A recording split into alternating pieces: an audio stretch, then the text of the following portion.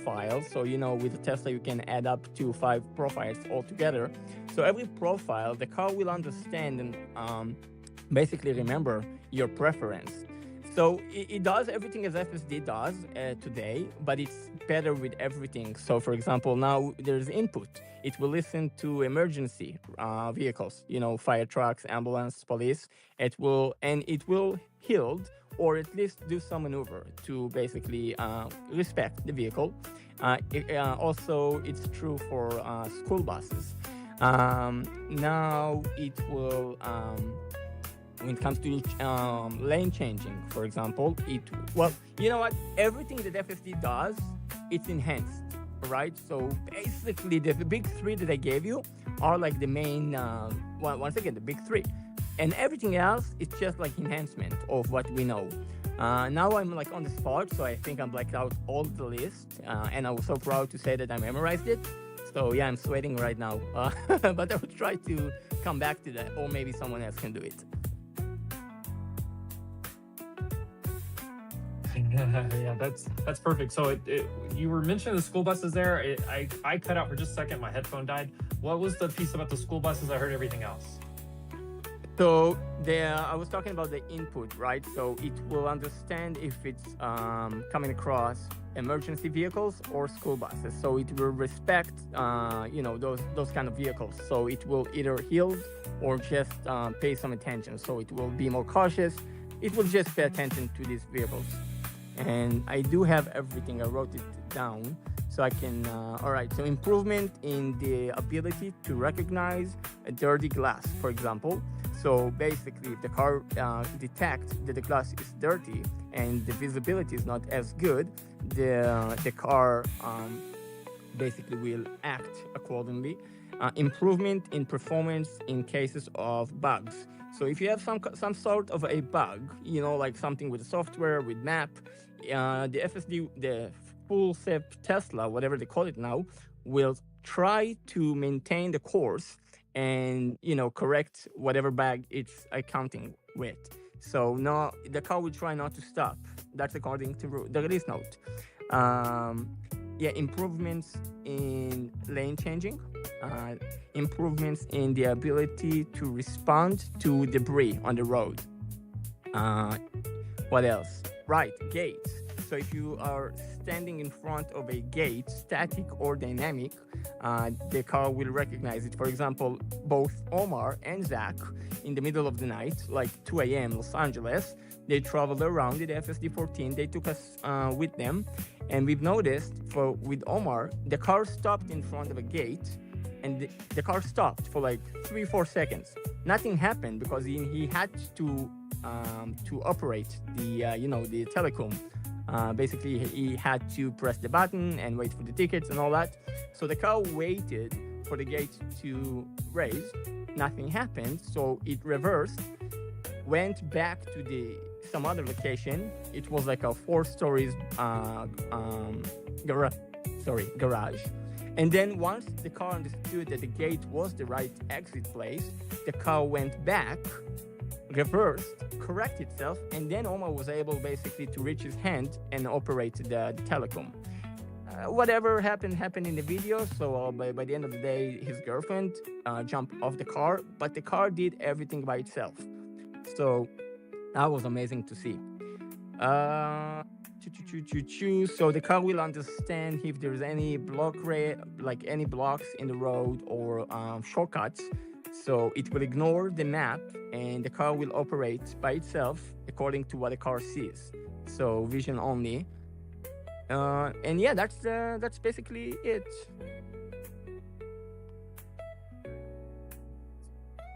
I appreciate that, Eli. Great to have your insights on this. Great to have you on the space. Great to have everyone in here today on this great Tuesday. Let's keep talking about FSD-14 a little bit here. Landon, have you downloaded it? Are you out? Do you have it? What have you checked into? Give me an update. Self-driving from Tesla, just at the push of the button. Wow, this is really cool to see some of the incremental changes. I think that looks like a pretty small group of rollout there. We heard last night, or I guess it was early this morning, if you hear it in my voice, I think it's because I was up until 3 a.m. listening to my friends and associates and colleagues and others that are driving it now. And of course, that's Omar. Glad to see you got 11:59 p.m. You know, when Elon asked the engineers to hit a date, man, they can hit a date. That Elon time, that is so 2023. I'm telling you, they delivered. And they it's been asked about Cybertruck. When do we get 14 for Cybertruck? Ashok says coming soon. And so that's happening as well. I did put some other things up in the Jumbotron up there about version 14. And let's see who's got that. We saw that Omar had it. We saw Zach had a couple of downloads there and some more. So you'll find all of those posts on X. I don't have it yet. Here I am. I've got a Hardware 4 Model Y just waiting for it, and then Cybertruck next. So it really does look like these people are struggling last night when they're driving this. Not struggling with the software, struggling to describe how it feels to drive version 14. And we're hearing from people that have had version 8, version 9, version 10, and on up. So this is a 5-year program that we've been in. I've had FSD for 4 years, and so I'm really excited to see what happens next. And it feels like this is becoming a little bit more human-like, a little bit more sentient, as we like to say. It feels like it's thinking in some locations, Omar says. Not maybe as polished as 13.2.9, because this is not a full public wide release yet. Maybe we don't have it. Not everybody has it. There's maybe 2 million cars worldwide that might be able to run this software, and we're adding 2 million cars to that list almost every year. So the software is coming for our vehicles. It's out for new vehicles, and I'm really excited to see how Tesla is showing us a version of this software that they haven't showed us an update on, a big update on, since November of last year. So we're all excited. We're all reading the release notes. Thank you so much, Captain Ellie. Excited to hear about your next journey after leaving Tesla sales. And what a way to leave Tesla sales, Captain Ellie, this year. You know, he has been the top salesman for Tesla in Israel last year. I'm not sure how long ago that was, the most recent update, but we know he was just killing it, and he's moving on, taking that knowledge and continuing his passion for Tesla as he moves on in his career. So really excited to hear about that. And I want to talk some Cybertruck too, because I've been working with JC this morning on some accounting things. One of my least favorite things in the world is accounting. When I was a Ford dealer and you're putting out that financial statement every month, it's very detailed, and you can do some things with accounting, can't you? Have you heard this? Have you heard this about accounting and statistics? You can use it to kind of manipulate some legal, some less legal, some illegal. Well, what are we seeing in the headlines there? I'm seeing some Cybertruck headlines. What are these vehicles at SpaceX? What are these Cybertrucks at the Starlink factory in Bastrop? What are they doing in Starbase? Well, what is GM doing? What is Ford doing? This is an automotive update for you. Well, we had a change last week, $7,500 tax incentives of a couple of different kinds were ended in the U.S. And one of those is the commercial $7,500, and that can be used on leases, it can be used on purchase, and it can be used to manipulate your inventory. So stay with me here, bear with me for a second when we talk about these vehicles. When does Tesla consider a vehicle to be sold? Sold, right? We all know what sold means. Sold means sold, unless it doesn't mean sold. Well, GM and Ford are taking their EV inventory as of last week, and they're marking it sold. Well, wait a minute. They already marked it sold, didn't they, when they delivered it to the dealerships? Yeah, because that's what Ford and General Motors and Legacy Automotive do. They build a vehicle, and then they count it sold when they send it to their dealer because the dealer is paying them for it, because they are paid in full. Now they've got to support their dealers that have this supposedly sold inventory that's not sold yet. Well, they got this incentives, so dealers took that incentive, the commercial credit, $7,500, and they applied it to all of their vehicles, and then they marked them sold again. Oh, are they sold yet? I don't know if they're sold yet. No, they're still sitting on their front line. Now, I've talked to you in the past about selling vehicles into your service department. You know those service loaners you get when you go into a legacy automotive dealership, if you're lucky? I don't know if they've washed that thing in 6 months, but a lot of dealers take their new inventory that they can't sell and they sell them to themselves. Is that the fourth time that we're marking these vehicles sold? Help me keep up here. Well, so for the accounting purposes, and JC has done a wonderful job diving deep into the world of accounting, in which he is expert. You likely do not know a person more expert in the accounting field than this southern drawl Texas man we hear from Porter, Texas. He is an expert, so please get into his posts. If I've made any mistakes, those are my mistakes, not JC's. But we're watching what Legacy Auto is doing, and they're scrambling. Can you tell when a business is on its heels? Can you tell when they don't know how to sell EVs like Tesla does? Well, then wrapping up with what Tesla's doing, is this similar? Tesla's selling Cybertrucks to itself just to get rid of inventory? No, it doesn't look like that's the case. Well, they're not selling them to themselves. Looks like they've sold some to SpaceX, which is a separate company. SpaceX has about 15,000 people, and there's numbers of Cybertrucks going to SpaceX that are probably in the dozens right now. I saw one report that it was 1,500 Cybertrucks. Well, that's a lot of Cybertrucks. I don't know if SpaceX can use 1,500, but I know they can use dozens of them. When we've been down there to Starbase, and there's vehicles, there's security vehicles, there's other vehicles working, towing, doing things, and they're idling all the time. They're idling diesel, gasoline, and they're just sitting there. So you're by the beach, and you got all these gas fumes while you're trying to look at Starship.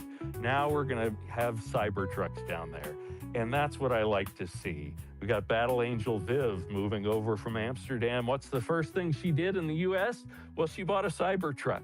And that's now 8 countries that you can buy a Cybertruck, order a Cybertruck today in Qatar, UAE, Saudi Arabia, and you know there's others on that list, including our home company made in USA, Cybertruck built in Texas. So that's the Cybertruck report today, and a little bit of shenanigans from our Legacy Auto as they try to stay relevant, as they try not to die. Thank you very much, Wolf. A beautiful rundown there, Landon. Always great having you on these spaces. You said one word in there. You said a lot of words that were fantastic, so don't take that the wrong way. But you said a word, sentient. Tesla AI did tweet out about 2 hours ago to 2.5 hours ago, almost sentient. That is super, super exciting. Let's go over to Ellie, and then we'll get around to the rest of the panel. Thank you. First of all, thank you so much for your kind words, Landon. Always a pleasure to hear this from you. If it's okay, I'm just going to go back for the FSD for a second. Something that I missed, I forgot. So when you engage FSD, you can, as you guys know, you can scroll up and down the right scrolling button, up and down for the speed. Now it won't do speed anymore. It will change modes from hurry to slot to chill to whatever. So you cannot adjust the speed. You can adjust and play with the modes. Respect that, Ellie. You know, I love automotive. I love sales. And that's the respect that I have for you and your knowledge there. Yeah, you could set that before. You can set the scroll wheels for custom features. And that's, you know, coincidentally, that's where I had mine set to go between chill and standard and hurry. And now we've got some new options, don't we, Ellie? What's the fourth new option? Yeah, so the slot is very, very slow, it's below chill, right? So that's the one that will take you up the speed limit. And Omar from Tonight, he said that it's great for police. So if you head to head with the police in the traffic light, the police will, be the first to leave the traffic light, and slot mode will leave you behind. So that's something that he actually tried in the middle of the night. But the thing is, you cannot play with these options. So up and down in this with scrolling wheel will take you only between the modes. So that's the difference, and that's changed. Sloth mode, is that sloth? You remember when Gavin threw a sloth down the stairs after that board meeting? Wait a minute, that's not reality, that was a TV show. Thanks, Ellie, for that. I can't wait to get 14 myself and get into these details, but it sure looks like fun with Omar, and it was great talking to you about it last night and today too. Thanks, Ellie.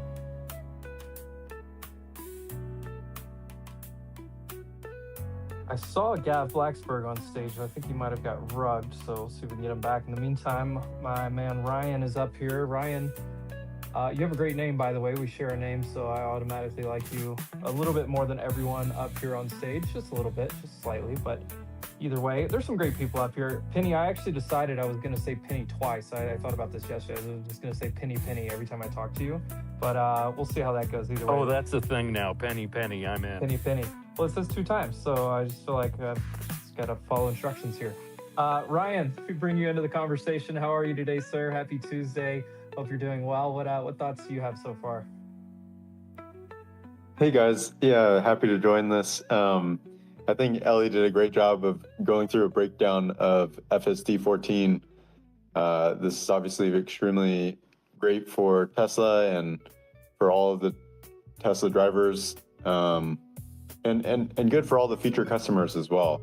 Like it, and actually, it's even just better for everybody on the roads. Like it makes the roads safer.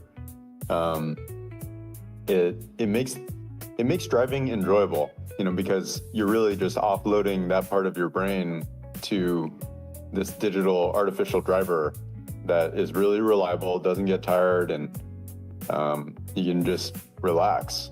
And it's amazing how much you're able to relax when that part of just like even passively caring about the road signs, caring about the speed limit, not having to like take the mental energy to care about what the other cars on the road are doing and just offload that is so nice. I think FSD as it continues to roll out, like the adoption rate is going to increase as well, and sales are probably going to return to growth even without the EV tax credit. Like if we just continue to have growth over the next decade or so in vehicles, whether it's robotaxi, like Model Y, Model 3, and then gosh, for some reason I'm blinking. The Cybercab. Like if we have growth in all of these, then you just have like tremendous growth in the profitability of the company. Like whether it's FSD subscriptions that are monthly and recurring and high margin, or you have on top of that like the per mile additional profit, then you just get like really ridiculous numbers when the underlying number of vehicles on the road is growing and the adoption rate of this technology is growing. You just get some like really crazy profitability numbers. And then on the energy side, that's something I've been watching for a long time. I'm excited about it. In 2025, we're only 3 quarters in, but they've deployed more energy storage than all of 2024. And this is a trend that's been happening for basically the last 5 years, maybe even longer than that, where by Q3, they surpass the prior year's total deployment numbers. And this is much needed for transitioning the world to sustainable energy.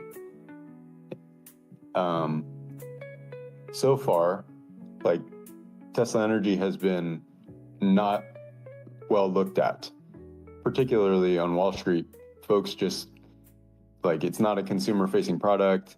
They think it's boring or it's too small and they're not really going to care about it that much. But now I think it's clear they're all paying attention because the numbers are growing substantially. It's growing at a pretty consistent rate, and people just can't afford to not look at it anymore.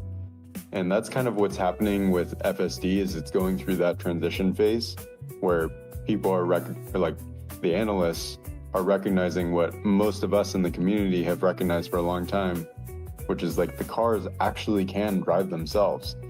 Like the power of the software is incredible, and it's only going to become more known that the cars that were sold many years ago are also able to drive with that same software. A lot of this is just Wall Street and these folks who are not paying attention to Tesla every day. A lot of them are just catching up to what many of us have known for a long time. And as that happens, it's going to be great to just participate in some of this upside. So lots of great things coming from Tesla and lots of things that are happening right now. I'm happy to continue following it. Oh, and then also at the beginning of the space, you had mentioned this is not just about Tesla. I follow Neuralink super closely, and I love all of the progress that they've been making. I just wanted to shout them out because, like, of the first 12 patients that they've implanted in, everybody that I've talked to has had tremendously positive outcomes. Like yesterday, the 8th patient, his name is Nick, he released a video showcasing him operating an assistive robotic arm with just his thoughts. Like he's paralyzed due to ALS, and he's unable to have any physical freedom, really. Like he's dependent on others to help him. But with the Neuralink, he's not only able to get some of that digital freedom back by being able to control a mouse cursor with just his thoughts, but he's also now able to control a physical robotic arm to help feed himself or move things around the room. And that level of physical freedom is only going to increase as Tesla Optimus ends up getting paired with Neuralink, and like any form of Tesla robot, whether it's a Tesla flying robot in the form of a drone or a Tesla driving robot in the form of a car or an Optimus or many Optimus, like this combination of Neuralink connected to any digital device, especially those that can navigate the physical world, is going to be a complete game changer for these patients. And right now, like Neuralink is only working on like helping those with paralysis, but soon it will also be helping folks with like speech restoration and blindness, and soon after that it will be hearing loss and many other forms of psychiatric conditions.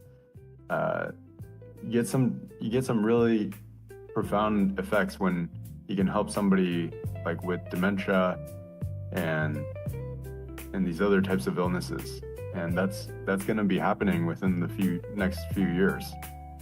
So all of these technologies across Elon's companies are built to help people, and like there are real tangible benefits that people are having from the technology that's developing, especially older folks when it comes to Neuralink, and then especially older folks when it comes to Tesla with the self-driving.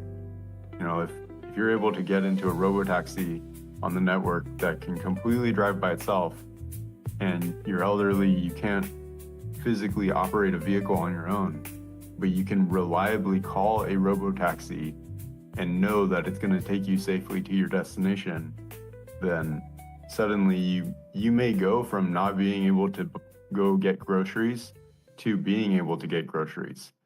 And this is like an intermediate step, because shortly after, you'll be able to just call a robotaxi that has an Optimus in the driver's seat that can probably go pick up the groceries for you. So anyway, a lot of amazing things happening, and I'm glad that all of us get to be excited about it every day and tell others to be like aware of what's going on. Sometimes I like shopping, so I think I'll just have Optimus push the cart while I go. The freedom, though, is like such an important topic, right? Like, we think about FSD driving us around, but there's so many people that can't drive themselves. And I had not yet seen the robotic arm being controlled by a Neuralink. That's amazing. When I interviewed Nolan, the first Neuralink recipient, that was his dream. He couldn't wait for Neuralink to hook him up to a robot arm and give him that freedom in the 3D real world, in addition to all the amazing new freedom that he had been given in the digital world. Ryan, do you know anything? You mentioned that it was the 12th patient that did that. Are they going to roll that out for everyone? Is there something about the newer devices that makes them more capable and able to do that? That's a great question. So just to clarify, there's been 12 patients so far. The 8th patient was the one that released a video that showed this. And some of them have this functionality where they've enrolled and participated in the Convoy study. So basically, like there's two main studies that are happening in the US. There's the Prime study, which allows folks to basically have telepathy, where they can control digital devices just by their thoughts. And that's what the first 12 are enrolled in. The Convoy study is like a study or a trial that they can cross-enroll Prime study participants in. And not all of them are, I guess, eligible. Like, not all of them are reached out to and able to do this. I want to say 4 or 5 of them have this functionality and have been able to like play rock, paper, scissors, for example, with their son or daughter.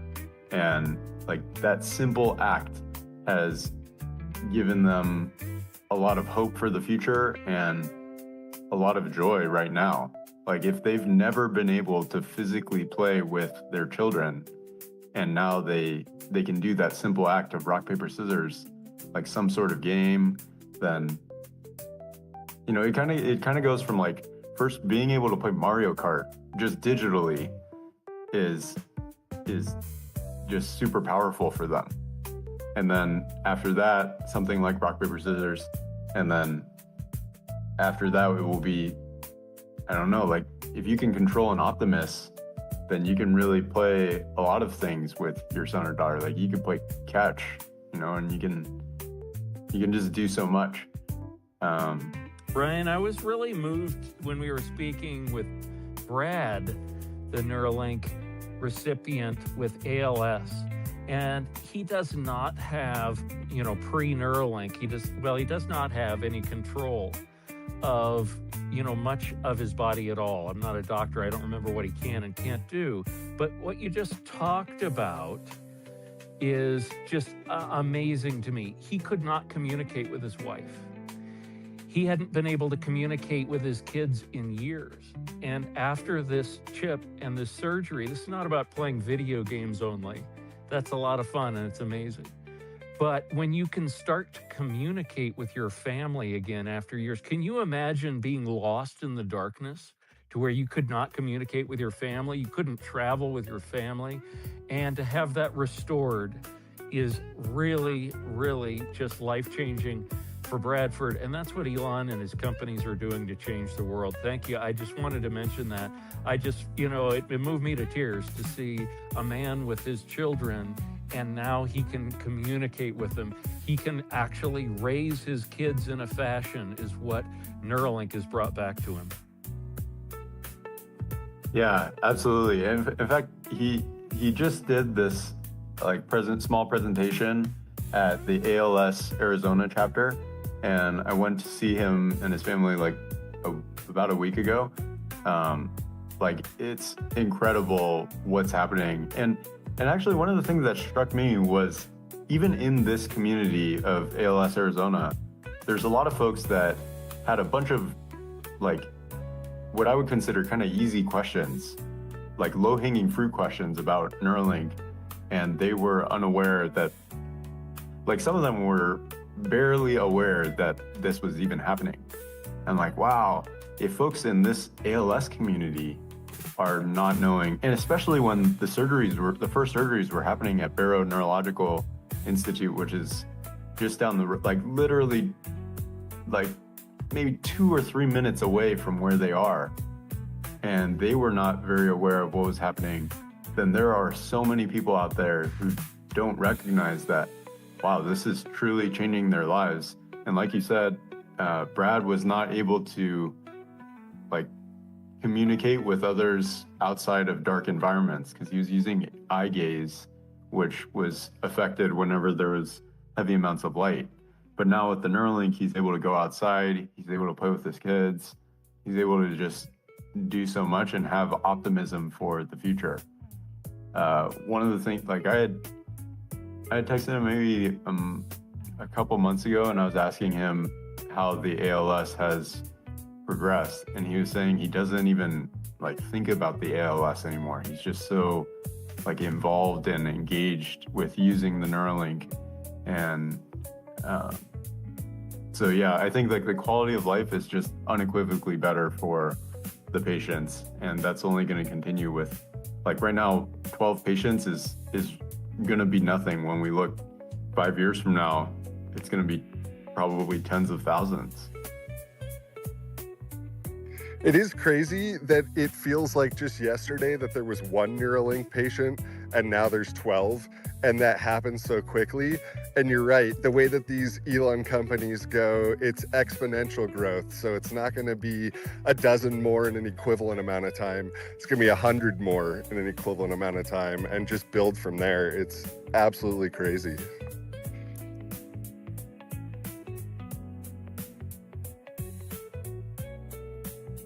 You know, I think about that a lot. The perspective you guys are giving is amazing. I just think about, like I said earlier, making humanity just better, just advancing it along. I think about my mother-in-law. My mother-in-law was in a bad car wreck probably 25 years ago and hasn't driven since. She's fine, but it's that she just doesn't want to drive. She'd rather take a taxi or a bus or Uber these days, whatever. And she won't drive because it freaks her out. She just has the trauma from that. And I have no problem going to pick her up at her house, bringing her out here, just shuffling her around. No problem with that at all. But something like FSD would solve that for people there are actually a lot of people, I think, that are scared to drive, that especially in bigger cities, maybe if they've had an experience like that are scared to drive. And this would be an amazing solution for her, is FSD, just full, even robo-taxi type of stuff. If I could send my Tesla that I haven't purchased yet, to full disclosure, but if I could send my Tesla to go pick up my mother-in-law, I would right away. This is a feature that's really exciting for me. And I also have a woman in my life that's older that has had a similar experience. My dad's long-term girlfriend. It was in a major, major accident, and her husband at the time died in that accident. And as you speak about this and how it can change people's lives, I think maybe more of us as drivers should be scared the way you talk about these people being. Because 40,000 plus of us a year don't exist anymore because of the accidents on our nation's roads. And this is software that can go a very, very long way to solving that problem. Making these people feel more comfortable in cars. Maybe we should feel less comfortable as we're going 80 miles an hour down the road, along with other people, 18-wheelers, other people, old people, people that have had drinks, people that are tired, people that are not very good drivers, and people that are having accidents and dying at the rate of 40,000 people a year. I'm with you on this. FSD, Neuralink, these programs are designed to make our lives better. And that's what Elon's doing, and that's why I respect his plans.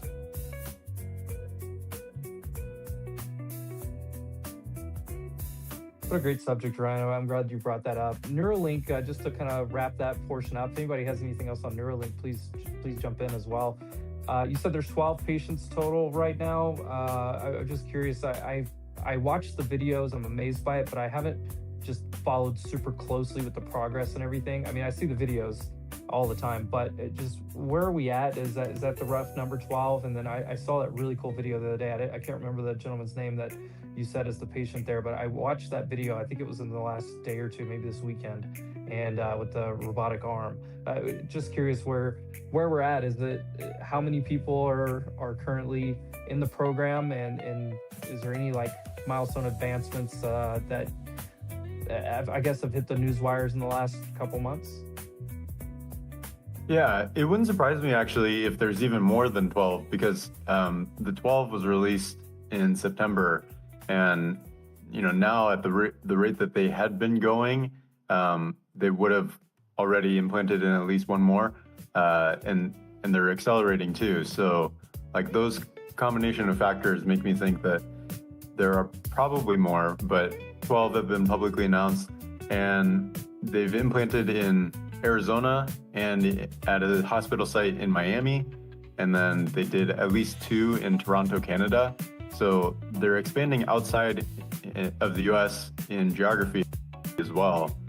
They've also they also have human trials in the UK in 2 locations, in London and Newcastle upon Tyne, and then also in the UAE in Abu Dhabi. Pretty soon, we'll probably hear about the speech restoration trial, where, it's literally what it sounds like folks who are mute and cannot speak, they would be given a voice again. Some of you may have seen that Brad, the third patient, the first patient who has ALS, he's able to use Grok and 11 Labs to recreate his speech, and then with the Neuralink, he's able to select voices or like words on the screen to then voice over like what he would say. So it's kind of like a speech restoration via his motor control implant, but with this new study, like folks would have direct voice restoration. The next product is going to be BlindSight, and that's going to be like low resolution restoration of vision, where there are basically flashes of points of light that would be taken in from this external camera and then connected to the visual cortex, and then you could basically just have enough vision to not trip over things, not bump into walls, and to recognize the faces around you. So it's not going to be like super high resolution at first, but just being able to navigate your space and recognize who's around you and recognize some of your surroundings provides a lot of rich information. It's like that initial, it's kind of like the Pareto principle, but just having like that first even 20%, kind of gives you like the next 80% of information. And then, does that remind us of any other Elon Musk technology products where photons in and action out? That's awesome. Yeah, I think there's a lot of synergies actually with or a lot of like crossover and similarities. Like even just having, let's say like all of us in the space, have a Neuralink in the future, or let's say, I don't know. Yeah, okay, all of us have a Neuralink. Well, if we can map out what each of our implants are doing, then you start to get a lot of rich information. And that fleet of brain implants is going to be quite similar to like Tesla having a fleet of cars. Like this. I'm so excited that you started talking about that. I had that thought like 2 minutes earlier as you were talking about how the different, brain systems are being implemented, like how they're now figuring out, obviously, how the brain works for vision better than any other scientist ever has, because they're actually going in and trying to recreate it, right? You gotta, like I was thinking as you're talking about this data is crazy data that no other humanoid robot manufacturers have, right? Like if you're trying to get, the hardest thing is to get a robot to do everything at once, right? To think and move and to prioritize everything and have all of its systems each be autonomous. And, you know, like we focus on a lot of different things at once. Like it's difficult to do all of that. But if they're learning at the brain level exactly how we do it as humans in a way that no one else is at Neuralink, and we know how they share talent between Elon companies, how some SpaceX folks go to Tesla and, you know, they move, like you just got to know that if they learn something at Neuralink that's going to be really valuable to the humanoid team at Tesla, that information's going to make it there before it goes anywhere else. So it's just one more advantage of this gigantic sort of, you know, people don't realize it, but all roads lead to Mars. And Neuralink may be one of the most important ones.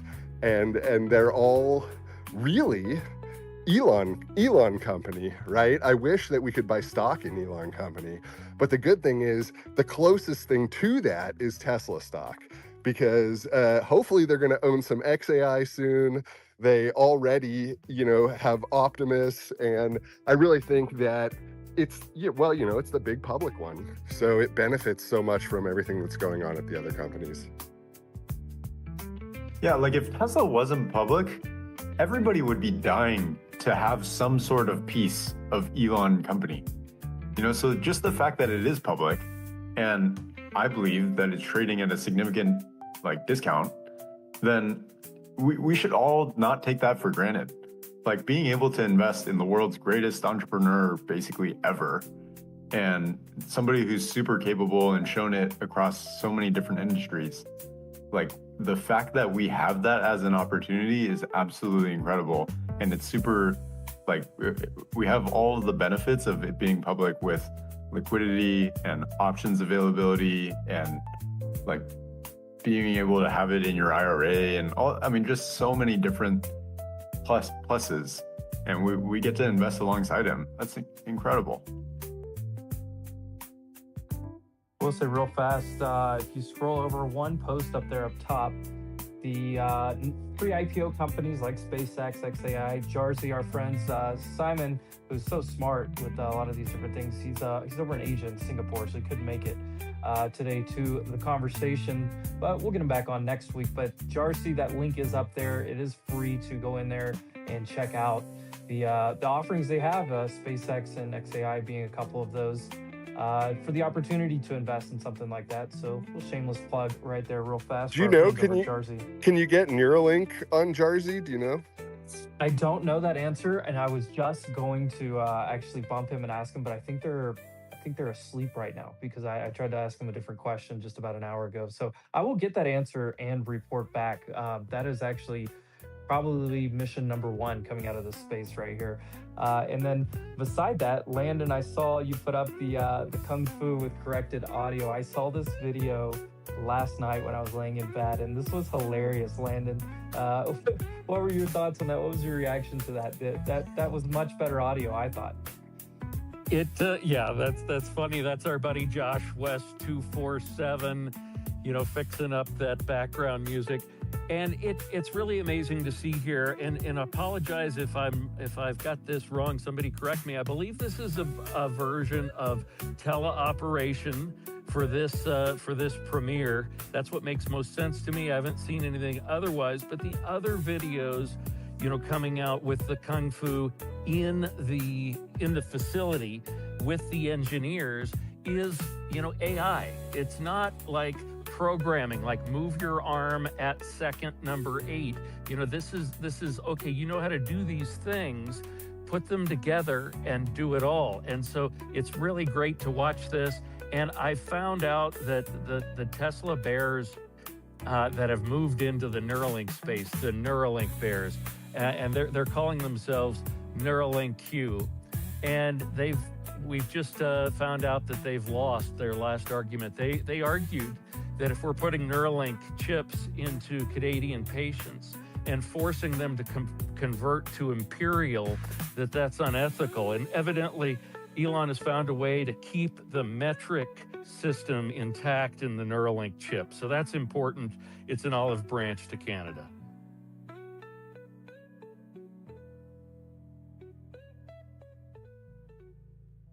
Going back to that point about connect, like what Tesla has with their fleet advantage, and what Neuralink could have with their fleet advantage.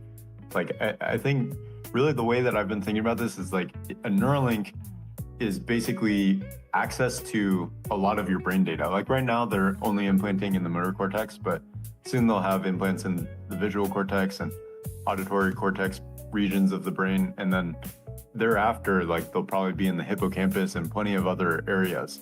But in the longer term, they may have this like full skull cap replacement where you just like chop off the top of your head and just replace it with this giant neural cap. And regardless of how they architect it, like once they get a lot of different brain data from various regions, then you can kind of like recreate an artificial brain. And if you pair that with an Optimus, then you really have like a recreation of your own body, because all of a sudden you move from having this biological body form to having a digital body form that you're quite acquainted with, and your brain is already used to that form factor. And then in the longer term, like you start to like embody a drone. You know, you start to embody these other digital forms of being, because you really just like, I mean, there's some arguments to be made, but some people will say like you're really just your brain. So if Tesla has this fleet of drivers that are genuine drivers that are using their like driver part of their brain, and then you're using all of that data and aggregating it and then training these neural networks to basically recreate an artificial digital driver that you then deploy out to the fleet in the form of FSD, then like you could have the same thing with a Neuralink where you're recreating a full artificial digital brain with using the fleet of brain chips, and then you're deploying that back out to maybe the fleet of Neuralink implantees, or a fleet of Optimus, and then you really get some crazy sci-fi things. You can like map on somebody's own personality to somebody else's brain. You have a lot of data about what Penny's brain is doing. Okay, Landon, you feel what it's like to be Elon or Penny. Then okay, I guess we theoretically map that out and just have you embody what it's like to be them.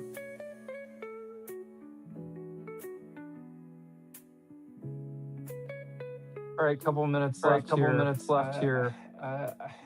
The 10-7 cryptic tweet from Tesla with the spinning. What do we even want to call that? As a group here? I'm gonna call it a wheel cover. I think the most likely explanation is a wheel cover. But I want it to be a drone. That's what I want it to be.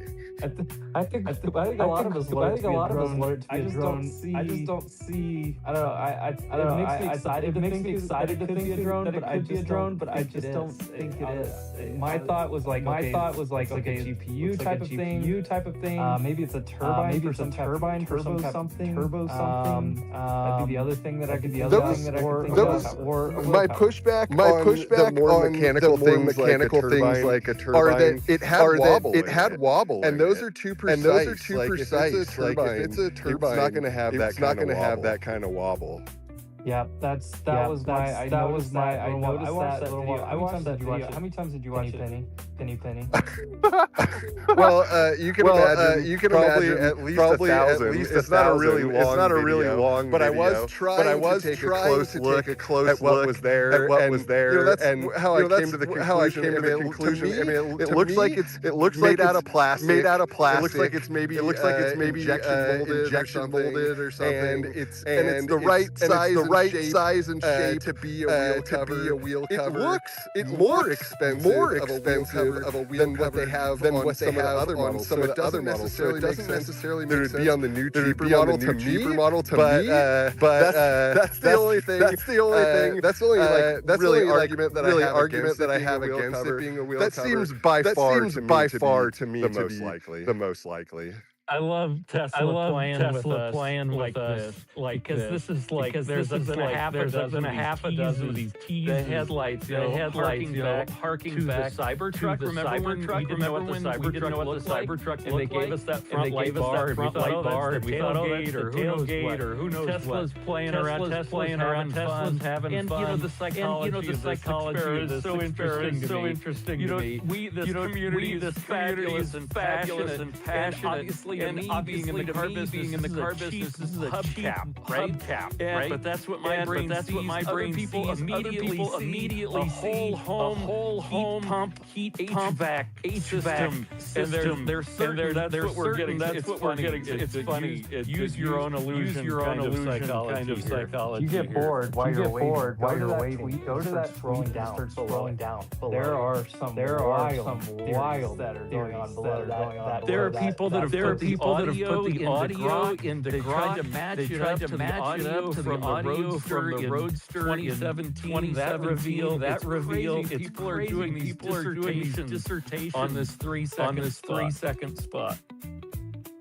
Yeah, it's really interesting. If it is just a hubcap or a wheel cover, hubcap being a crude way of saying it. It has to be the most hyped up hubcap. We'll use that term in the history of mankind. To be honest, I hate hubcaps. I don't understand what's happened where these even in our Tesla community, you people are wrong. I'm telling you, you're wrong. If you like wheel covers and wheel covers, beautiful aluminum underneath that plastic trash can lid. Rip them off. Let's see that aluminum. Landon, you do lose some quote unquote mile per. What are you going to call it? Kilowatt, right? Aren't the wheel covers more efficient? I call BS on that.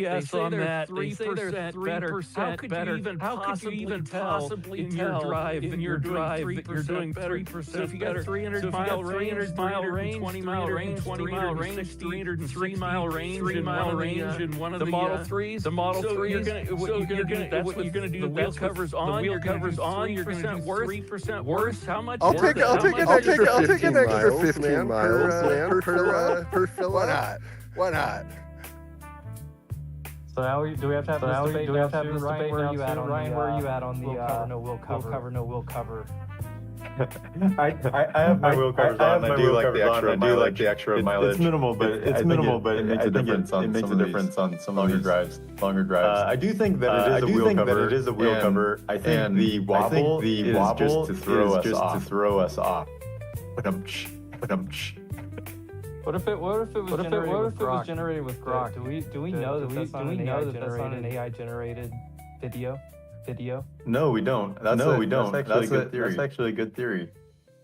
The wobble is just accurate. This is what you get when you jam a piece of plastic onto a beautiful aluminum wheel by smashing it on there. They don't always fit right.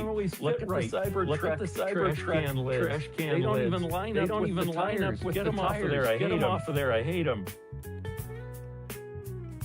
Ellie, we need your input on wheel covers here. I'm waiting for this tonight. Those who know me knows that I like to put my feelings. I mean, from COVID, this is when I started following Tesla and all that stuff. I've noticed that the community love to pump up, speculate.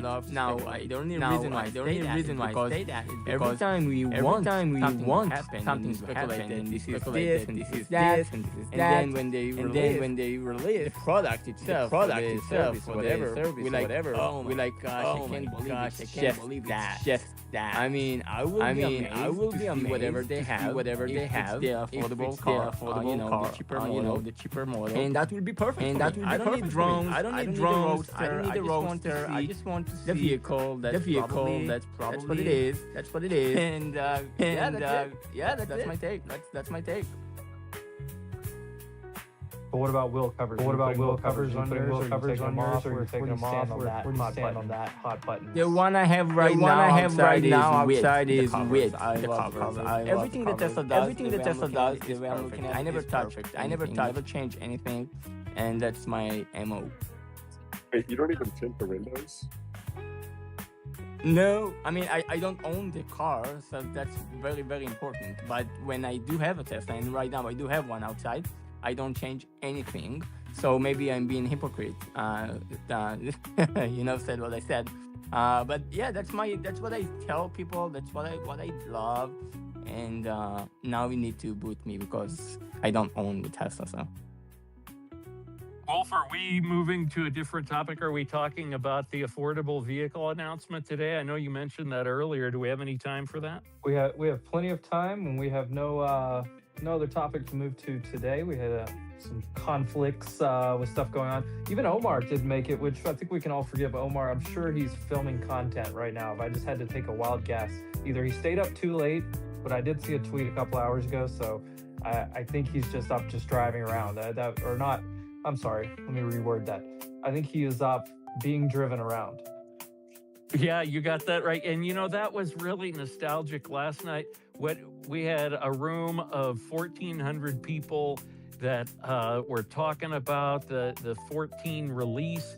Then we've got Omar. It's 3 a.m. mine time. And so after 1 a.m. out there on the coast, 2 a.m., and he's driving around doing this. And it reminds me of the nights of 2022, 2023, where every Friday or a lot of Fridays, we'd get some kind of FSD update, and we'd be in the rooms of X Spaces and before that Clubhouse, and we'd be cheering it on. Who's going to get it first? It's 60% downloaded. It's starting to install. I'm going to go out. And we had influencers that would say, I'm sorry, guys, it's too late. I just can't. I'll drive it in the morning. I'm not doing it tonight. But it really was nostalgic for me, harking back to those rooms of yesteryear when we're watching this software develop. But yeah, talking about the affordable vehicles, the controversy in my mind is price. What does affordable mean?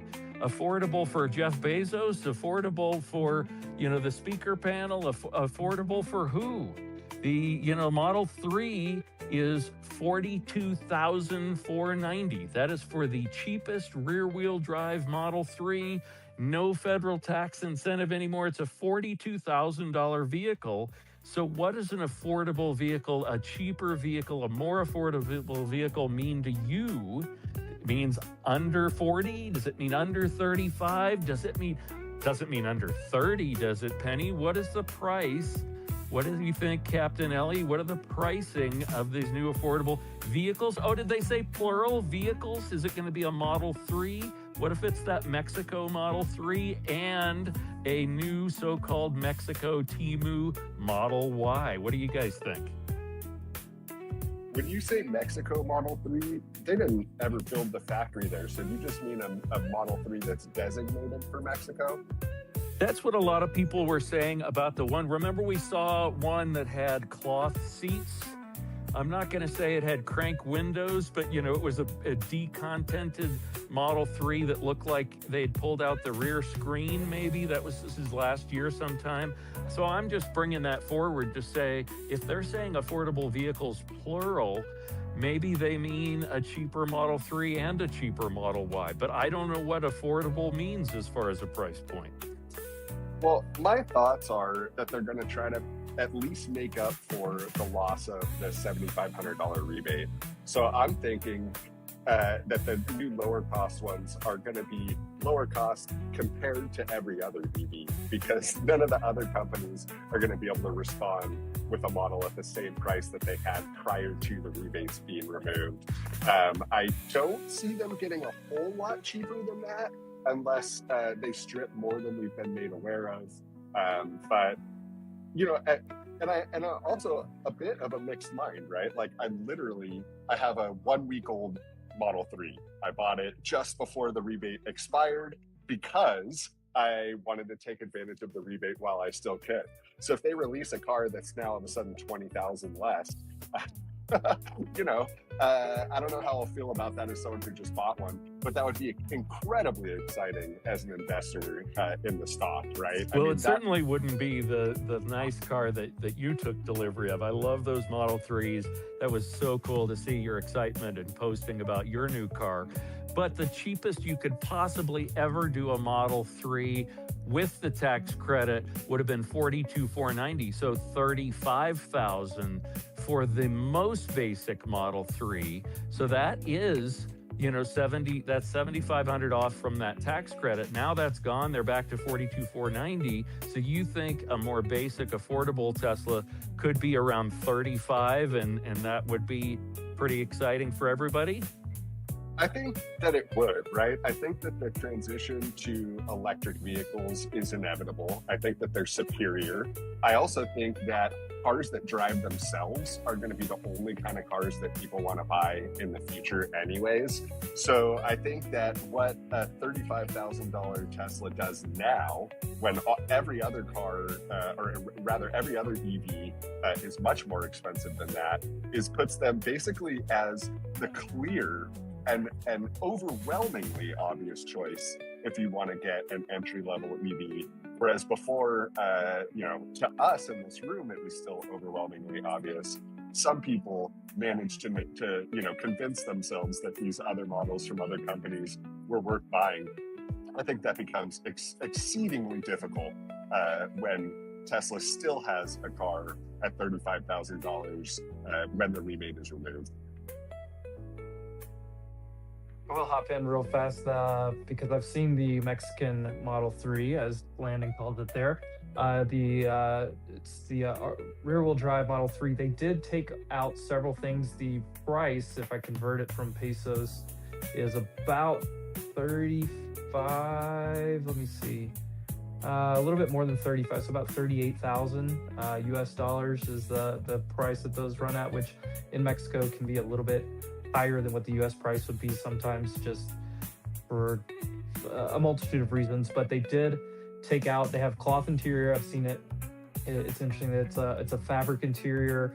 There's no rear screen, and I believe it's like the acoustic glass, maybe the heated steering wheel, and something else that they've basically what was the term be toned down. It's called decontenting. There you go, decontenting. I like that term. Decontenting. So that's, and yes, you know what's cool about all of these vehicles? So if they're developing, you know, Tesla's delivering vehicles into a lot of markets. If you haven't looked around lately, get into Grok and say, hey, what countries can I buy a new Tesla in? And it's expanding, and it's expanding fast. And we've got India. And if you don't recognize the potential of India, and knowing that Tesla is the best-selling vehicle in China, think about that market. No matter how inexpensive you make these, no matter how much content they take out, like you discussed, they're all still self-driving capable. Right out of the factory, around the world, we're seeing it roll out in Australia. That's exciting for a couple of reasons, but one of which, people said you couldn't do it. People said you can't just convert FSD to right-hand drive vehicles. Come on, you're driving on the wrong side of the road, the steering wheel's complete, there's no way. Well, it's working now. And we got people in this room right now that have it in Australia that are driving it after years and years of waiting for this product of FSD. And so that's what I'm seeing with these economy-minded, less expensive vehicles. these are still going to be vehicles that may be robo-taxi capable. And then like Penny said, this, we all have our little moments that we see that really get us excited. And what Penny mentioned earlier, what you mentioned as our host, you said when you can send your Tesla to pick somebody up, when you can send your Tesla to pick up, somebody from work, when you can send your Tesla to the grocery store right now today, they've got parking spots for Shop and Save or whatever your grocery store calls it. So just send your Tesla to that parking spot and they'll bring your groceries out and put them in your trunk, and then it'll come to your house. So these kind of things being available on all Teslas that they build now, all Teslas that they've built for the last several years are capable. And that's how Elon is going to get to his levels when we need to see 1 million robo-taxis on the road. That can include vehicles like we're talking about here. I thought seeing the Chinese, our great friends over in China, react to FSD was super cool until I saw the Aussies reacting to it. That was fun to watch. Oh man, I love the different cultures, but boy, watching those Aussies react to it was pretty entertaining. Ellie, go ahead, jump in. Well, thank you. So I just have a few things to say. So I think, if I'm not mistaken, a few spaces ago, we talked about the average car price in the US, and I think it was like 47K. And Omar, I think, mentioned that 47K is, for some people, annually salary.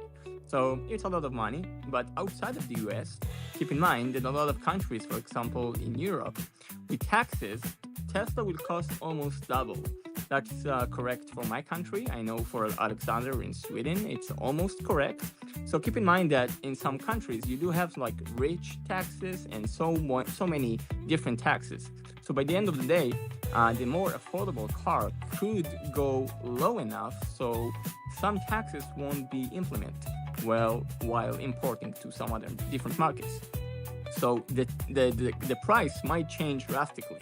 The only reason why I mentioned that, because in my specific country, we have 40 different Chinese cars on the road in Israel. And these cars selling for like 170,000 shekel, and a Tesla will start Model Y with a 247,000.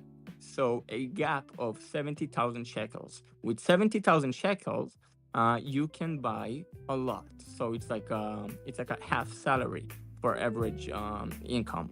So it's a lot of money. I'm not going to do the converter. I'm not going to convert the ratio right now, but it's a lot of money. 70,000 shekels is a lot of money. So more affordable car, it's not necessarily for you guys. I mean, I don't know anything, right? That's me speculating. All I'm saying is that for different markets, this car could be a game changer because Tesla is more expensive in a lot of other countries. Regarding Europe, if I already mentioned Europe, I don't know if you guys know this, but FSD transfer was free for Q3 in Europe. Now it's last for the rest of the year. Now, if I can speculate, I hope that it means something good, because if FSD transfer is still ongoing until the end of the year, it might because something's happening.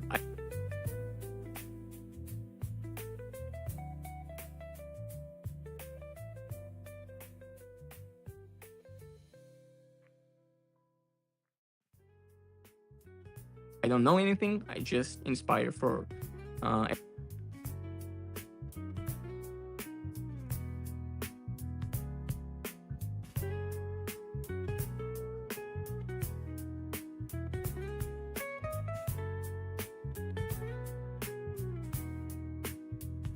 FSD in Europe.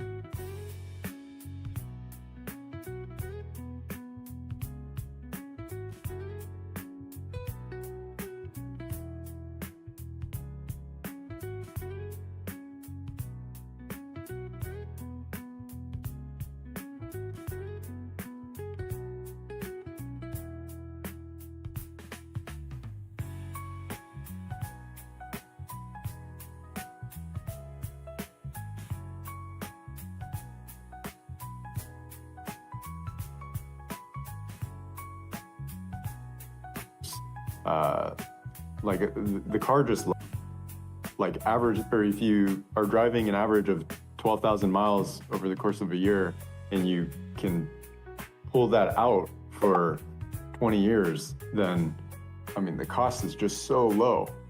So if we have, and then there's always inflation too. So like if we had a $35,000 car in 2026, then it's just insane how cheap that is. And it's by far the best product too. It's safer, it's more reliable, it's got the best tech by a landslide. So I think it's got to just become overwhelmingly clear. And even those who disliked Elon for some of the things that he said earlier in the year or prior years or whatever, like even them, many of them are coming around and they're like, well, this is by far the best product and it's clearly the safest. So, okay, I guess we're gonna have to go with it.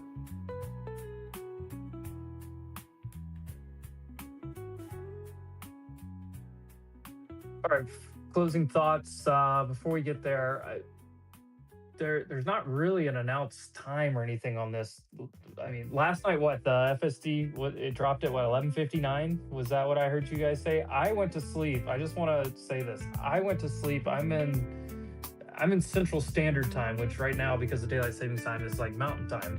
So I went to sleep probably around midnight, 12:30 my time, which is probably 30 minutes before this happened if it was West Coast time, as you guys were saying. And the last post I saw was it was a joke from Omar. And I was like scrolling down and I was looking and it was like something about the release notes. But if you actually read it, which a lot of people didn't, but if you actually, read it, it was obviously a joke. And I saw that and I said, oh, okay, so it's not out yet. We'll get to ask everyone tomorrow. And then I wake up and see videos everywhere. Right? Was that 11:59? Can I just, I want to clarify that if anybody knows that answer. Was that what it was, Landon? Yeah, it was 11:59 California time, and I just really enjoyed it. Like I said, nostalgic for me, going back a number of years and seeing this again like the old days. To get in and push one button, and of course, the first FSD drive. And we think, last night we were speculating that Omar whole Mars catalog account was the first to download, the first to drive version. Self-driving 14.1 is the version. And what is the first destination? You got to make it an iconic destination for the first drive. This is going into the history books. And he selected the Tesla Diner. So from his house to the Tesla Diner, of course, no interventions, learning the new system, finding everything about it. But that was just perfect for me to have Omar be the first and to drive it immediately, have it drive him without intervention to the Tesla Diner. That was cool.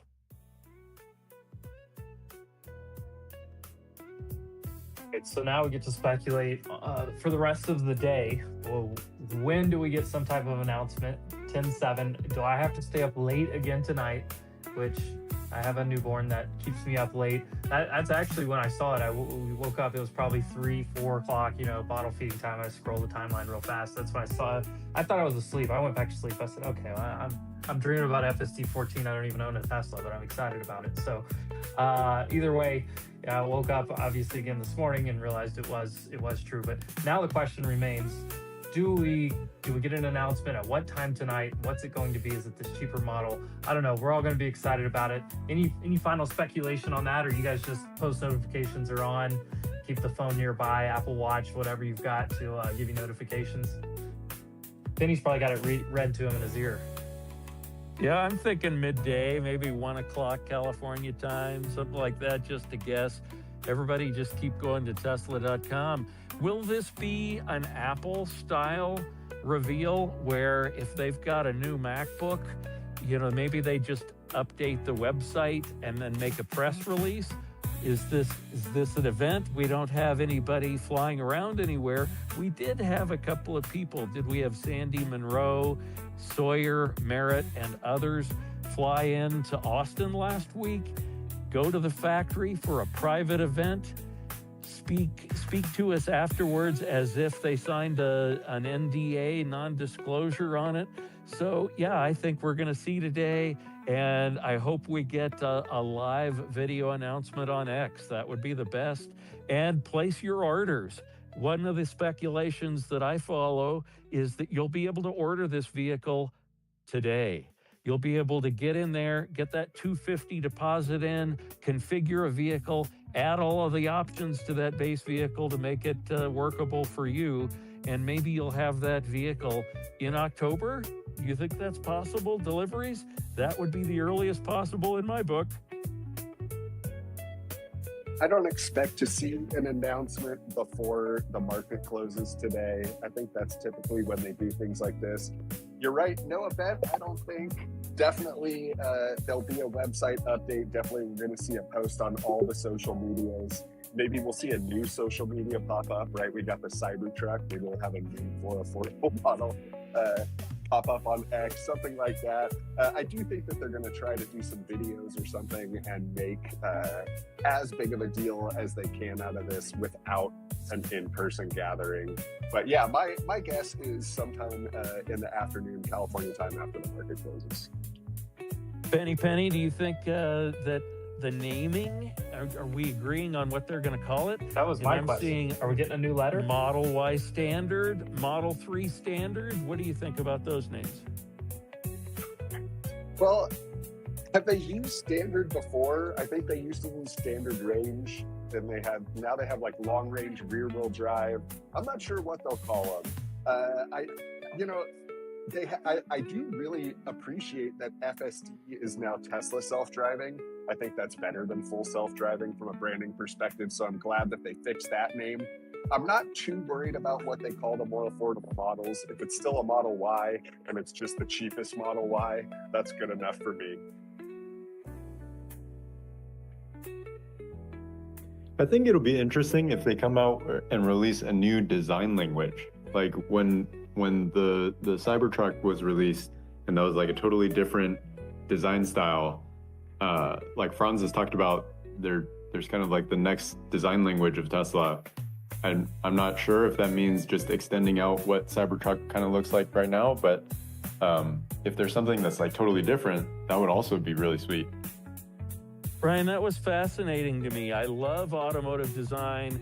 Got all these books, in my house about the history of automotive design. So when you talk about a design language, you got it right. We've seen Tesla move from Cybertruck, which was okay. It was announced, it was shown in 2019. That's when we saw that light bar.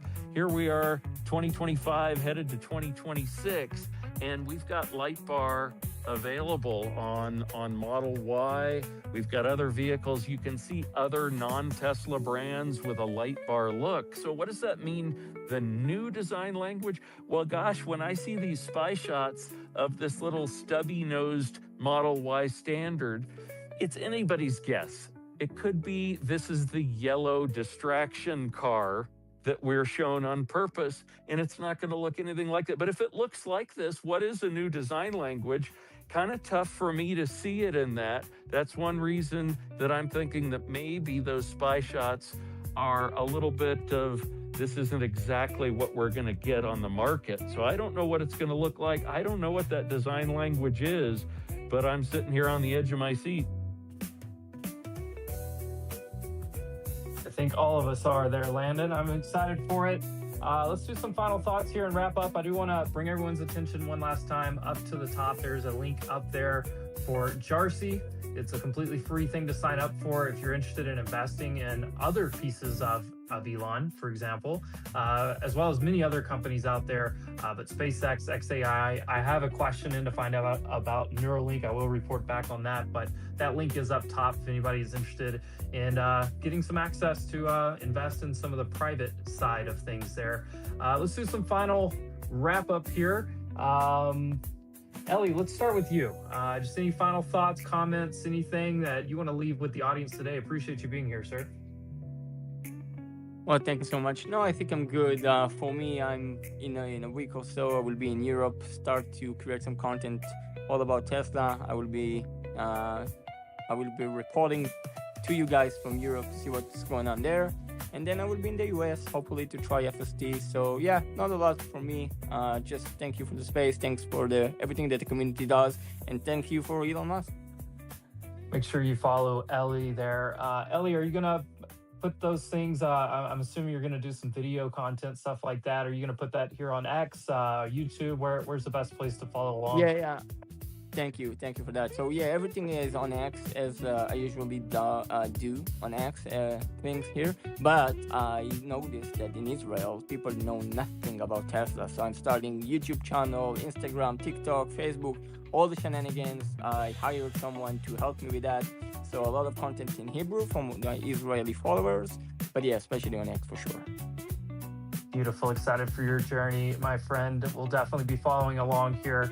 Ryan, final comments, thoughts, anything to leave with us today? Sure, yeah, a couple things. I mean, I think there's so much progress being made across Elon's companies. Like, I was just browsing X, which obviously there's plenty of different progress updates that get released, and then with XAI, like the Grok Imagine tool has gotten better, and they just released an update there. SpaceX is obviously making a lot of progress. Neuralink, they're rapidly rolling out, and with Tesla, like Elon's talked about previously, where Tesla is basically a conglomerate of a bunch of different startups, and I think that's true. Like, if we compared Tesla to other publicly available companies, we would think it's like a merger that's more efficient, a more efficient version of Ford and GM, plus Chevron and Exxon, plus Netflix, plus Activision, like the video games in the car, plus Nvidia, plus Google. I mean, they just have so much going on with the energy infrastructure and the artificial intelligence advancements. And I think it's important to recognize that when we invest in this company, we're buying pieces of so many different small startup projects in the company. Like, even just the charging infrastructure alone used to be like, when they reached 10,000 supercharging posts, that was a huge milestone. Well, now they're at 70,000 and growing rapidly with a more efficient team than they had before. So like that, and that's only one small part of the business. You know, there's also like the energy storage that's growing like crazy, and then obviously as they expand their vehicle fleet out, like you just get remarkable progress for FSD. And then also, like, there's other products in the vehicle niche too, with like the semi truck. Like that product is going to be a total game changer once they have real FSD transporting a lot of goods and service or goods across the country. Then, and they don't have to drive through a wide variety of different weather environments. Then that just makes the roads so much safer. And those truck drivers turn from drivers to operators, where there may not be these quotas that they have to hit. I mean, they may not have to sleep a certain number of hours because they're just sleeping while the car is driving. It just really transforms what's happening in the world, and it's just great to continue following all this progress. And then the other thing is, like, I was joking with Penny that we're gonna have to find him a new name because Trump was gonna end the penny, and now I really like the name Penny, so we'll just continue on with that. Appreciate you, Ryan. Make sure you guys are following him as well. Landon, over to you. Final thoughts here on this beautiful Tuesday. We're gonna have a lot to talk about a week from now, so I'm excited for that show as well. But final thoughts for today, Landon? This is such a great space every Tuesday. Remember to come back next week. Follow the Wolf account, and if you are into X Spaces, man, they've got something for everyone from Wolf Financial. Mostly all day, all week. You can find this great big grid, find the people that you like to listen to, find the topics that you want. Check out Wolf Financial, follow this account. There really is great content pretty much every day. And on a personal note, I really appreciate the one of the phrases that you used here, talking about Tesla and the different companies. And I'd like to announce, I think I'll be releasing an adult contemporary album, and I'm going to call it Pieces of Elon. Thank you.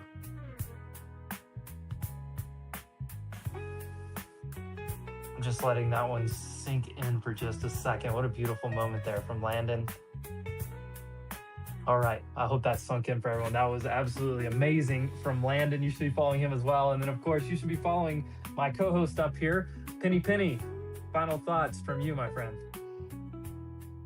Another great space. We still have a lot to look forward to today as Tesla fans. And I think 2025 is shaping up to be our year.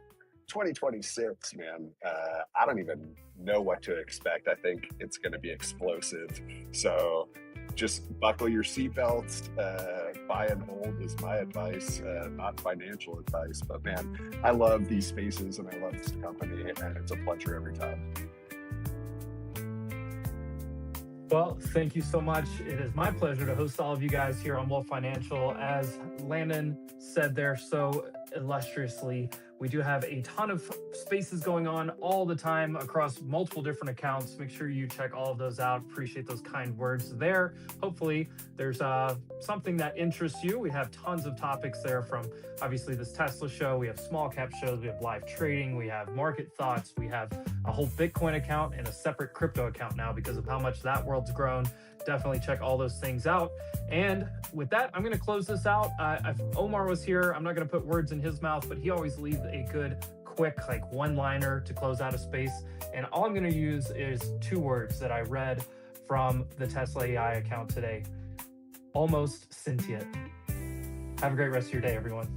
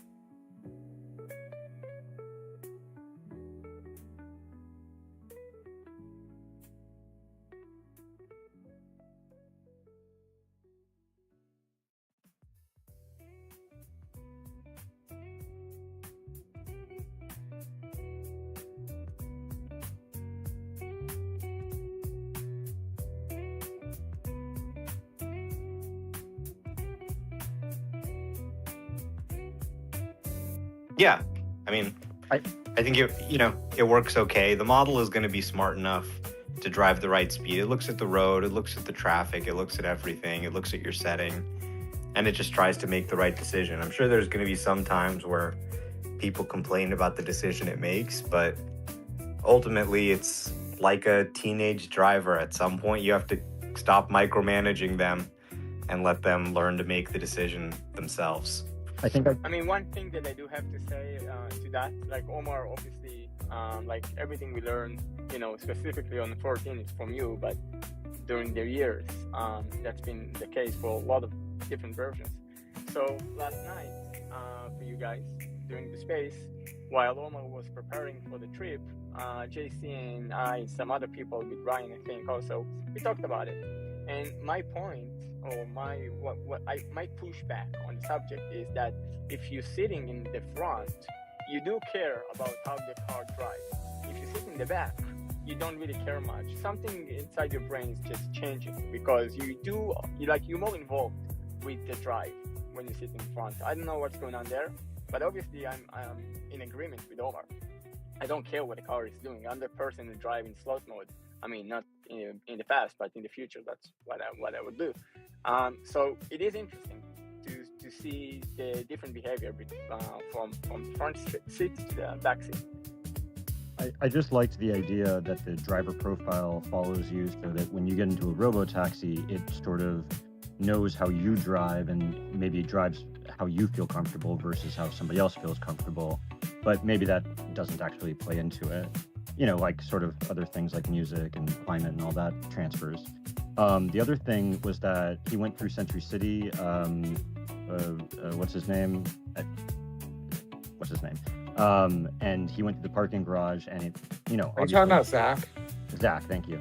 It drove right into the, up to the keypad because it actually funnels you directly. Whereas when you went to that parking garage, it was kind of a wider berth, so it didn't know exactly how close to get. The interesting thing that I'm thinking is what it would do for a keypad when you pull up to like a gated community where you have to put in your keypad, because how close it gets to that thing matters, right?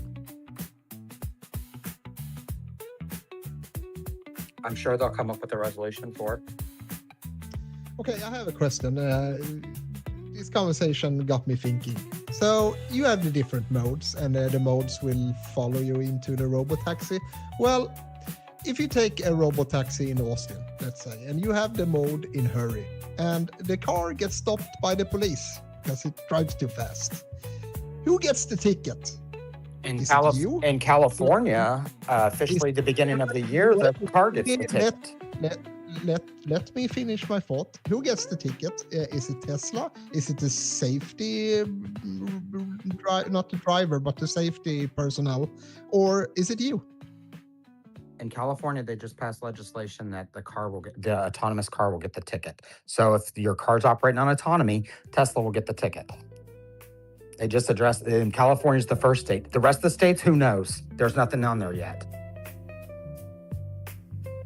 Presumably, Texas- We can anticipate fast legislation in other states. We trial run the speed camera thing for like 10 years before deciding that it was like it wouldn't hold up in court. I mean, during your spaces here, from a year ago, we talked about how laws are so ancient, right? We talked about the fact that you still have laws about horses and this kind of stuff. So they do have rules regarding this kind of stuff that happened 200 years ago, but they don't know what happened in the present. Hey, some states still need laws about horses, Ellie. That's Okay. that's what I'm saying. Okay. Anyways, Omar, what was the most mind-blowing moment so far on version 14?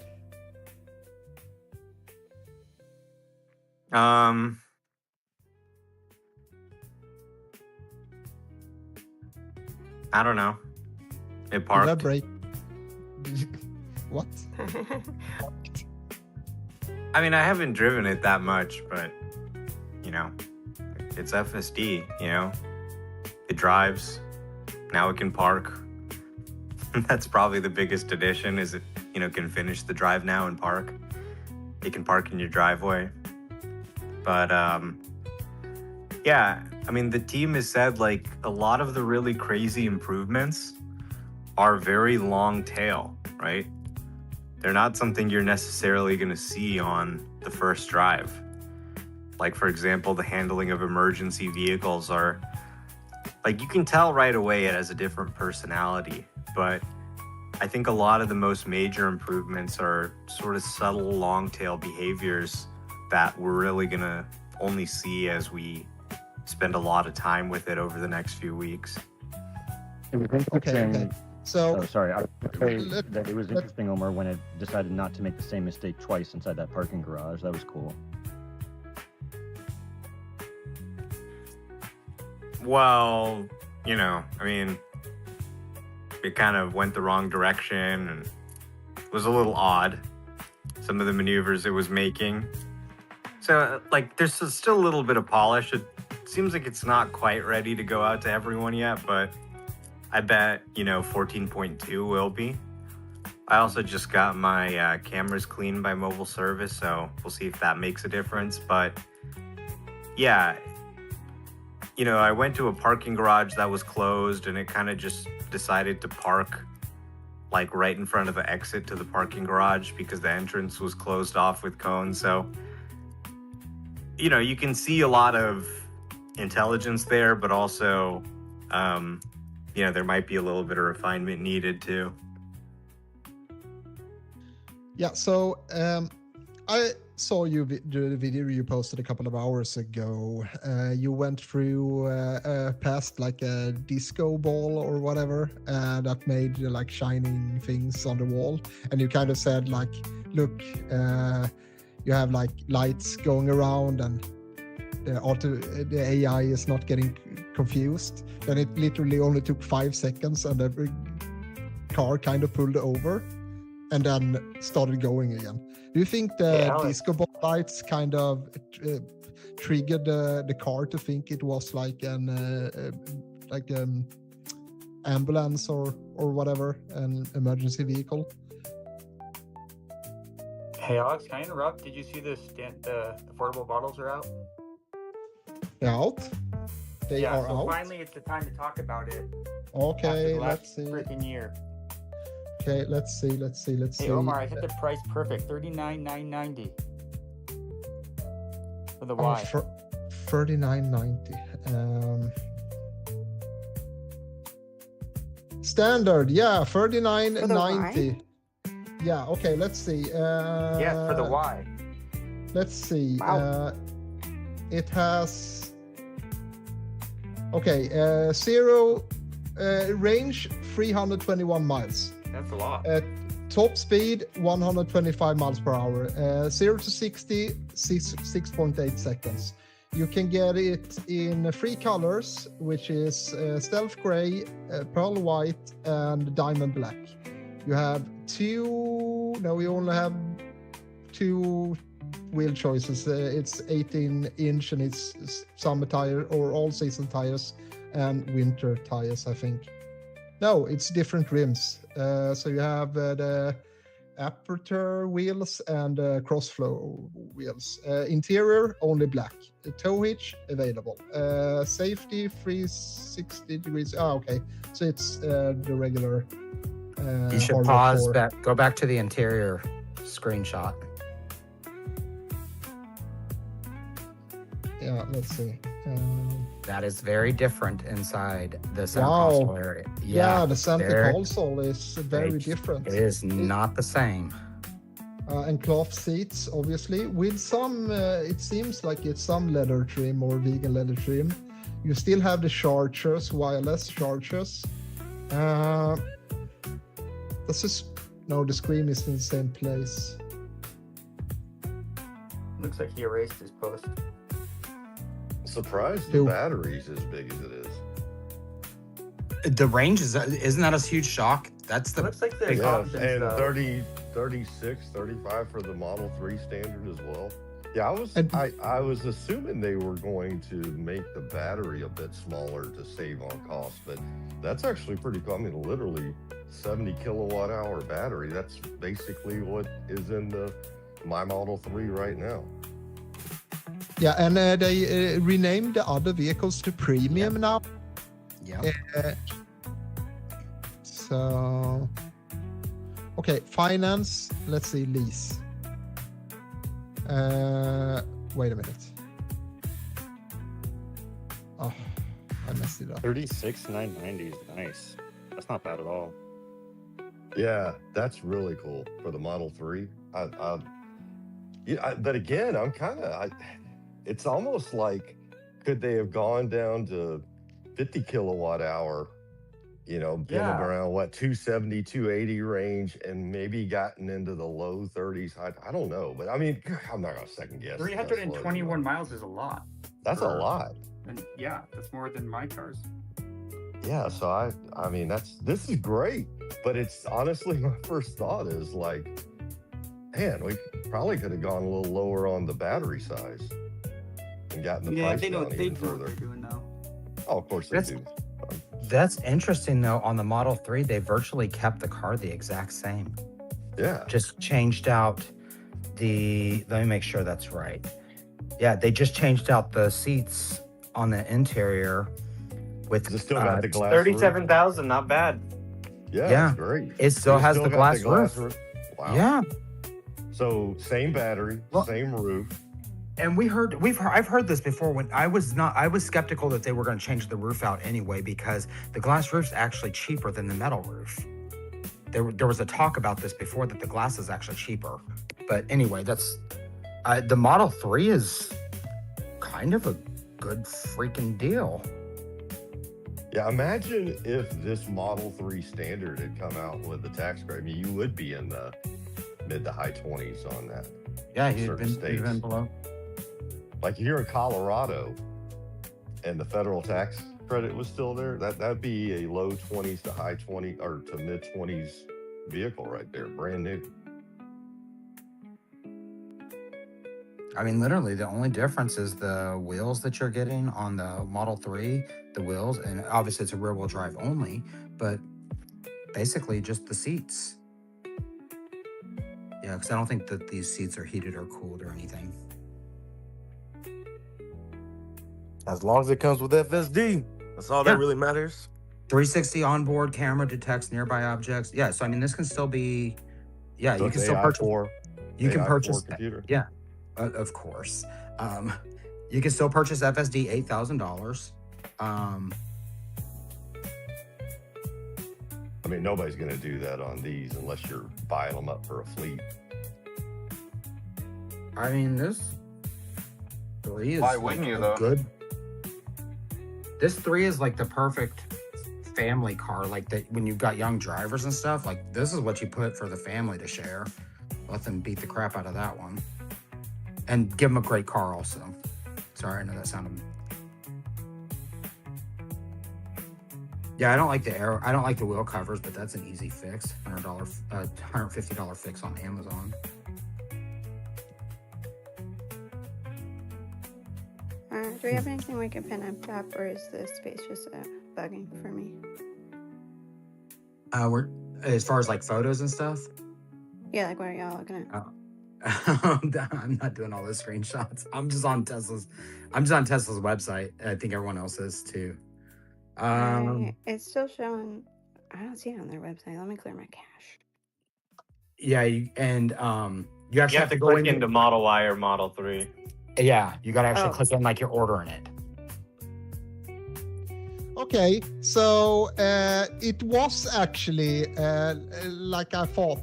The hubcaps or whatever, that was the Model 3, and the light was the Model Y. Freaking So you're nailed telling it. me it doesn't fly? Yeah, and it doesn't suck, and it I'm doesn't just- do I'm all just- the other stuff. I'm just disappointed that it's not a butt plug. That was unfortunate. That was fantastic. Ruined my day. You don't know. If you order now, you get the butt plug. Butt plugs free. Okay. Oh, I know that was the tow hitch. Never mind.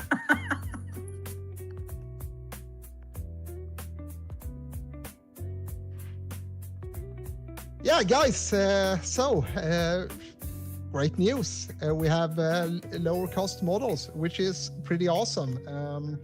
It was in the price range that we kind of figured out that it would be. So the $40,000 Model Y was correct, and 36,000 Model 3 also correct.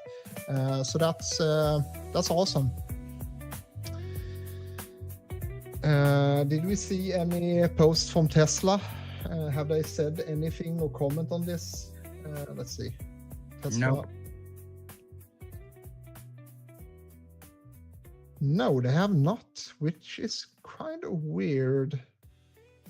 They made a lot of noise a couple of days ago, and now they say nothing. Maybe they're working on getting it on the homepage. You know what I'm saying? Because like I had to do a lot of clicking to get there.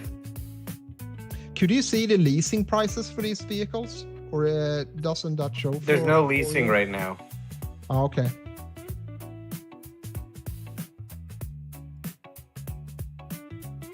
Alex, I wanted to ask you, they said this is US only. Wouldn't this be a good hit in Europe? Yeah, maybe. We can see. I can switch to Sweden and see. I was gonna say they announced something at Berlin yesterday. Yeah, let's see. Sweden, let's go. In Israel, I didn't see it.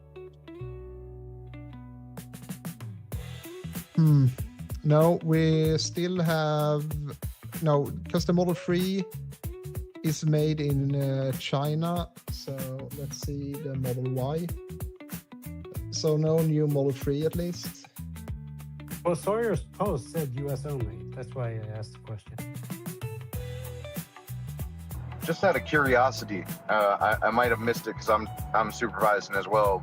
But was there anything said about performance? What do you mean? Like, is it as fast as the premium or not? No, it's like almost 6 seconds, 0 to 60. It's like 5. So it's a little slower? Yep. That's still not bad, dude. Yeah, but they've changed it just enough to try. If you want that premium, you're gonna get like they're trying to make that differentiate. They're trying to differentiate between these models, and I think they did. I really think they did a good job on the Model 3. We'll see how the Model Y. That's gonna be the interesting one, because I mean, if it were me right now, then I just am speaking for myself, where I'm not worried about $4 or $5 grand. I would just go with the premium rear-wheel drive Model Y, because I think that I can justify paying that difference for the options that we're getting. Okay, we have almost 700 people that kind of just joined. So do we want to go through it again? What just happened? Anyone want to take that responsibility to go through exactly what just dropped? Your space, it's on you. Okay, so I have the Swedish page up now. Now I have to go to the US again. Let's see. Give me a second. Anyways, the new Y just dropped and a new 3. So, sorry guys. There we go. So they just dropped a new Model Y standard, as they call it, and they renamed the other Ys to premium and performance. So the standard rear wheel drive cost $39,990. So pretty much 40,000. You can only get it in 3 colors. It's stealth gray, pearl white, and diamond black. The interior seems to be a bit different. Obviously, the front lights are different also, just like we saw in the teaser. And it's cloth seats. Then we have the Model 3. Right now, and they call that the standard Model 3, and they call the other Model 3 premium, just like the Model Y. They didn't change too much around the look, but they also only offers that in 3 colors. You can't get the white interior, only the black interior, and they pretty much didn't change anything. You have a 321 mile range on the Model 3, and on the Model Y you have, let me see, I'm switching between windows here. You have 321 miles on the Model Y as well. So that's about it. Cheaper models. Almost seems like it might be software locked or something. I don't know. Yeah, that's what I was Well, this is the thinking. first time they have 18-inch rims, wheels on the Model Y. The standard was 19 before, and in Sawyer's post, I don't know why it got deleted, but if you switch to 19, your range is only 303.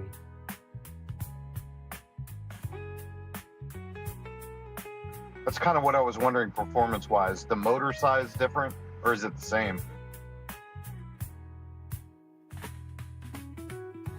It's not the same. It's only 300 horsepower, the standard. Cool, thanks.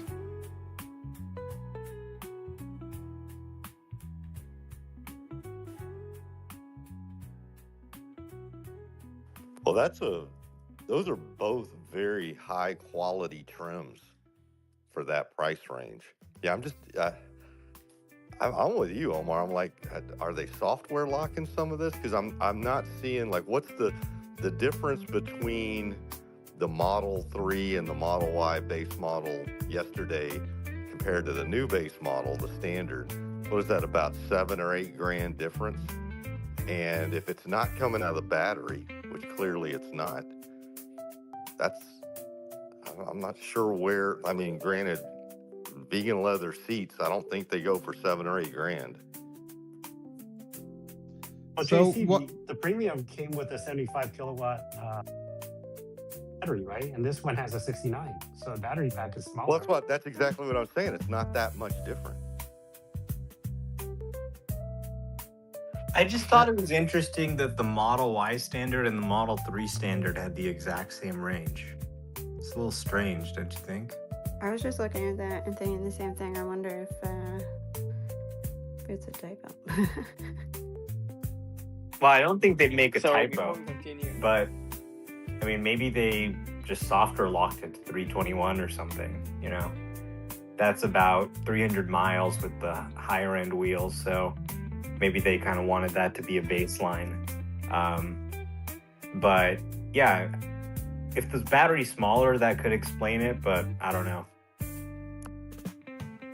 just before we continue, we have 9 people requesting to speak. So if you can drop yourself and want to come back, feel free to do it. We will bring people back up, but space seems busy, so please help us. Yeah, I'll come down. They did say that these are new tires and they are the lowest coefficient.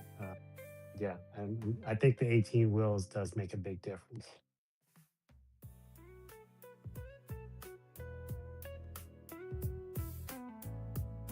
So what about the speaker system or the sound system in the car? Do you guys see anything about that, or is that the same premium system? Well, the post that got deleted, I thought it said something about a 7-speaker system, but I can't go back and look at it because I It's didn't in. print it. I'm pinning something up top right now, so Thanks. you kind of have to click around a little bit. They do have a comparison. Try comparing all the models. I don't know, I should be pinning up top. So the standard rear wheel drive has 7 speakers versus the premium rear wheel drive is 15 speakers and a subwoofer, which is the same in the premium all wheel. And then performance, so it is less. Everything else is 15 speakers and a subwoofer, and the standard has 7 speakers, no sub. That makes sense. If so, you guys, if you're new in this space, please don't unmute your mic immediately. Raise your hand and we will call your name.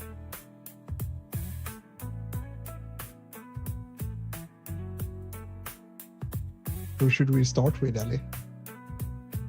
I mean, you wanted to bring some new people, so feel free to, call on one of them. Let's go with the innovation. All I see is innovate. So the one with the Tesla. Yeah, go ahead, Ben. It's been a pleasure. I've been in here before, but it's been quite a while. So just jumping back in, I noticed this right before they dropped the price. It looked like in the North American markets, if you're looking at inventory, you can now see that the turn stock is on the Model 3 for the premium model. I'm not sure that that's included on the standard, but I just wanted to notate that.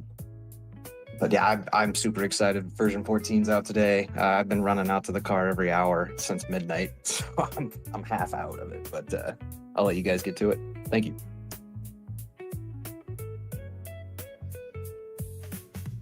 Rob?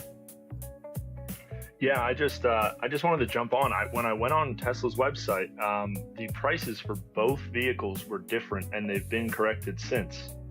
But you know, the Model 3 was $35,490, and the Model Y was $38 and change. So I refreshed the page, and it's up to the numbers that were previously mentioned. But thinking that they might have a little bit of wiggle room, maybe after the initial wave of interested buyers. I just thought that was kind of interesting. Wanted to mention it.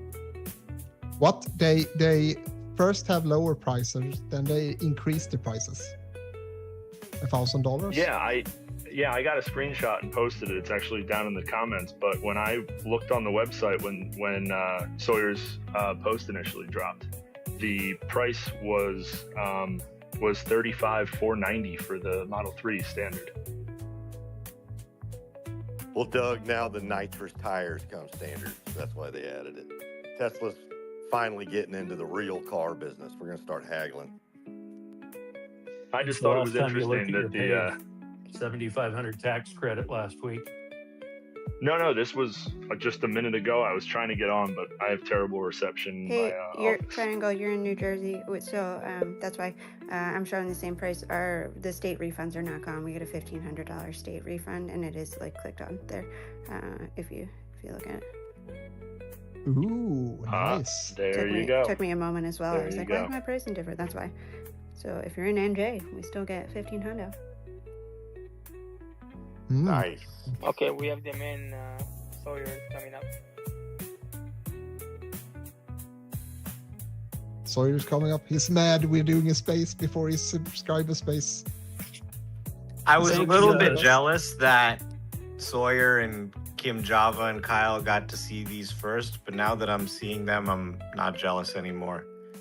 Because if I had flown out all the way to Austin to see some cloth seats, I would have been like, all right, thanks, Tesla. They wanted you for the FSD14 to be fresh and young and just be pumped about No it. HEPA filter on the so yeah. standard model. Model Y. That sucks. Yeah, I like the. By the way, everything you need to know, I went on ahead and put Sawyer's post that he just put up 3 minutes ago. That way, he's got the full breakdown on everything. Well, we have the Yeah, guy right or here. we have him right. Yes, exactly. Yeah, no, let's just read the post instead. Welcome, Sawyer. How you doing? Doing Big good. day. They're finally out, yay. It's a So great what- day for people living in poverty. I love them. $600 a month poverty. I love the new open concept center console in the Model Y standard. Super cool. Yeah, that might be my favorite feature. I'm looking at the comparison right now. So it's interesting that only the Model Y Performance has vehicle to load. And it only the Performance has the 16-inch touchscreen. So they really are kind of tiering this out in a really interesting way here, where the Performance isn't just faster, it gets better features. And then you've got, you know, the standard, which doesn't have a HEPA filter or things like that. I'm seeing some finance and leasing just, differences as well. There's no lease offered at this time for Model Y standard, Model 3 standard on the site. If you switch in between the models, the lease goes away. Now, we saw this with Model Y Performance last week. as it was kind of a pre-order for December, no leasing and financing. And Tesla has come out and said, hey, we are going to put together a lease and finance package for Model Y performance. I would certainly be surprised if we didn't see that for these standard cars, but maybe they haven't figured out what they're going to be worth in 3 years. And these payments are not budget payments. So, when you come out with a new vehicle, you're not going to come out with, your best, maybe the cheapest possible deals of all time, right? They're going to leave some of that stuff for the end of the quarter, moving inventory, different levers that they can pull. But these are $600 payment cars. And that's kind of interesting. You were talking earlier, Jonathan and Eddie, about monthly payments. And, go ahead and ask Grok if you like. But in the United States, car dealership guy, NADA all agree. In the United States, the average car payment for finance transactions is over $700 a month. And so that is what people are paying. That's what average means. And so these are cheaper than that. Yeah, Landon, just the other night, I gave an Uber ride to a young lady, just immigrated to the country. She's working in a convenience store. So we're talking about like working class individual. She's spending $600 a month on Uber because, and I've had many people in my Tesla in that realm of like 600 to $800 a month for ride share, and it's all for a myriad of reasons. They can't get banked, they can't get financed, they don't have a driver's license, they lost their driver's license, and that is a huge chunk of our population, especially in that, lower middle class down into the working class, working poor area. That it's really not. I think Jonathan Joe Nation hit it on the head earlier. $600 a month is not the gating area. There's a lot of other things that have to happen to get somebody into a brand new car that isn't necessarily going to be the difference between, say, 500 a month or 700 or 800 a month, because they're already spending that out of pocket. It's just that they're doing it twice a day, in smaller chunks versus one big payment. And Sierra had a great comment before as well, when she was talking about insurance. And I'll just kind of go a little more holistic on that. It's all the other costs that come with owning a vehicle, right? It's not just the monthly payment; it's the insurance cost, shopping around for insurance, maintenance, all of that. Yeah, you've kind of got to really drive this down. I'm really excited about this though, Landon, because we're just continuing to go down the ladder of TAM, right? And I think Jonathan's mentioned this before, is that, Tesla's approach has been, hey, we're going to start with the uber wealthy, the Leonardo DiCaprios of the world, and, start there. And then we're just going to continue working ourselves down the ladder. And what I see with these two new models is we've just gone further down the ladder. And here's the blunt force truth, is the further you go down the ladder, you capture many, many more people, many more people. Those chunks get really, really huge. Ultimately, robotaxi is going to capture the biggest TAM, right? The folks that are, generally speaking, out of 25 rides I do every day, 20 of them, you're not going to get them until you get to some sort of ubiquitous robotaxi. I'll tell you what, there's probably 5 to 10 of them that might get captured in this particular ladder. And I could see them continuing to work down that ladder, because like I'm really impressed with the specs on these models for 39,000 and 35, 36, whatever they are, because you could see them continuing to amortize their way down into additional TAMs, right? That battery doesn't have to be 16 hours, or maybe we get more efficient with the battery. Pull something else out. Because right now, based on Sawyer's post and what I saw, anything else I saw on X, I'm not seeing like a humongous difference between these two new standard models and the previous baseline models which tells me there's room for them to continue to move down the ladder with different models, i.e., the affordable models. So, sorry I went long there, Alex. So Just they a quick mentioned it reply as for a JC. they mentioned Yeah, it good. as a closed glass roof. What does that mean exactly? So that means on the exterior it's still glass, and then on the interior it's only fabric. So from the outside it looks like it still has the glass roof, but it doesn't.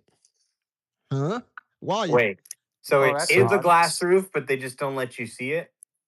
Yes. So you just Nice. scrape off the fabric with the razor. Okay. Yeah, and then And so you avoid So your the, the premium glass is treated with like UVA protection or UVA UVB protection, and perhaps that adds considerable additional cost. I don't know. It's funny. Got to be the same glass, I would piece. I mean, otherwise they would just do something. I can't see how it saves money to invent a new glass piece, but I guess we'll see that. And I want to say, hey, props, Sawyer, great job. I was wrong. You were right. These are the decontented vehicles. I don't know why I'm surprised. I've watched Ford do this for years. In 1992, you could buy a Ford Taurus and it had power adjustable seats on both sides. And then the year later, they take out the power seat on the passenger side, and then they take out the vanity mirror. Well, this is decontenting, and Sawyer was right. This was his vote. I wanted to see something that looks different.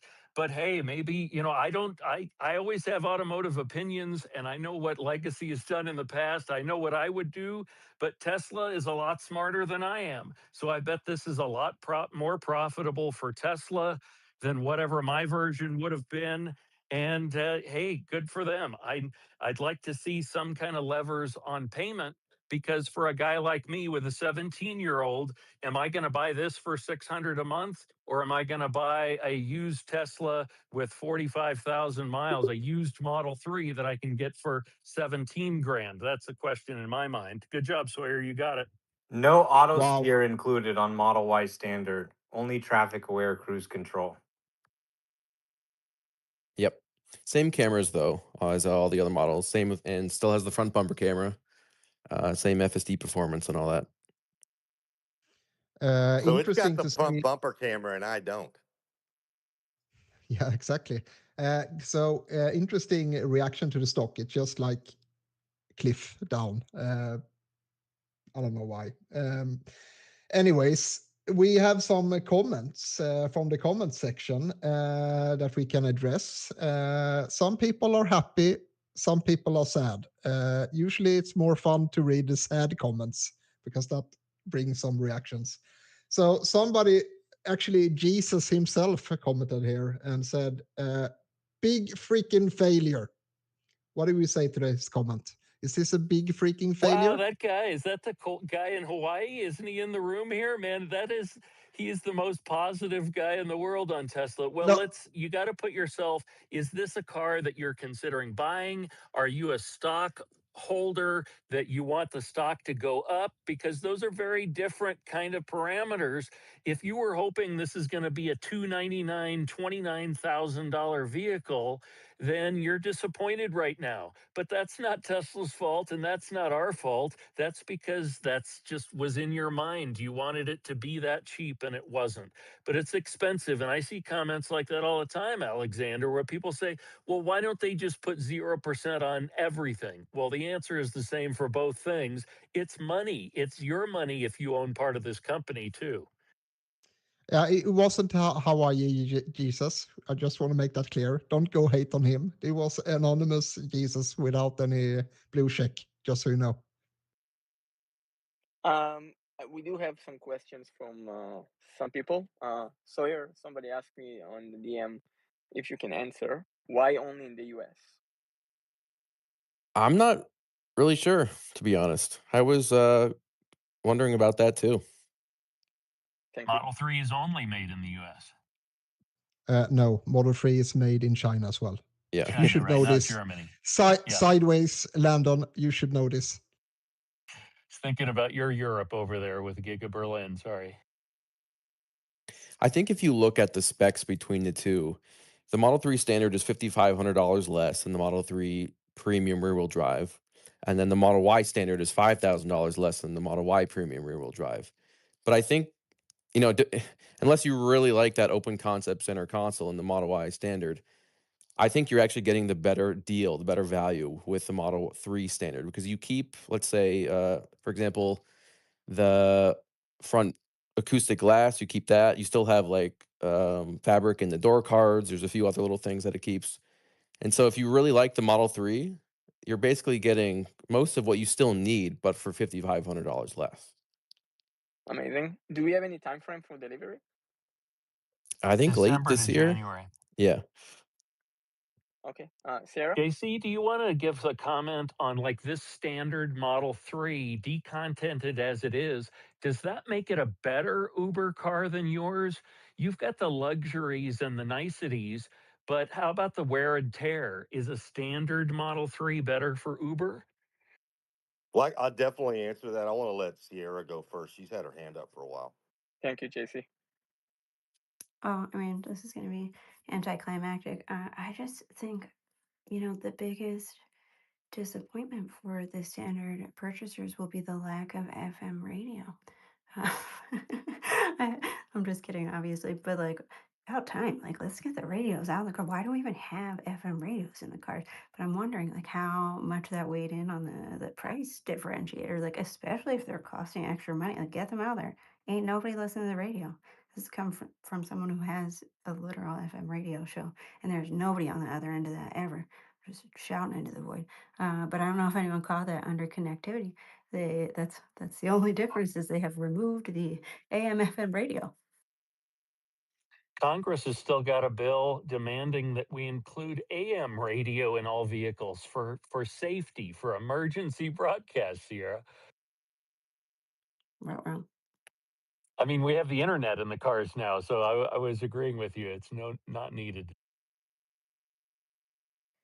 Listen, I mean, I think this was very expected that you see comments like this. What is this? This thing sucks. No FM radio. I have to fold the mirrors myself. And that was the goal. If everyone was excited and they said, wow, this new model's amazing. I'm not buying the Model Y Performance. I'm just going to buy this thing. Then Tesla would have failed. They would have sort of cannibalized their lineup. So the bottom line is the starting price of a Tesla is now basically the same as it was before when we had the EV tax credit. Except now you don't need to deal with the government or qualify for the tax credit. So if that's all you can afford, you can get the cheap version of the car. And a lot of these things, like the AM/FM radio, I can't imagine that's expensive. It's not as much about saving money as just making you feel poor, you know? Like the intention is just to make you want to pick the other one. You want to look at it and say, okay, for all this stuff, I'm getting $5,000 is a good value. And I think they kind of succeeded in that. The point of this car is really ideally to make people not order it. So it'll be interesting to see if anybody does, if it does better than sort of the standard model Cybertruck that we saw, which was $10,000 cheaper. But I'm not sure. I'm not sure how much interest there will really be in this, but they do get to advertise the starting price as being similar to what it was before. And that I think is kind of the idea here. It sure is. And this is called a price walk in retail sales. And Tesla's got it done very well. I'm so pleased to see some of the name changes. You know, we make fun of Apple for going from 16 to 17 to 26 to whatever to 4S to X. What are they calling their iPhones this year? Well, Tesla's, models were a little bit of messy as well. And so now we don't have long range rear wheel drive and mid range and we've got some really clear names there. And when you look at the website, it starts with standard. And standard is great because I've had people say when we ask if $4,000 or $5,000 is enough, people have said to me, well, that seems like a pretty cool feature on a Tesla. I don't know if I need that. I just wish it were a little cheaper. Well, this is a little cheaper. And back to that price walk stuff, it is designed with psychology in mind. Now, this is not a trick, this is not a con, but if you look at that standard and you say, oh man, I just love those white seats, I gotta have those white seats. Well, you're probably gonna walk yourself right up to that premium model. And that is what Tesla wants to do. And that is what most people will do. I don't think we'll see the standard go away like Timu Cybertruck. But see, Timu Cybertruck did its job. And interesting to me that the vehicles being delivered to SpaceX are not the rear wheel drive Teslas, Cybertrucks. They are the all wheel drive. So that price walk works even within the company. So we have another question here in the comment section. Let's see. Sam Patel asks, Roadster is still coming today? Question mark. No, Sawyer? look, the teaser that Tesla shared a couple days ago, that fan GPU looking, that was just the wheel cover of the new Model 3, the 18-inch wheel covers. The video that they shared later that day was just the headlights of the new Model Y standard. So I don't fully agree with the way that Tesla went about teasing this, because I feel like the hype was so high and they just couldn't possibly match those expectations. But I think if we go back to what Tesla said, might have been a year ago now, that their comments were that we sort of like reduced the cost or stripped out as much as we could cost wise from the Model 3 and Y as we could. And so I think this was them taking sort of a little bit of a different approach by bringing a whole new trim. But there's only so much you can strip out, right?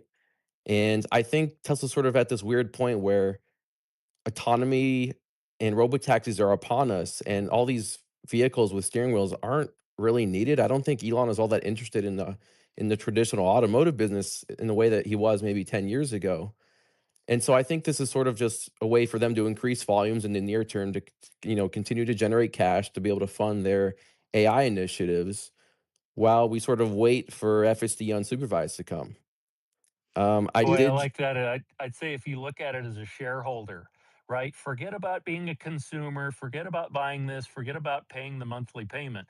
But if you're a Tesla shareholder and they come out at the earnings call and they say how much money they made in automotive, and would you rather have these cars be another couple of grand cheaper and have that earnings call say, well, we didn't make any money because everybody bought the standard Model 3? Are you okay with that? Because we're moving on to humanoid robots and FSD and energy and on and on and on with AI. I think I'd rather still make the money. You got to make the money, or otherwise you can't build the products. I hate to plug myself, but I just posted a full I tour was walk just around about of to both do it, Sawyer, vehicles. for you. It's at the That top.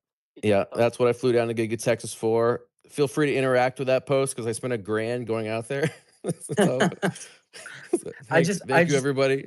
I just want to say to those that are commenting, oh, this is such a failure. I'm Wait, literally, Jonathan. yeah. Before you do that, if you don't mind, before you do that, guys, if you're not subscribed to Omar or Sawyer, they spend so much money on this kind of stuff. Please, if you're not subscribed to Sawyer or Omar, please think about it. Their content on the subscription level is something on a different level. So please consider to subscribe to those two. Yeah, and in a third place, if you don't do that, you can subscribe to Alex, but definitely subscribe to Sawyer and Omar first. Jonathan, sorry, go ahead. No, that's okay. Just guys, let's just be realistic. Instead of us just sitting here speculating, I jumped online. I'm looking at the local dealerships right now. Probably one of the better selling brands right now that doesn't seem to have a problem moving their cars is Hyundai. So I'm looking at the 2026 Hyundai Sonata SEL, which is their base version. You can't get any cheaper. Cloth seats, doesn't even have power seats for the front. I mean, this adaptive cruise control, that's all that it has, nothing else. I think you get a key fob with it and a key that you have to start it. I mean, this car is just stripped down, as basic as you can get. Starting price 30, and literally the MSRP on this one that I could go drive right now is 30,745. You can get the Model 3 that has way more. The base Model 3, or the sorry, what are we calling it now? losing my thought on that. You can get Standard. the standard Model 3. Thank you. For $6,000 more, that has way more function, and the only difference that you're trading is obviously you have the cloth seats. Like, I think Tesla did a really fantastic job because just like what Landon was pointing out, these dealerships, they'll stock a couple of these, stripped down bare bones cars, and then they'll have the next lineup or the next level up sitting right next to it, and you'll be looking at that and you'll be like, oh, but then you got to pay $5,000 more to bump Well, yeah, up. and Jonathan, you and I both know there's no way in hell any couple is going to get out of that Hyundai dealership at 31,000 Absolutely. without them It had a 15. without them embarrassing you in front of your wife. Exactly. Doesn't your wife deserve this 3-year Yep. plan with XYZ ABC? Yeah. And if you don't say no, I don't need that, you look like less of a man in front of your wife. They know what they're doing, human Yeah. psychology. They. So you are not getting that for 31,000. Yeah. Well, and that Whereas didn't with even include the Tesla, it's all baked in.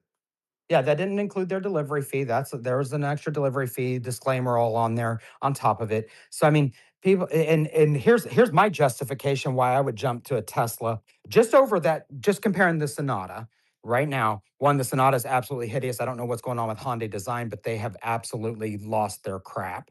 But number two, what I'm going to save on charging for fuel versus charging, right there, that's that price difference right there. As far as the monthly payment difference, you're going to save you're going to save much more than what the price difference is going to be each month. So I think that Tesla did a really good job with the Model 3. I'm not questioning what Tesla's doing with the Model Y. I think that they're going to get some very interesting data. And if they have some room to adjust their prices, which I do believe that they're starting off high and they can walk it back if they need to. And if they need to, they will. Tesla knows what they're doing. And I think that this is actually a good move for them. I applaud them. So guys, do you see that this is the path to 500K plus deliveries for Q4? These Sawyer? cars aren't going to start delivering until December and January, is what the website says. So I'm going to say negative. Yeah, I don't view 500,000 units as likely. There is going to be some help because of everyone that ordered before the September or by September 30th. That'll still be able to take advantage of the federal EV credit. And Model Y performance deliveries start this quarter, but that's not going to provide a ton of volume. And again, these things don't start deliveries until December, January of next year. So no, I don't think they'll beat Q3 numbers, but I still think it'll be a decent quarter. Sorry, I want to Okay. poke your brain on the thought of robotaxi with these new vehicles. Obviously, there will, in my opinion, be tiers with robotaxi, just like you would with Uber. Do you want an Uber Black? Do you want an Uber X? Do you want an Uber XL? Where do these new affordable vehicles or these standard Model Ys and 3s that we see today fit into the robotaxi future? And we're looking at a $5,000 savings to the end customer. That translates to Tesla too. There's a savings here in building these vehicles versus a higher trim vehicle at scale for a robotaxi fleet. So, how do these fit into the bigger picture for your mind for robotaxi? Yeah, so obviously there's no rear screen, and you do sort of interact with that somewhat when you take a robotaxi ride in Austin. But I will say, you can kind of just do everything from your phone, from the robotaxi app. I don't see a real need to have the rear screen for most of the time, to be honest. And so I think this new affordable model would be a better way to go if Tesla wants to reduce the per mile cost for the rider. You really don't need heated seats in the rear of the robotaxi. You don't need like all vegan leather seats. The cloth seats are fine. The all glass roof is great. It's really fun to look out from the rear, but also not needed. So everything that's there that you really do need, you still got the USB-C chargers, you still have the same amount of cargo space in the rear, you still got, cup holders in the middle. I think this would probably be a better robotaxi vehicle than the rear-wheel drive premium is, or rear-wheel drive all-wheel drive that they currently have. But it really just depends on how premium, I guess, they want the experience to be. Do you think they'll have tiers? I just want to add on to that yes, I initially was kind of in the camp of, oh, they need to have a rear screen in the rear. But the other thing that's soon probably going to happen, and these cars will have access to, would be like Grok or some kind of voice command, so you could just trigger that verbally when you're ready to go once the seatbelts are secured. So as long as there's a way to provide input, I think that this will be a very good robotaxi as well. I took a couple robotaxi rides when I was down there last week in Austin, and I had everything I needed right on the app in terms of controlling the car. I could stop the car. I could control the air. I could control the music. I think I could call support too on there. I can't remember.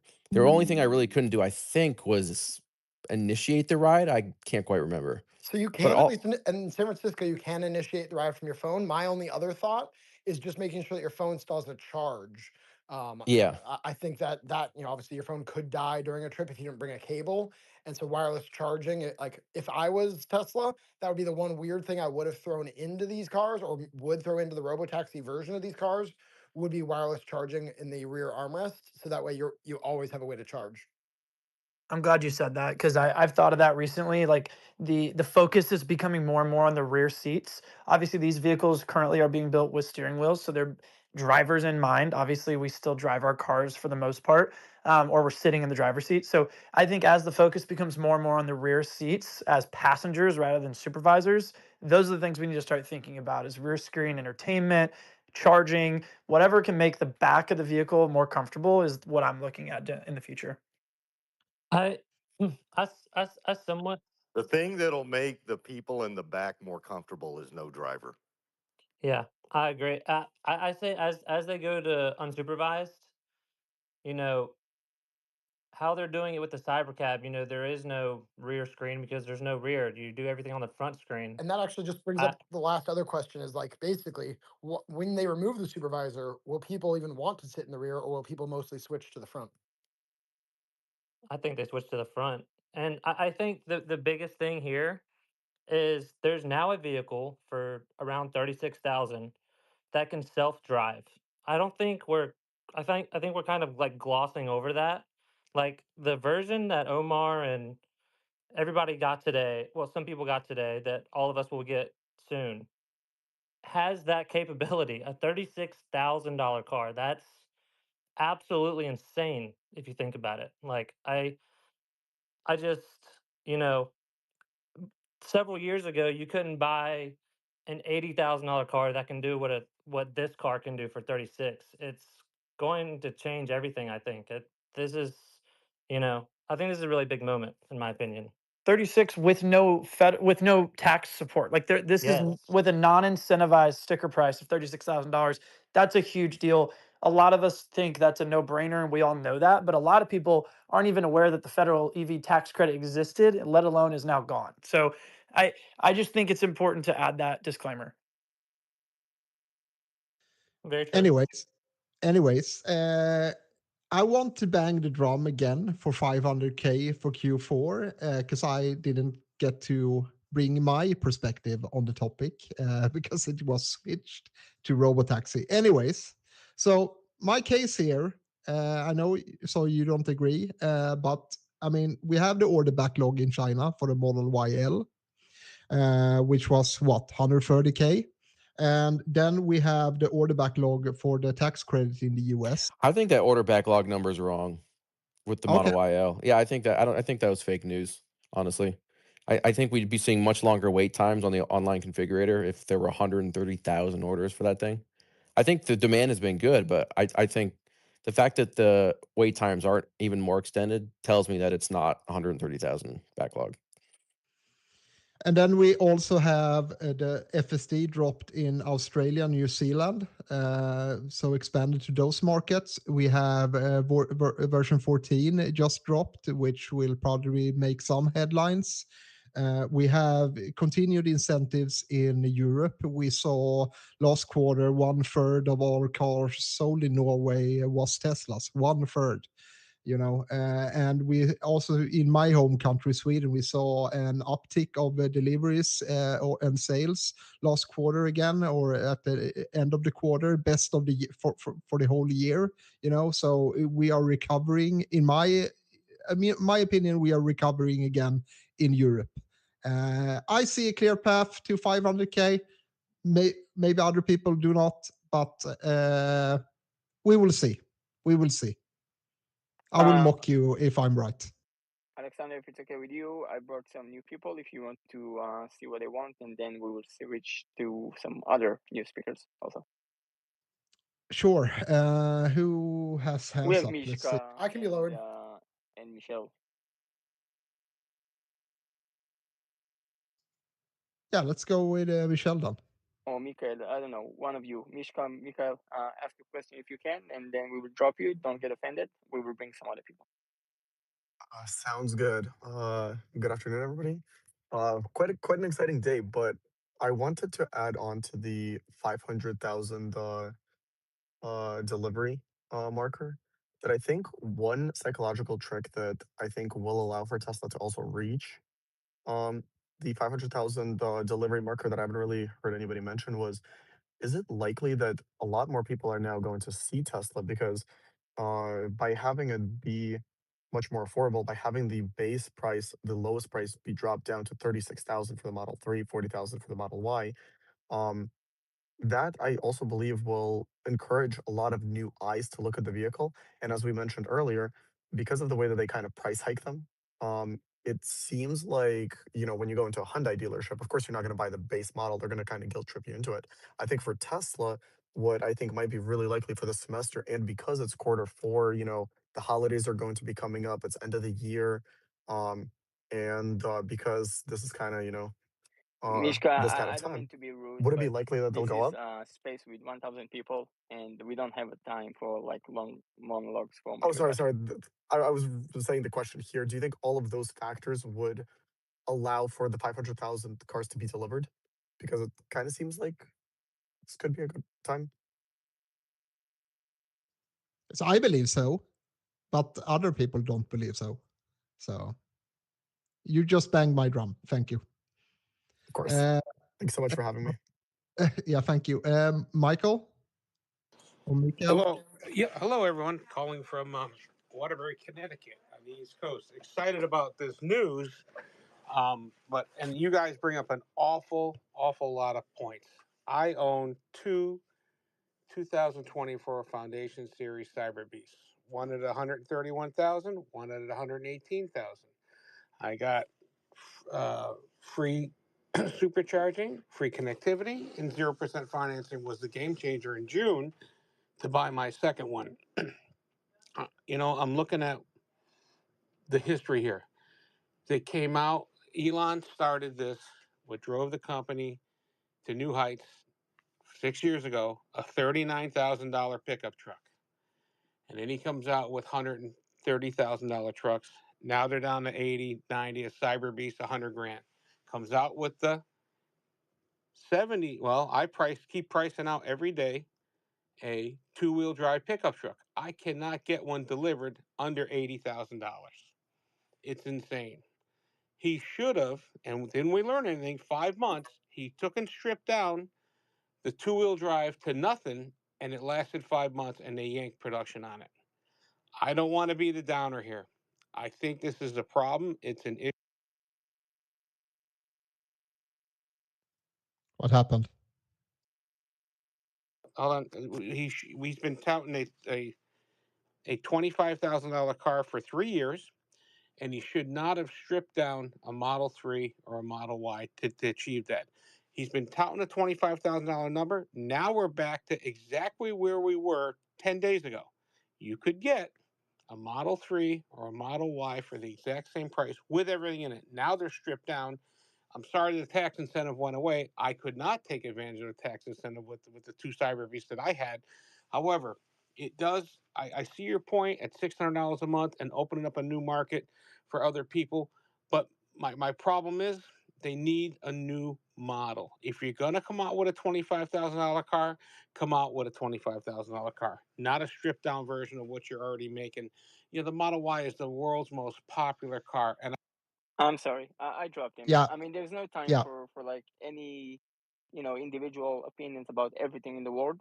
Also, Alexander, I just about to send you something on DM. Please have a look.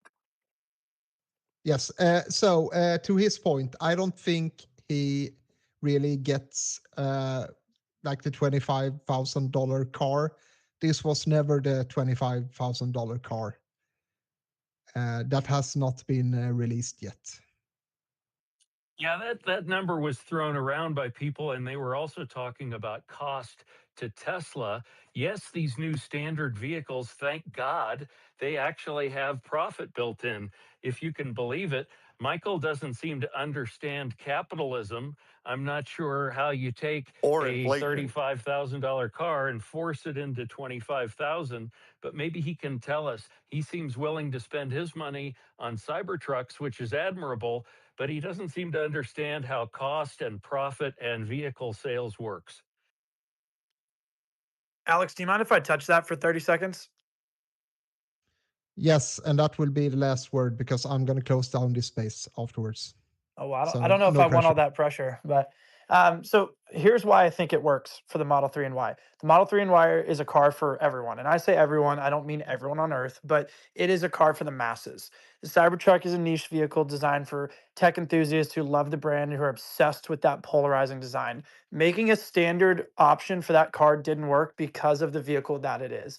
A Model 3 and Y are designed for mass production, and they're designed for everyone. So rounding out the options to include a standard range or a standard option for a car like the 3 and Y makes complete sense. This is exactly what these two vehicle lineups needed, and I think they will succeed greatly. They will work for a great first car for your kid.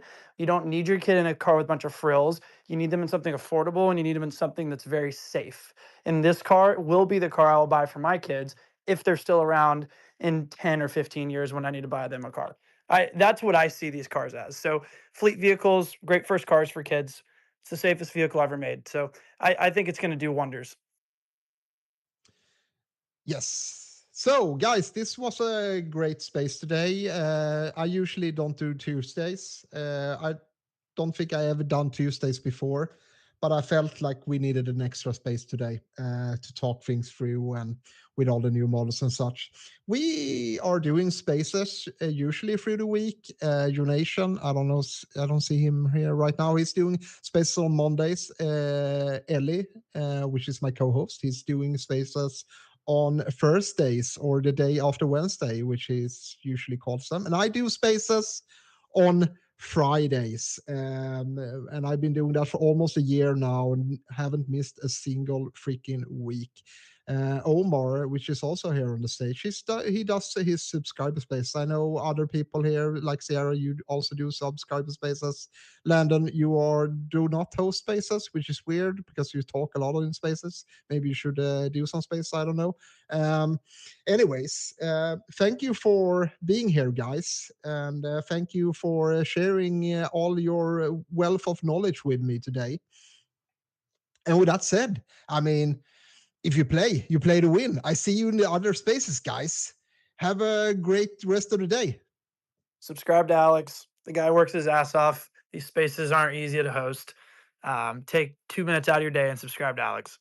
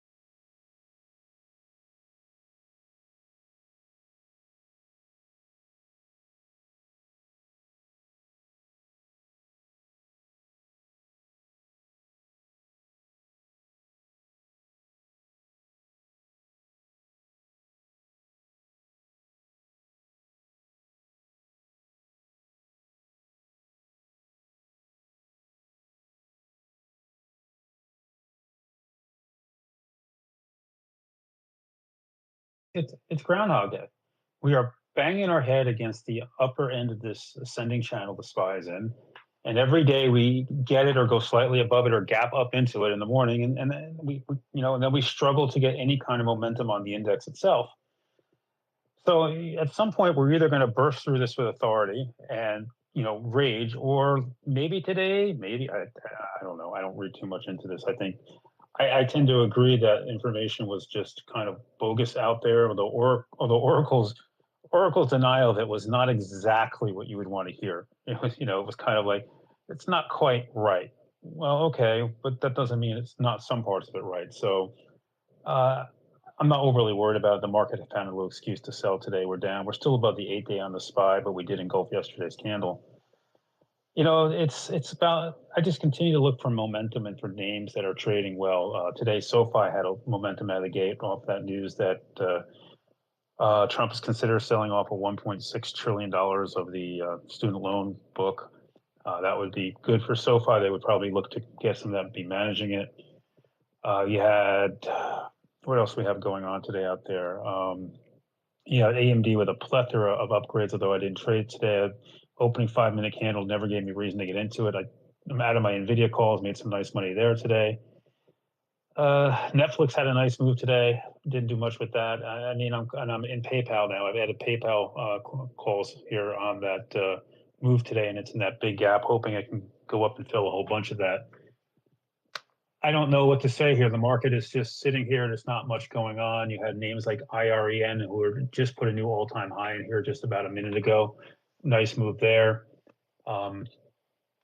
Just a lot of things not participating. Microsoft, after that breakout yesterday, gave a lot of it back. Amazon continues to be difficult.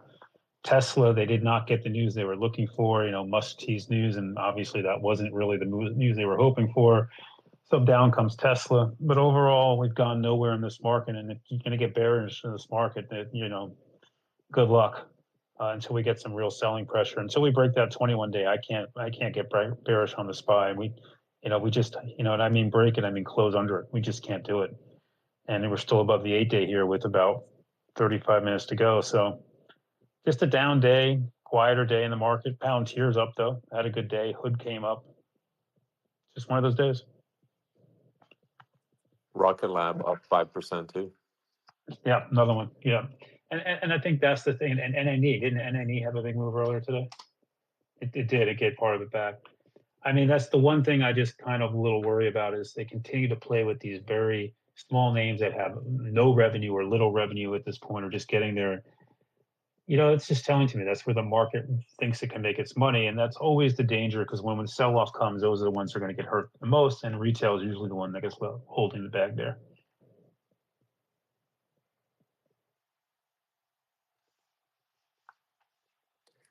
Yeah, I mean, all in all, there's several. I mean, I look at the Mag 7, I don't see any real major sell-offs. I mean, Tesla sell the news. Okay, I get it. Tesla can go up and down 4 or 5% a day, like it's nothing right now. But outside of that, I look at the Mag 7. Mag 7's fine. The market itself, we're even down 0.5% on the S&P, right at 0.5% on the Nasdaq. It felt like a hard sell-off this morning. It really did. We really haven't even recovered that far, and that's how far we came down. Well, it's the market's content to sit here today. Maybe it's waiting for something. Maybe it's just the buyers just didn't want to step in today. I don't know. But we still have 35 minutes, and this market can recover $5 in this blink of an eye the way it trades these days. I mean, that's what's tough. If you're short the market, you're like, you don't even want to go home short most days the way this market's been too. So it'll be interesting to see there. Logical, I don't think we've heard from you yet. Let's throw it over your direction, see if anything on your radar. What were you looking at out there today? I see bonds creeping up a little bit. Is that anything you were paying attention to? What else is going on in Logical's world? Yeah, I think it's a great day. I think it's a wonderful market.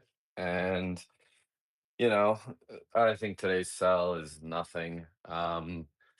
I was hoping for more downside, to be honest. But this market doesn't want to go down, and we haven't had a true blow off top yet. I think the thing is people are like constantly concerned about the downside, but I don't think when everyone is waiting for that downside, it's going to be like a market ending bust, right? Like, now that said, I think Godfather pointed out a very good comment, and I always go by it too, which is risk reward. And I think people, fail to do that analysis ever. They always just think about the reward, especially at this late stage of a bull market. Now you can argue with me, it's not that late stage, whatever. I don't care about that. But the fact is that I'm a fundamental investor first and a momentum trader second. So I use momentum and technicals as a way to guardrail myself to make sure I don't sit in a momentum loser. Um, but I use my fundamental valuation hat first, which is why I'm personally unable to hold many of these stocks that just go like berserk. It's just never going to be my style, and I'm okay with that. I've come to terms with that. I've accepted it. I think a lot of great traders will say ride the trend as long as it rides. I think I've done just that. I just checked my year to date. I'm at 187% year to date. I really don't want to risk it. Yeah, I still think there's great upside in a lot of these tech stocks, but I think when you adjust for risk, then like let's say tech stocks have another 50% upside. Truth is that these valuations they also have 50% downside. So that means that it's a 1-to-1 risk reward ratio. I don't like those bets. I don't like those odds. So I've bowed out. Today I cut my last two tech stocks. Now I'm not shorting anything. I'm not an idiot. I'm still 100% long in this market, but I have now transitioned my entire portfolio into biotechs that I'm interested in. And I've been doing this shift over time. I think that that's where the bull market is just beginning. So I think it pays to look at places where other people are yet to start looking. And if this market starts going crazy and we start doing some 2021 stuff, don't you forget that biotechs were ripping back then, and that whole healthcare or AI in healthcare or a lot of these narratives can take hold over there too. I've been seeing people buying up the ARKG, which is the Kathy Wood Genomics Fund. Yeah, I'm not in some of those more speculative things. I'm actually in really good companies. I think everyone believes that for themselves, but I truly mean that when I say it. So I think there's still a lot of upside from a fundamental perspective. I think there's a valuation gap. A lot of these stocks are undervalued. So fundamentally, they are sound. Technically, they are just now heading into a bull market. Bios have been in a bear market for the last 4 years. Go look at the XBI. I was talking with Scott Redler on this Spaces yesterday. Go look at the weekly chart on XBI. Maybe it needs a breather on on a day-to-day very short-term basis, but we are trading at prices. I just did a workshop yesterday. I was just kind of talking to myself. So I was like, look at this chart. I mean, yeah, sure. If you zoom in, from the beginning of April, every stock, every index looks overextended, right? Bios too. But XBI on a 10-year basis is up like 3%. The entire sector is just absolutely it has gone nowhere. It has based for 10 years. And what do we say about the longer the base? Exactly. So I think the upside can be tremendous. We're still well below the highs of 2021, which is when XBI was at 174. Now we're like 103. So I don't like to anchor to 2021 or those highs or whatever, but the truth is that this sector has only gotten stronger over the last 4 years since those highs, 4.5 years actually. Those clinical trials have progressed.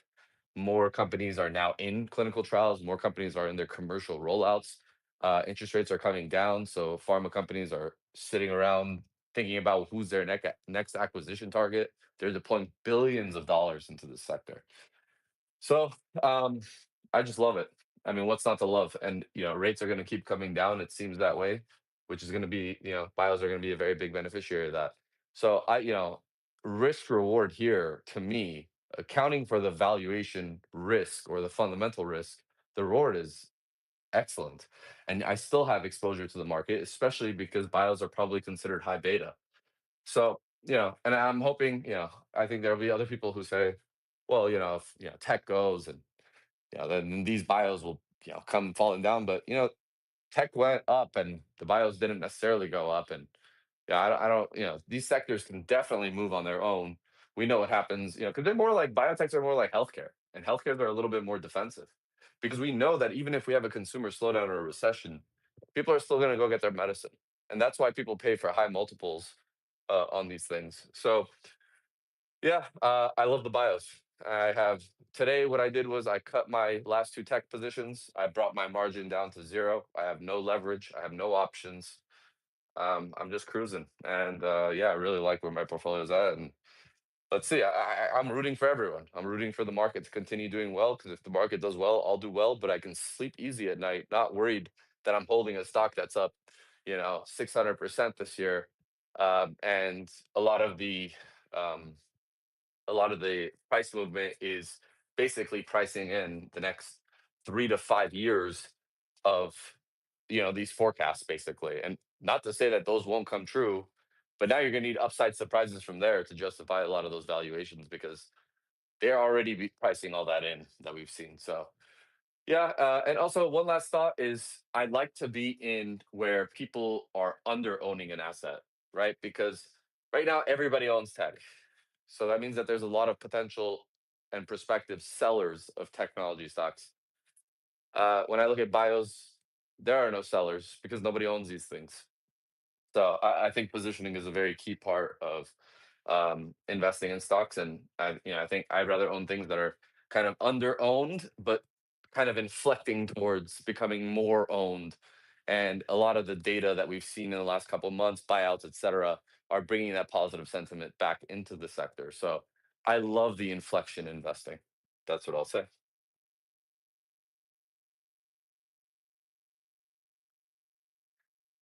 Appreciate that rundown there. Logical. The biotech healthcare, a lot of chatter over there.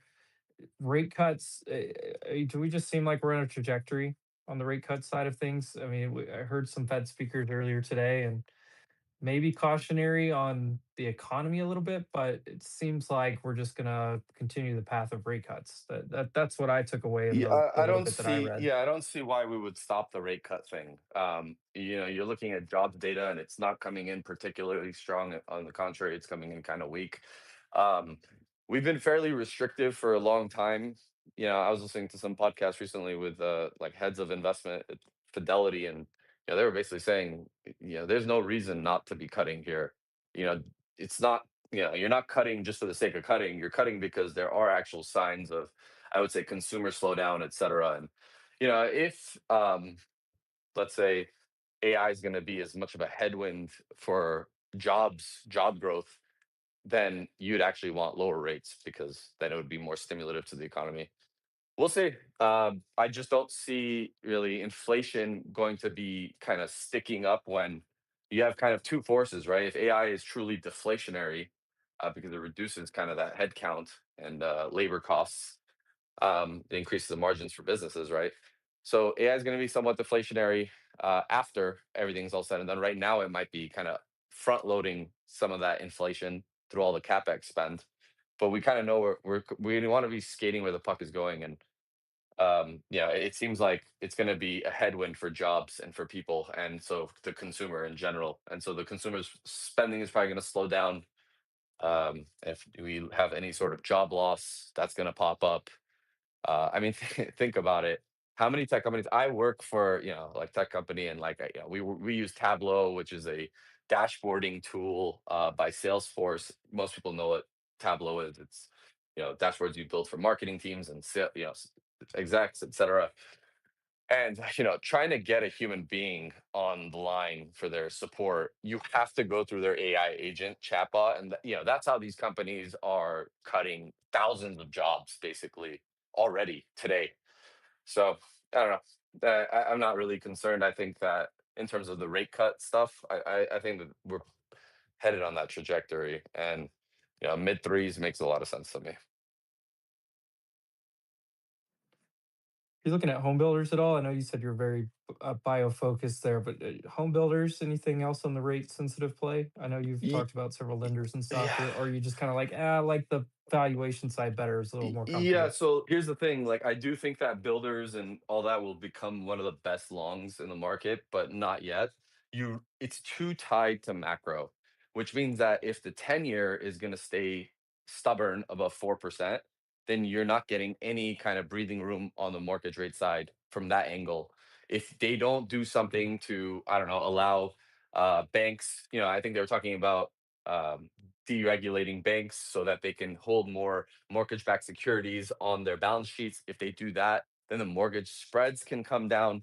So you need something that's going to spark up demand. And one big angle of that is um, basically getting mortgage rates down. The long end of the curve, the Fed doesn't have control of that. Maybe on the fiscal side, we can do things to bring down the spread of mortgage bonds between the 30-year Treasury. And then, so you need some sort of fiscal intervention. Maybe, and they talked about, in the fall we're gonna, deem a housing crisis, and I think, we have midterms coming up, and I think healthcare affordability is one big ticket item because just yesterday, Trump basically said he's willing to compromise on some of the ACA subsidies, and then the other side is going to be housing unaffordability, which is at all-time record highs, and I think that it comes down to rates more so than price of homes. That's the monthly is what's really screwing people over. So I think you'd probably see some sort of, I don't know, Trump trying to push for more affordable housing somehow, and that's got to be through giving better mortgage rates, whether that's from deregulating the banks to buy more MBS to bring down that spread, or maybe offering first-time home buyers some incentive with a rate buy down. I think that would be great. But you need to see something on a macro front that is like a true, change for the demand to come back. And until that happens, with the 10-year above 4, there's just not much you can do in these stocks.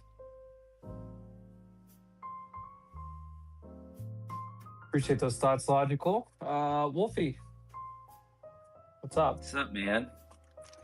I'm just holding down the fort over here. Cool. Evan's traveling. I don't know where Stock Talk is. We'll see if he pops in. Hit a few topics there. Any thoughts?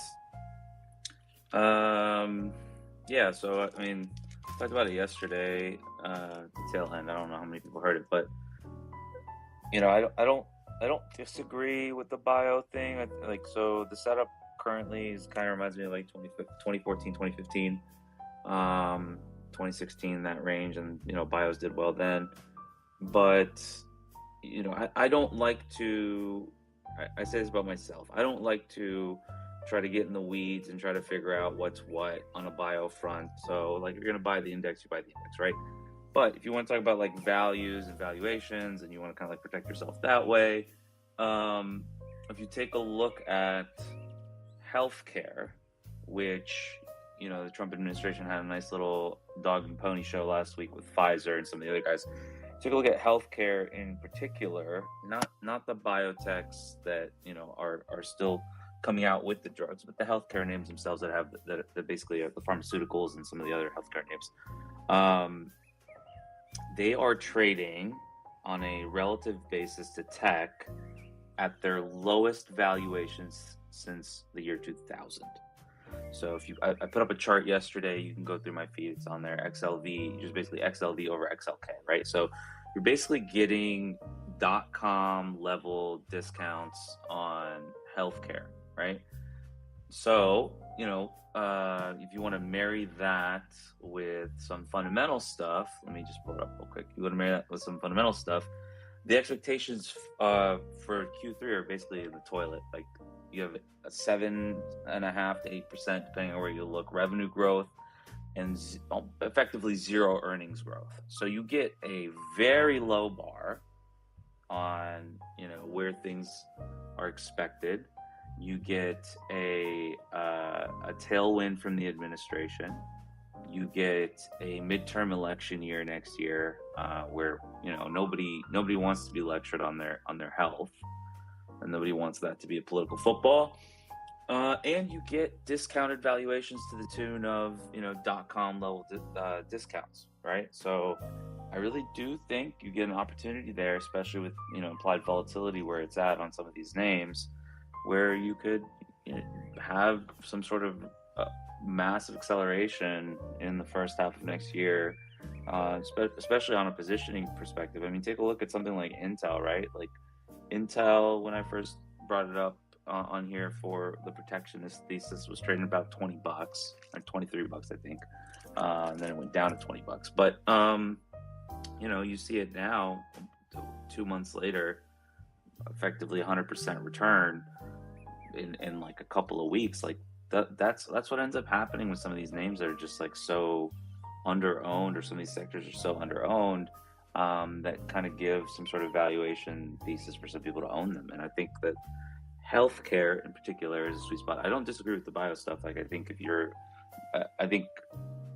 you're not one of these people that gets in the weeds, you just kind of want to like own the ETFs or try to find the more mature ones, because I think a rising tide will lift all boats there. But you know, if you're looking for a little bit of a valuation, a little bit of yield, a little bit of defensive with potential offensive moats, you know, especially with the protectionist nature of this administration, right? So like they take a position in Intel to onshore, they take a position in MP, they take a position here and there, but they've been very adamant about, you know, drug manufacturing, get drug manufacturing costs down.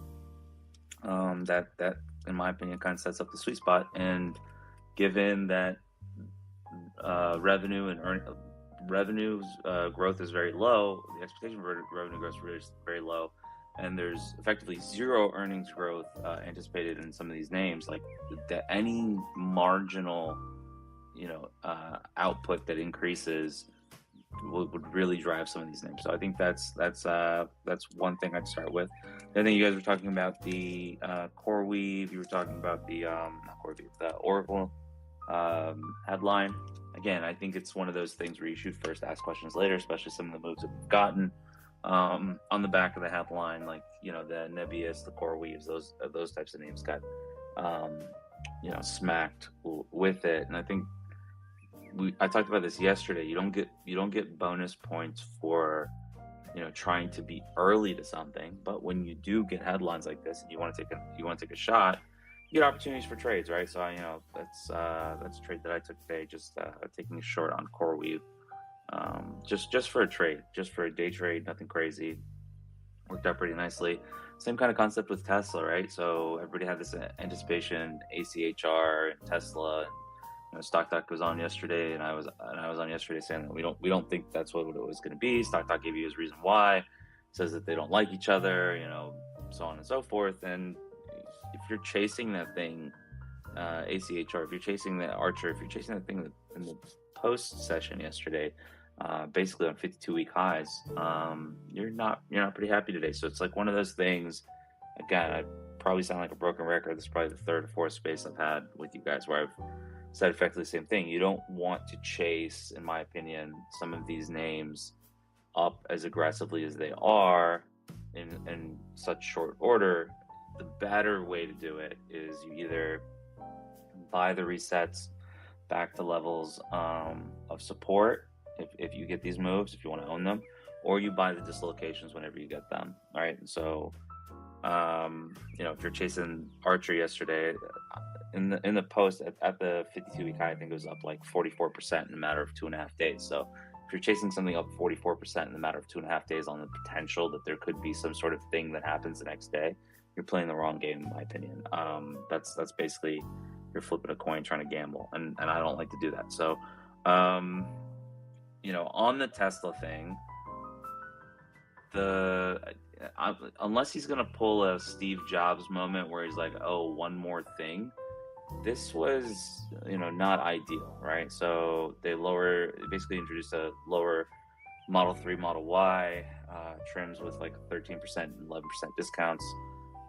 This is not like a new form factor. It looks like almost as though they just kind of want to like use the last of the mold. Go ahead. Seems like an answer to the tax credit going away. That's all. That's what I took away. Yes and no, because if you do the math, let me pull it up so I can say it. If you did the math on the tax credit for the Model 3, like the earlier ones, it was still priced lower than this.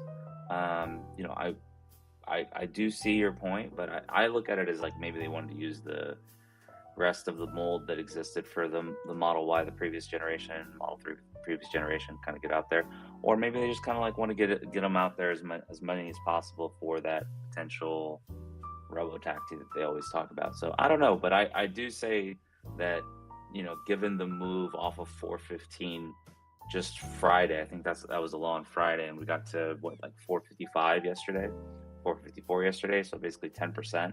10% move for, you know, this kind of headline after a teaser is a nothing burger.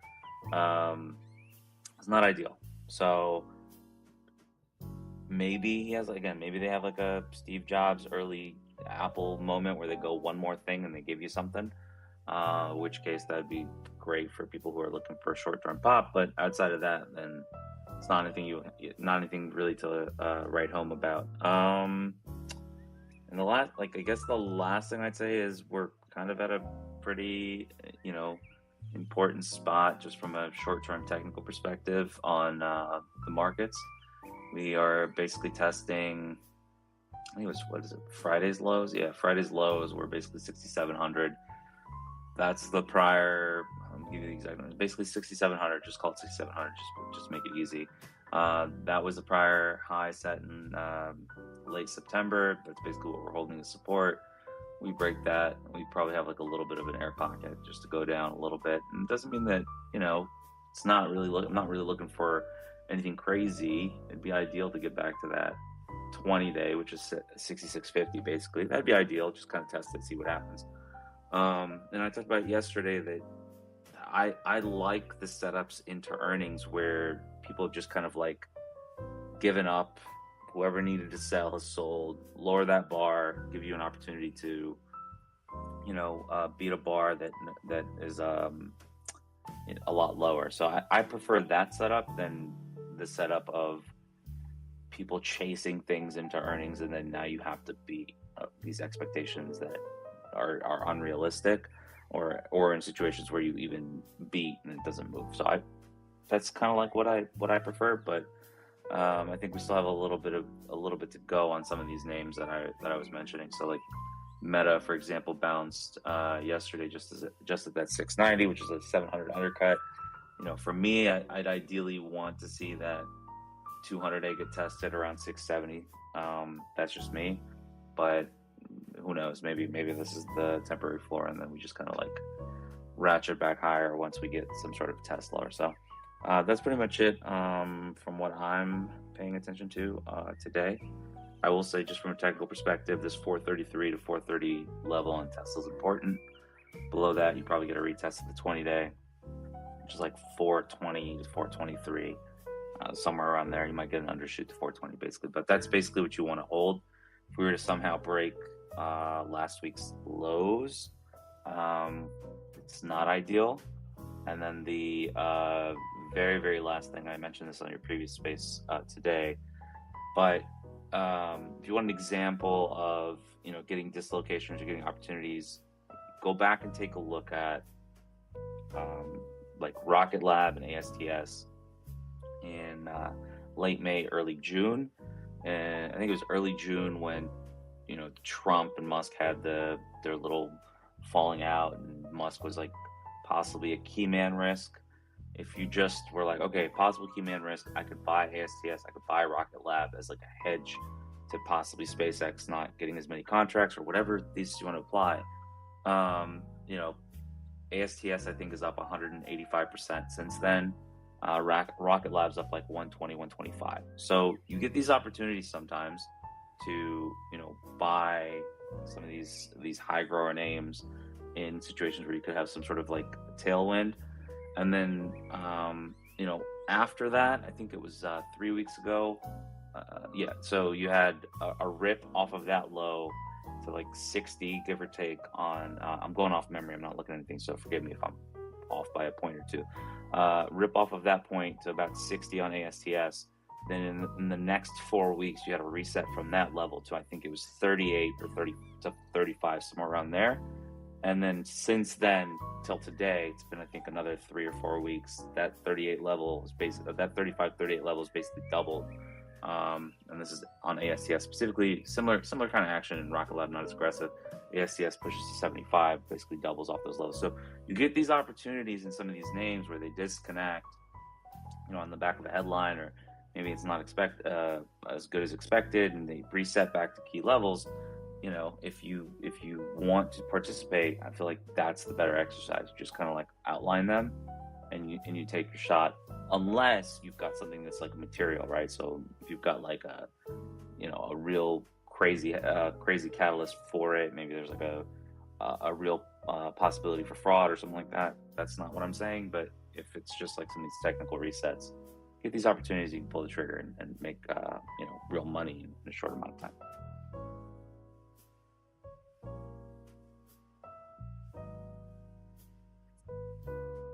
Yeah, makes sense. With the Tesla thing, for example, you almost always get. I don't know what they were going to release that would have like not probably been a sell the news type of thing. I think the reaction's a little overblown. Maybe. I don't know. I don't see how a more affordable vehicle.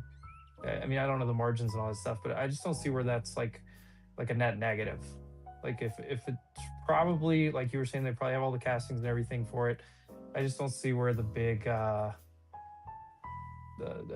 don't know. I don't see where this is really a downside thing, unless it's just one of those kind of inflated bubble like disappointment type of things. But I agree with you on the chart. Like it's coming back into a interesting area of support. I just don't know. Like if you because I looked at it, it basically comes out, the note basically comes out to about $550 to $640, somewhere around there, depending on where you are. I don't know, who's like tripping over themselves to get a vehicle like this in mass. I'm not talking about like there will be, some sort of marginal buyers, but I don't know in terms of like in mass who's like impacted by that $50 or so difference, given the previous 7,500 credit. I don't know, and I feel like given the numbers they just had, and given like how aggressive, I can tell you from a firsthand perspective, like how many of their salespeople, I didn't realize they did this, but how many of their salespeople were reaching out to me, like, hey, come get in a new vehicle, we'll do this, we'll do that. But I if you weren't buying it at the tail end of September, I don't know how much is going to move the needle in the next couple of months. Obviously, the real driver for them moving forward, based on his words, Robotaxi and Optimus.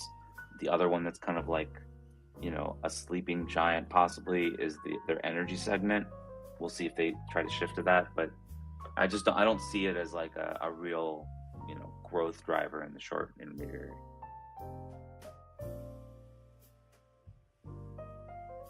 Yeah, I don't think of it as like a big growth driver, but I just don't see it as like a big negative. And you made one connection that I thought was interesting. If they're saying, okay, we have this Robotaxi that we believe is going to be rolled out soon, let's get as many cars on the road as we can. And if that's the premise, I think I would probably agree with that business strategy, honestly. And then the FSD, or now they're calling it Tesla self-driving, so maybe it's TSD, or I don't know what the new term's going to be, but the 14 came out last night. So if they dropped that last night and then this car today, I don't know if we'll get that surprise moment, but you never know. Yeah, we'll see. I do have one other thing I forgot though, actually. And I'm looking at it, but at around 3:00 we got a consumer credit report, August consumer credit report, right? We always try to talk about. I always try to think of. I'm not going to speak for anybody else. I always try to think of, what's the next thing that could, derail things, or what's the next thing that people aren't considering, right? And obviously we've had multiple conversations about how there's like a bifurcated economy, or bifurcated consumer to some extent, where you've got like the haves and the have-nots, right? And so there's some people that are really impacted by the inflation. There's some people that are really impacted by, what's going on, and then others are just like ho hum. Their net worths keep expanding, right? So one of the things that I feel like we have to pay attention to, especially if we're paying attention to some of this jobs data and inflation, is this consumer credit number. So the expectation for consumer credit was 13 billion, give or take. It came in at 0.36 billion, right? And that's not the important part. The important part was revolving credit and non-revolving credit, right? So non-revolving credit increased by 6.3 billion, and consumer credit increased at a seasonally adjusted annual rate of 0.1%. Nothing crazy yet, right? But the key takeaway is that expansion in consumer credit is small compared in August due to a decrease in revolving credit. And, this is the biggest decrease that we've seen since March. So I don't know if this is just going to be like a one-off. I don't know if it's just people are fine, or I don't know if it's going to be a tell for something in the future. So I do think that the more data points that we get that are like this, the more the picture kind of gets painted, and we get a more ideal circumstance of how things can end up. I want to pay attention to see if people are still spending the way they were. I want to see if people are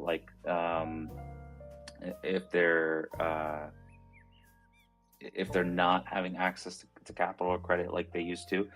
And then you want to see if you do get some of these things that are supposed to be tailwinds for the consumer. So if they, Logical was talking about, maybe they do something, try to reduce their rates. Maybe they do something where it's like a tax incentive for the people to build out, right?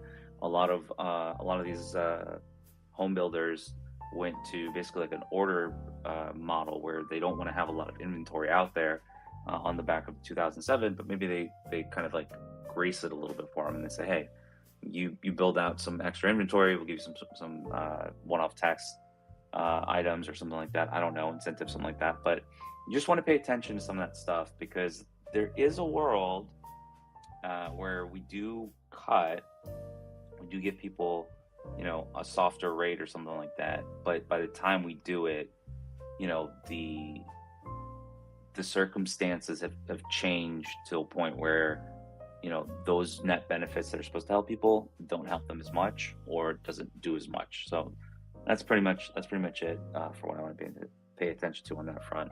And I know the market just closed, so I'll stop there. That was an interesting number. Real fast, market did just close there.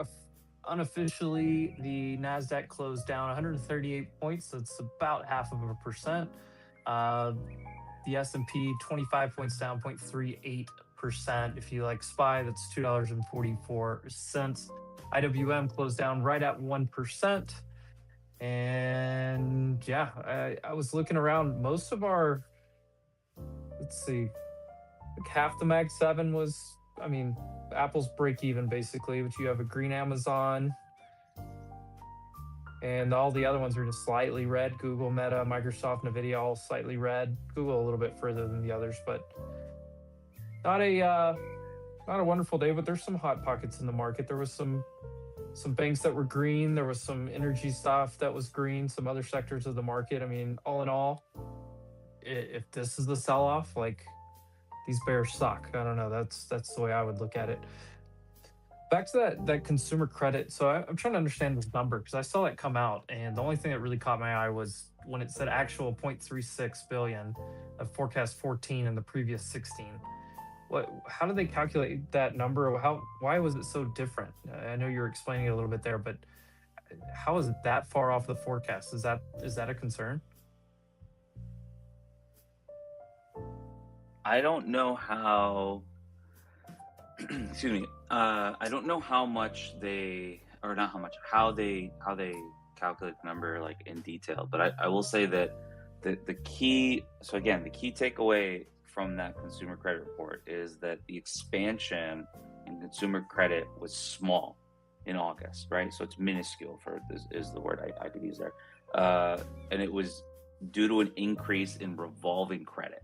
So basically people are carrying over their credit month to month, and it's expanding, which gives them less access to credit. So basically, more and more people are living off their credit cards. Is like the smaller, like the, I don't want to say the read through, because you don't actually know until you know, but like that is the potential, right? That, you know, people are having less access to credit because they're relying more on credit, and on a month to month basis, they're not paying down that revolving credit as much.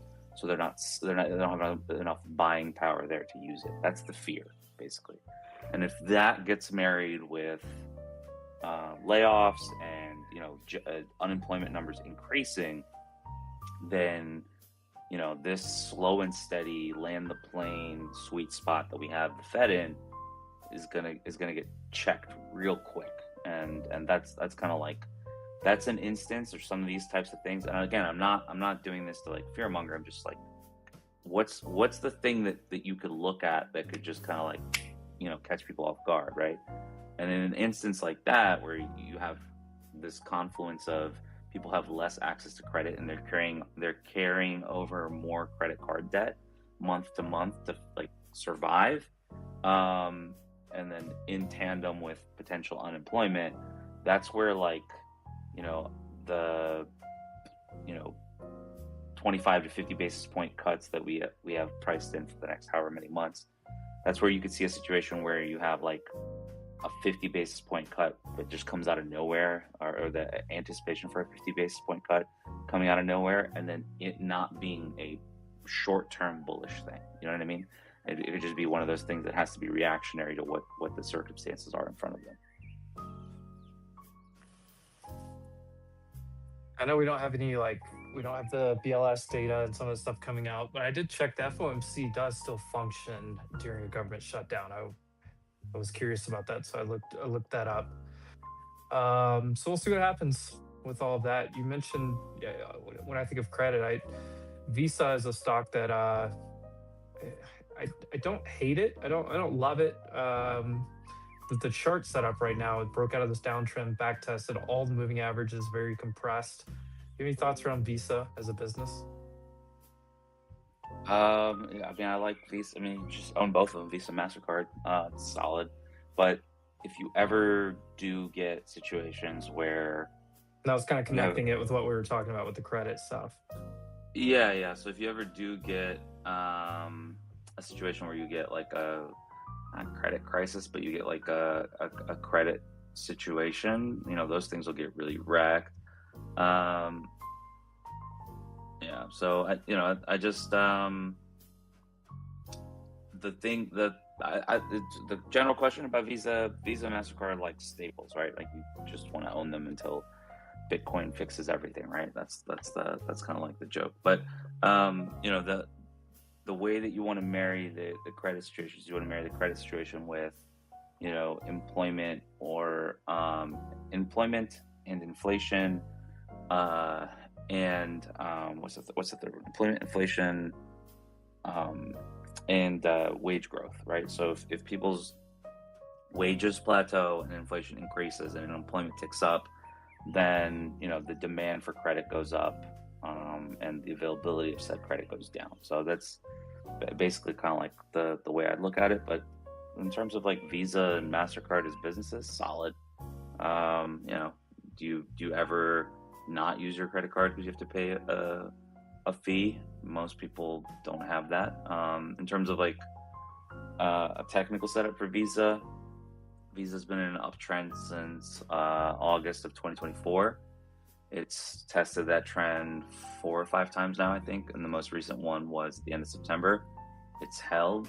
You know, effectively you want to have that hold just be the start of a follow through for something higher. But if not, then, you know, I don't know. I'd say the next technical level, if that were to break down, would be basically like 305, which is about 15-16% lower. So solid looking chart, solid business. It's one of those like core staple things that you own. Buy it whenever there's like some sort of stress in a credit system, because it ultimately will recover. I also remember like with the Genius Act, everything that came out, I thought Visa is not going anywhere. If anybody has something that resembles a monopoly, it seems like Visa would. But maybe that could have been disrupted. I think there's probably different schools of thought there.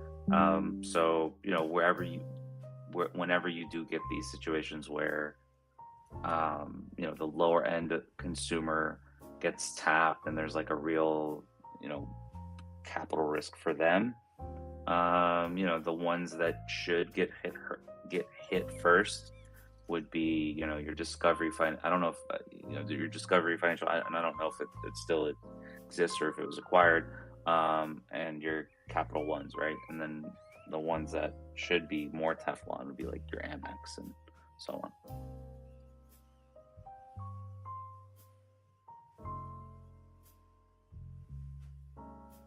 Thought I heard a Broadcom headline just now, but I'm double checking to see.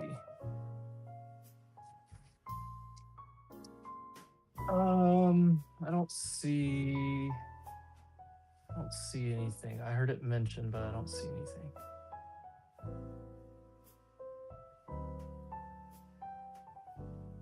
All right. Well, So scratch I that. will. Go ahead. There's an Iron headline. Iron Limited announces its intention to offer $875 million of convertible notes to 2031. Right. So stock was trading at 62 basically on the close. Currently trading at 58 and a half basically. It's probably a good thing in the long run. Sorry But we haven't is seen it more of these. We saw ASTS did a secondary or something today, and it got correct? bought up. Correct. So you want to see, just from a technical perspective, you want to see if this one gets bought back. If it doesn't, you want that basically like 53 to 54 level to hold. There's another Cypher headline. Cypher Mining announces that they've mined 251 Bitcoin as well. Those things kind of like trade side by side in the last few months. So I think both of them are Mike Alfred stocks, which is Spaces OG. OG Mike Alfred. I was looking through just see if there's any other headlines that came across throughout the day. Anything we didn't touch on. I saw gold hit 4,000, at least on the gold futures, 4,000 an ounce for the first time ever. Ray Dalio also had some comments saying that gold is a much better safe haven than the US dollar, to the surprise of no one. So the one that no one really talks about as much, that the same thing is silver. So silver is at its all-time highs, and that's one that I posted a chart of, I think last week. Its all-time high was 49.83 is what I got from April of 2011. Prior to that, you had the silver squeeze in the late 70s in 1980, and we're pressed right back up against that all-time high currently, probably back in Phil first attempt. But unless we get some sort of miraculous save on some of this geopol stuff and some of this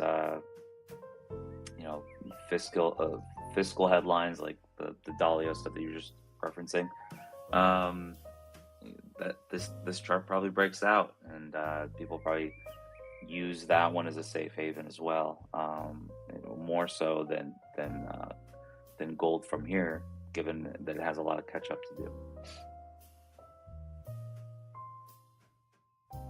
Well, we got the Tesla announcement and we got LeBron's announcement. Were you surprised by LeBron's big announcement today? No, but that's corny, dude. That was so He needs corny. to stop. It was so He needs bad. to stop. Yeah, he needs to I thought it was a joke. I thought Hennessy was just playing off with, you know what I mean? I thought they were just like playing off the decision, and then he like whatever quote tweeted. I was like, no way. Yeah, no, I just he's not. I really don't like him as a personality, but if you just cut this shit out and just play ball, I think it would go a lot further than some of this trying to be cool stuff that he does. It's just me.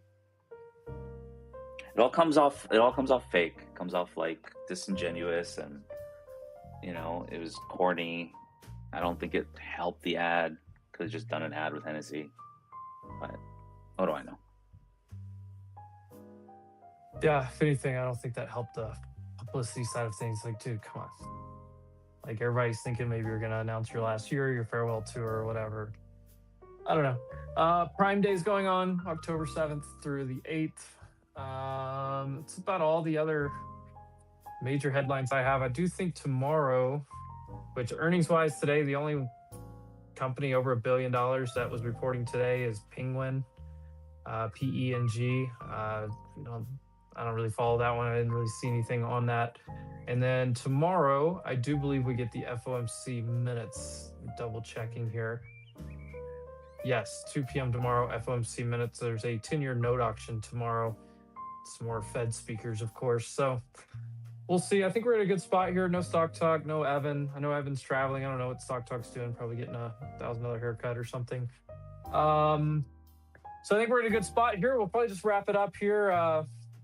Logical, I know you're still hanging out. Any final thoughts, comments, anything we didn't touch on that you want to hit today?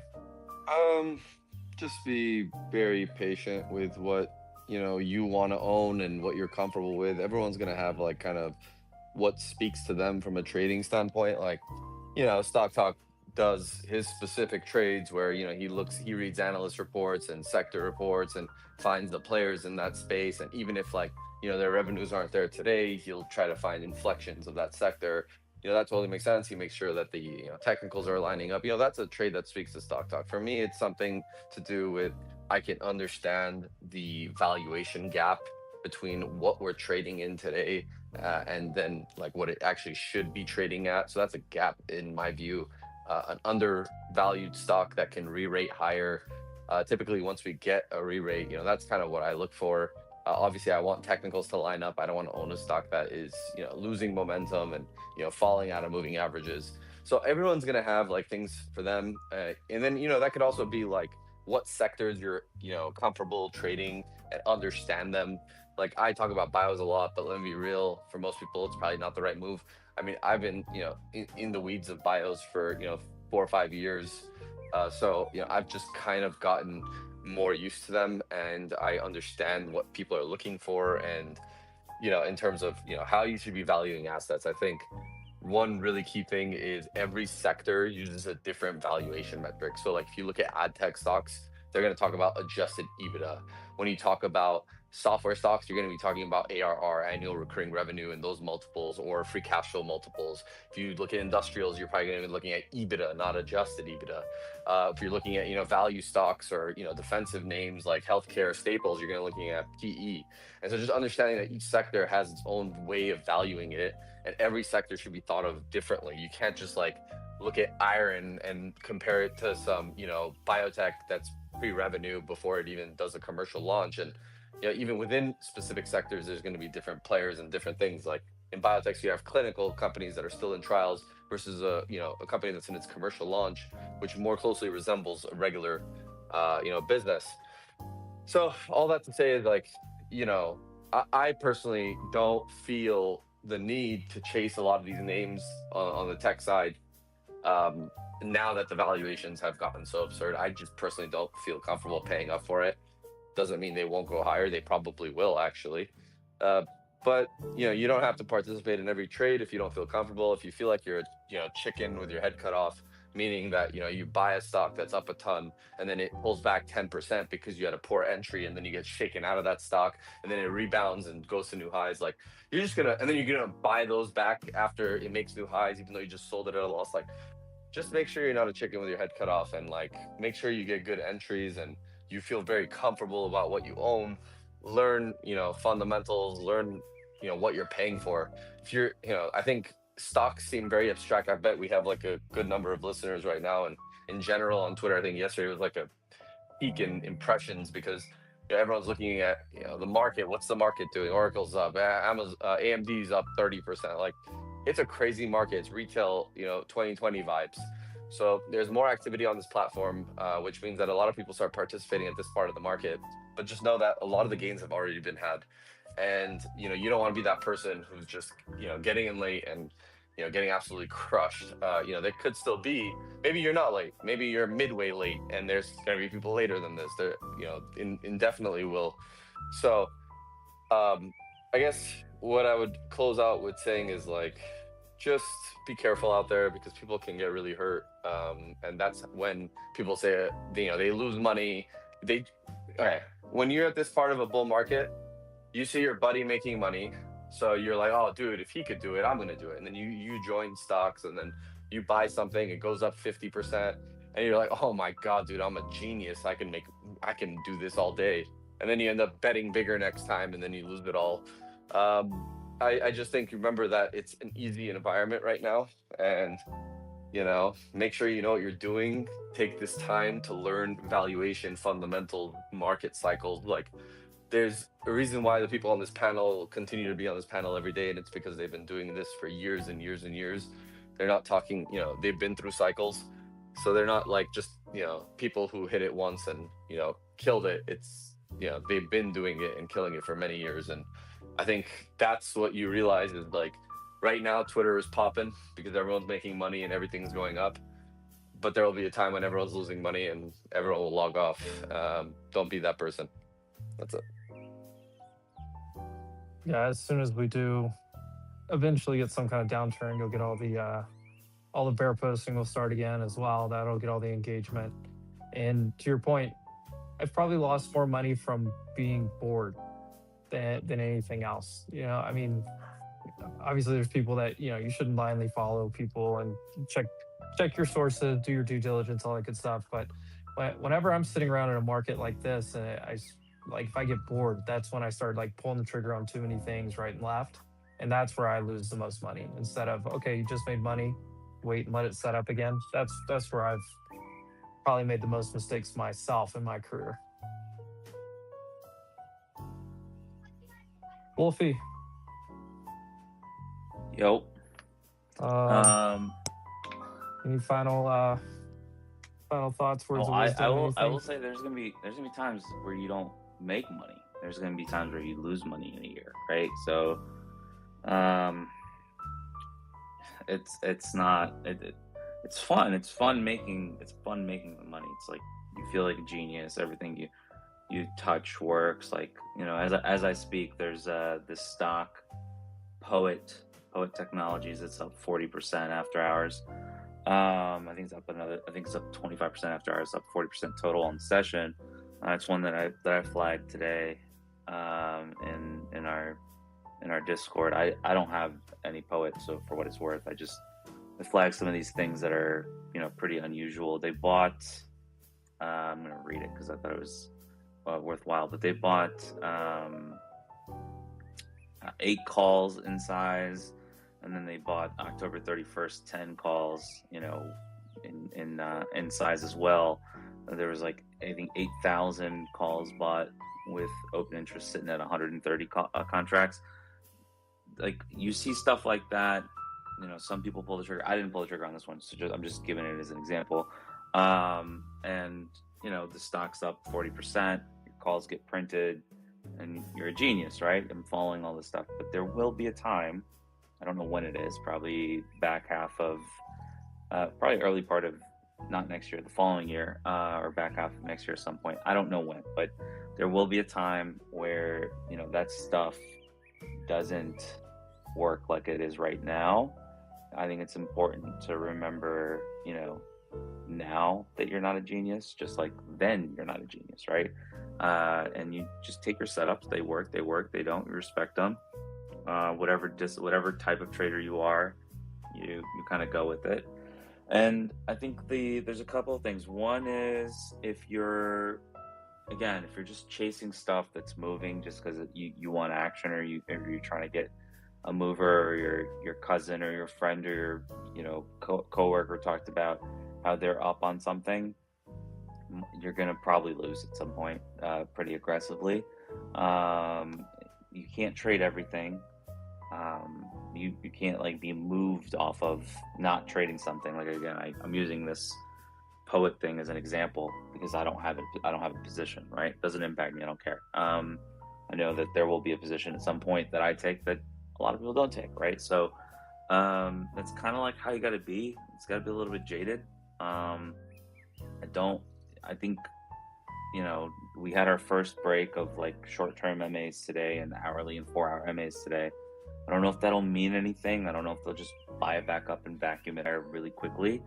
But I do think that when you start to see stuff like that, or before you see stuff like that, it's a good exercise to just kind of go through, how many names you have, number one. Is it in line with how much you usually want to hold?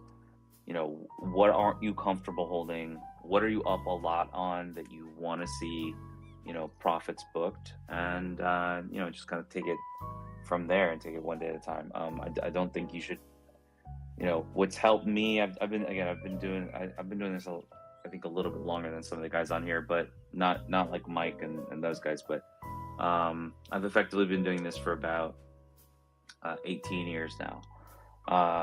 And you don't want to, what ends up working is not getting too high when it works, not getting too low when it doesn't. And if you're getting too high or getting too low, your size is probably a little bit too big. You want to, cut that down a little bit. So that's basically what I think I'll leave it at. Other than that, I want to just build up on that, and a note that I sent out to my community today. I think it's very important. You know what?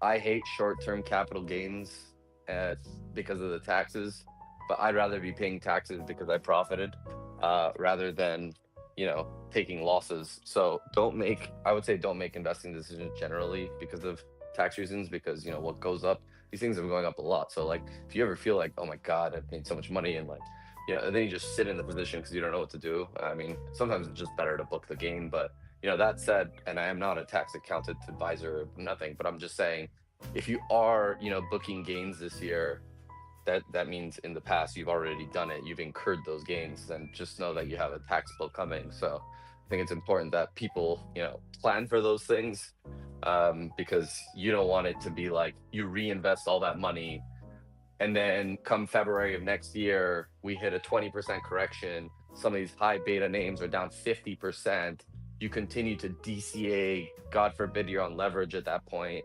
and your taxes are due. And that's how people end up in margin calls, and it's like everyone's in the same boat, and then all of a sudden you still have a tax bill due and you just destroyed your account. So obviously not financial advice, I'm just saying that's how some of these things can spiral negatively, is like, just make sure you're being responsible. And it's crazy times right now, everyone's making money, but if you do have a tax bill coming, probably something to think about and plan for.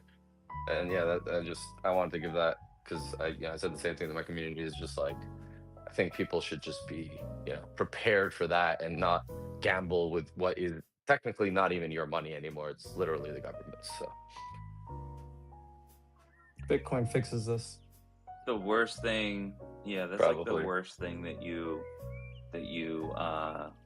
could encounter. One of those things where you have a tax bill and didn't set stuff aside, and now you're underwater on positions, which by the way happened in 2020 and 2021. Another thing is like the wash sales.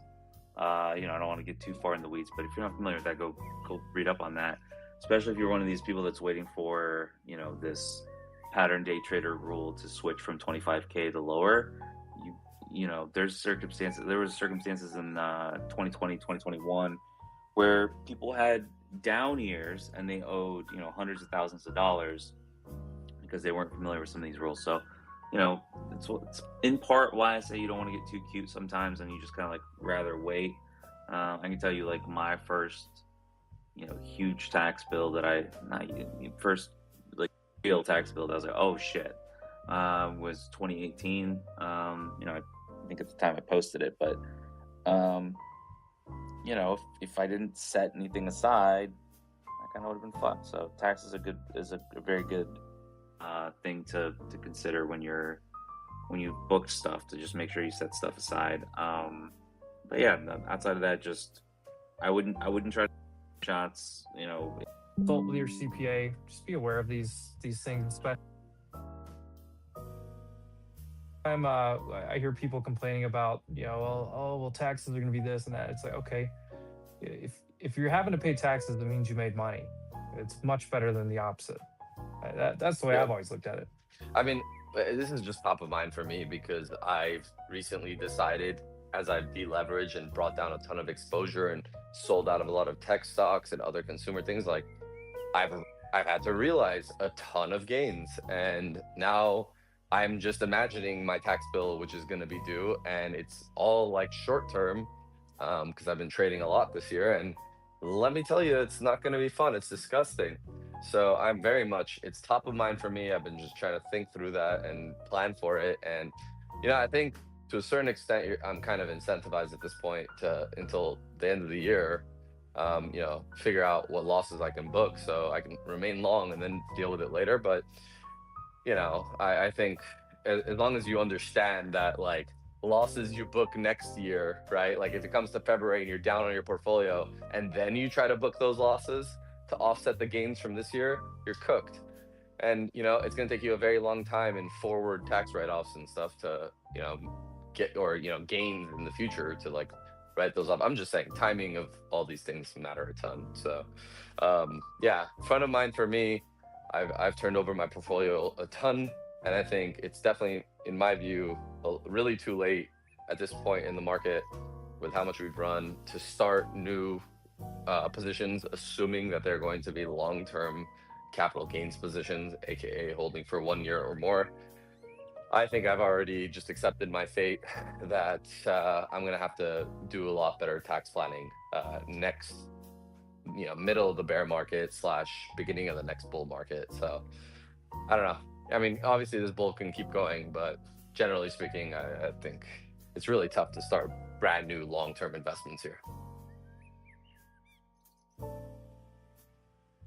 Yes, some great thoughts there, gentlemen. Appreciate you guys. Make sure you guys are following Wolfie and Logical.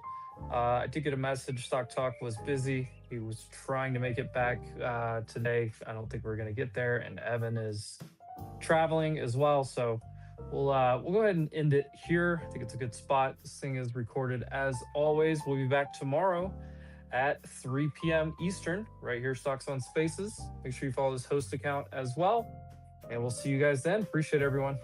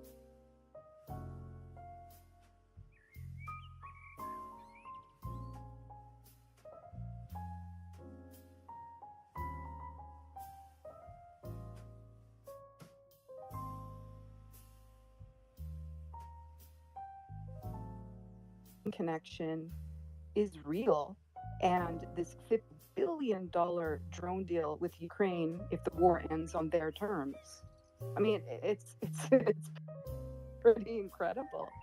I mean, Well, I I mean, get that the just U.S. looking is at doing it AM, based on principles and security reasons, as opposed to like personal enrichment. Nonetheless, like it looks like this could be real.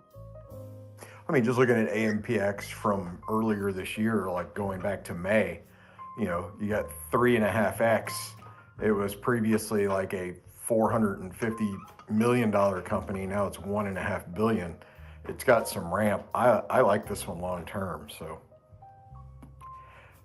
huge revenue growth, 350% year over year. So, you know, I wonder when their next earnings is. Another one to watch is Electrovaya, ELVA. I look into my notes, but they're setting up production in the States, and it's a Canadian-U.S., but production in the U.S. And their market cap's only like $250 million still. So this is also going to be interesting to watch. Disclosure, I'm long this company as well. Go ahead, Butters. Just hop in.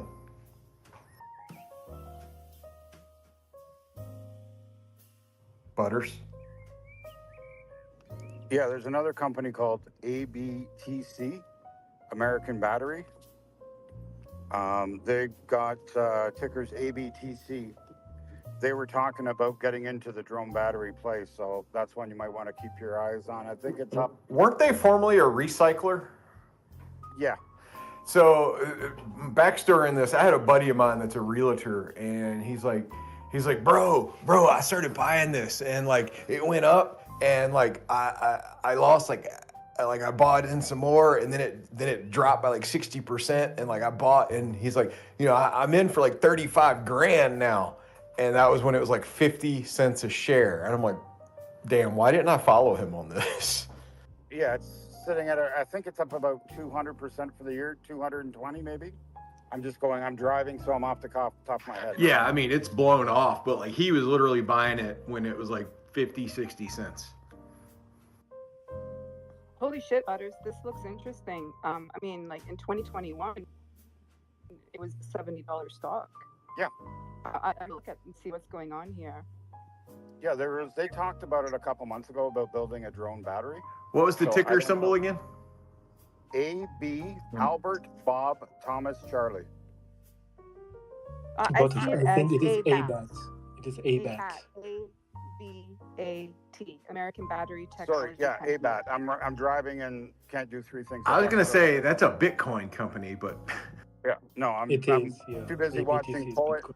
trying to watch Poet, and this at the same time.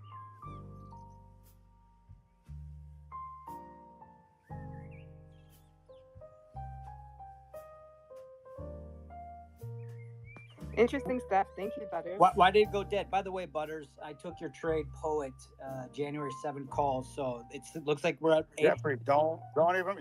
Jeffrey, you've heard about this thing for a year. I know, but no, I was in it and I sold it, and then I jumped into a bunch of calls in January. It's up at 8:50 after hours, Butters. Yeah. Yeah, good job, good stuff. Thank you, sir. See, Jeffrey, people like the Canadians when the price is right.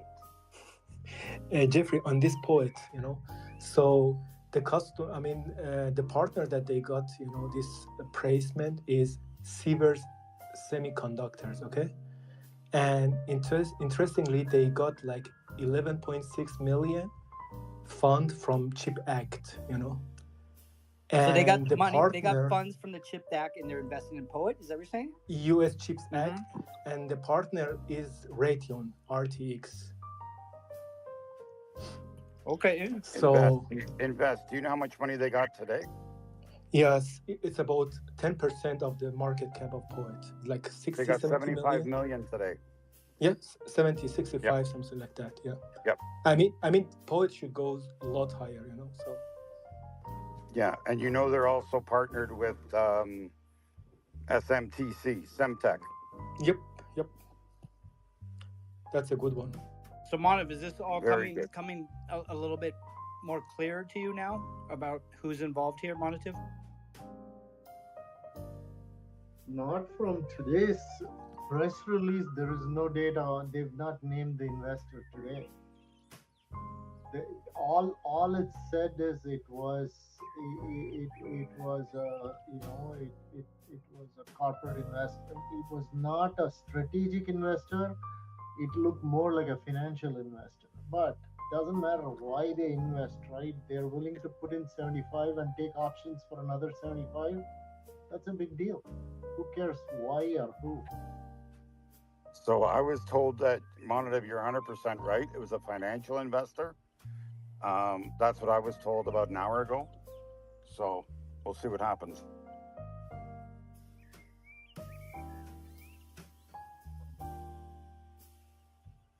I have to drop. I have to take my dog to a vet, so I will be back later in the evening today.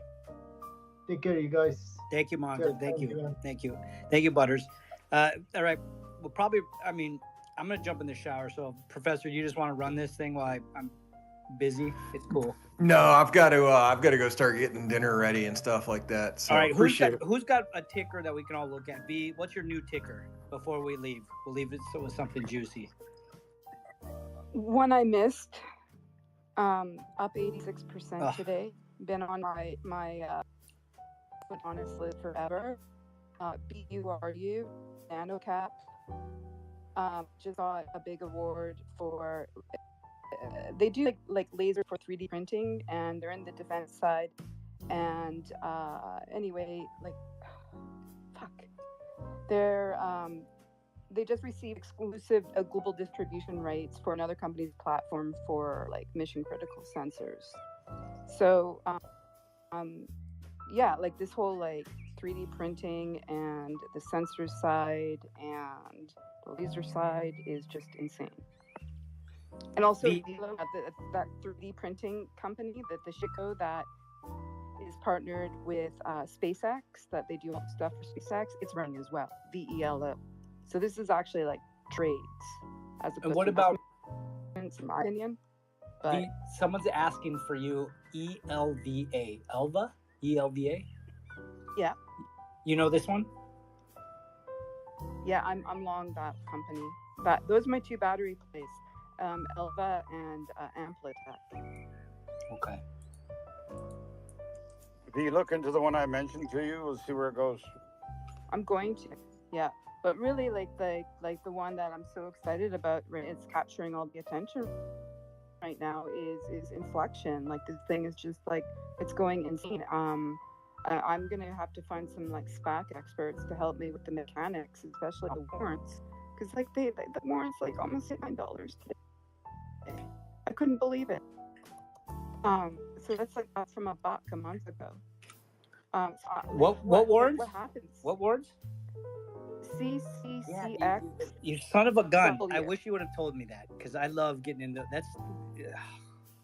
I guess I never pay attention. So it's too much information for all of us. Dude, it is. Seriously is. Congratulations. Do you know anything Are you holding do them? you know anything about V, are you holding V, do you know anything about Volatus? No, but no, I've been in this since this came on the market, like day one, since it was announced, since Inflection deal was announced. So that it's almost that was the beginning of September. So it's like 1 month, and this thing has just like gone wild. And I think there's a lot more to go. So my question is like, why did they put such low valuation on this company? Church only put $1.8 billion valuation on it. And the other like compute companies are like have like $5 billion valuations right now. So is there something around stocks where it's like a problem if they like undervalue the company and the stock? No idea. V, did you sell your warrants at 7X or are you holding them? I'm still holding. Well, good for you, man. It could 20X. Who knows? Well, I You deserve it, girl. You have been all over this. I was prepared. I actually thought Sandbox Q would be the first one to go public, so I was surprised that it was Inflection. And then the CEO of Q Control, that's the other big player. He actually we had a Twitter conversation. I couldn't believe it. He came into like a reply chain thread. So, and then he hinted that they are also going to go public, and then like took it back and said no, they're not, but maybe they are. So anyway, Inflection came first to market, and look at what it's doing. This is like, I feel like I'm finally graduating to becoming an investor. Like, this is like a company I want to hold for 5 to 10 years. You know, and I'm starting to feel that way with some other ones where I'm like, this cycle, I can wrap a time frame around it where it's like not like 3 months or 18 months, but this is like a 5-year cycle. I think it's going to be 2 to 3 years in the defense sector, and then it starts to commercialize and things go bananas.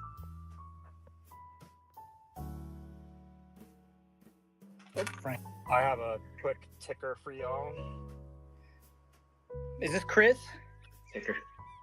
Yeah. Chris, I sent you the damn co-host, and you never grabbed it, dude. Well, that's what I was leaving for picking up my Wow. kids, so I left to switch to listener, and I'm driving That's right okay. now. But I I was wanted to kidding. just Go ahead. Go give us the ticker. I touched on this a little bit ago, but the ticker is BLBX, Black Box Stocks. They're a shitco that like has a failed trading app, but they're trying to do a reverse merger with Realloys, and Realloys owns PMT Critical Metals, which is one of the only magnet sintering facilities in America. It's in Ohio. I was looking into this a couple weeks ago. Wait. Are we talking about the Flow software, Black Box? Is that them? No. Oh, okay. I don't think so. Black Box is just like a really shitty that's like been failing for a while, but they're supposed to do a reverse merger with Realloys, which is a Canadian company. V might know about them or other people who are in critical minerals, but they were going to do a reverse merger, and they own the Realloys owns PMT Critical Metals. And if we're talking about like any potential magnet supply chain and how complicated and shifty this whole deal looks, like this is high risk, high reward potentially, but that could be some kind of a major grift going on behind the scenes. It might just be something to pick at.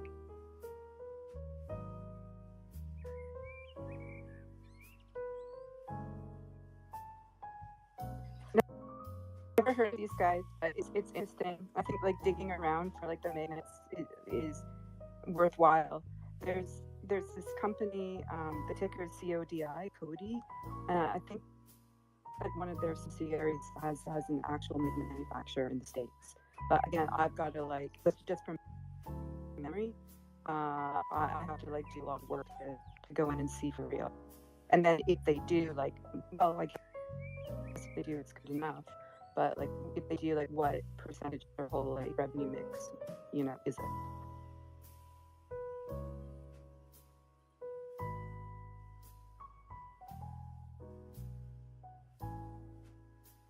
Yeah, the black box thing is incredibly speculative. There's a lot of things that can implode that deal, but it's if you're looking at some kind of a major grift in the magnet chain, that's where I would put a lens. Is this like these are like these weird reverse mergers or whatever where they take over a ticker? Is that kind of what it is? Exactly. Yeah. The Realloys wants to take over the ticker. And it seems shady as fuck, but I haven't put any money into this, but it's just something that It's because they can't jumped on pay my for radar their, a while their ago. ticker or something. I forget what some of the rules are, but yeah, shady companies do it all the time. Frank, did you want to jump in? Is this the 100 bagger? The Hunter bag. We're trying, bro. Apparently, it's Oh my 700, God. 700 bag for V on the warrants there. Good for her. Well, she did the research and she digs, and I like listening to V because she digs out the spam. But I don't know how all these people can, like all these tickers can possibly think that. I mean, this is where we are. There's another space going on, 100 bagger space. We want 100 baggers. That's it. Like, seriously, that's where we are in this market. If you're a trader, right, and you can make a living trading, SPX or SPY, or that's when you can derelict into these things. But like, for every 10 you buy, you might get one that's a winner. So it's a losing proposition, and it shows you Greg, where this you're going to be market called is. a This is fucking insane. boomer. You're gonna down there. They're calling you a boomer right No, now. As we speak. no, I agree with Frank. He's You know, absolutely it's like right, it's but like, you're, you know, it's the venture cap Right. model, where you take $1 million and put $100,000 on 10 ponies and hope that one or two are superstars. But Well, I'll tell you one story. Soupman, SOUP. It's not. I don't even know if it's available now. In 2012, I got a group of us got Shaq involved in it, and we actually got the thing up and running. It was a year of torture to get this company profitable.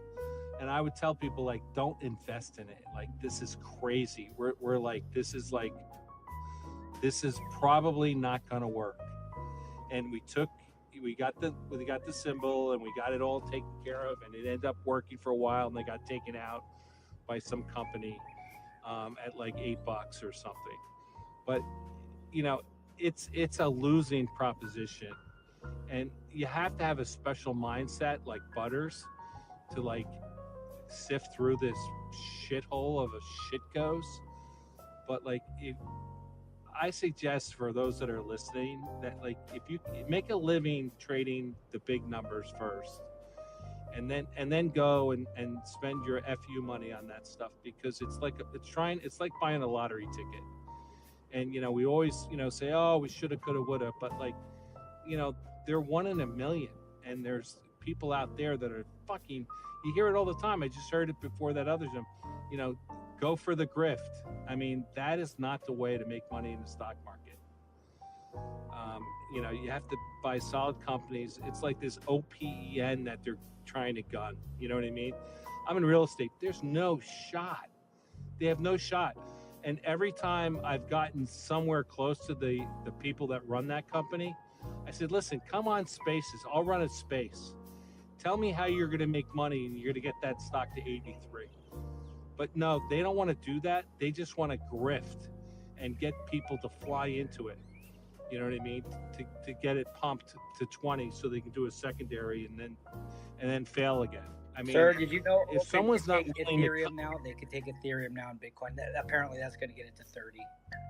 Well, a big part of my learning curve this year has been Just kidding, Frank, by the way.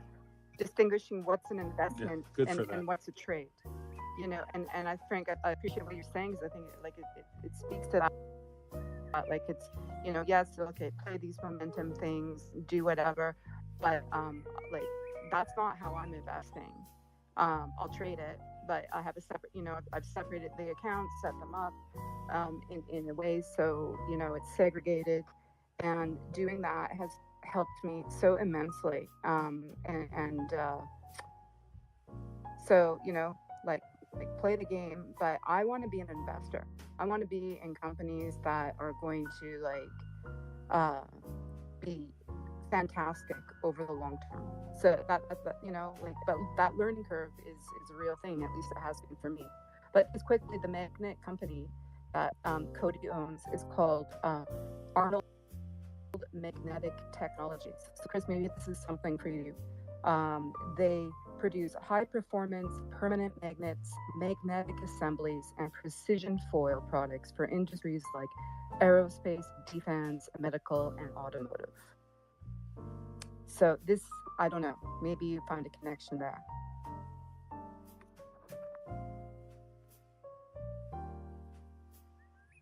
Thanks, guys. And Frank, No, I'm not. You know it's what? a tough I lesson. get the boomer talk, but Yeah, no. but I'm saying the thing is I've that been there. Trust me.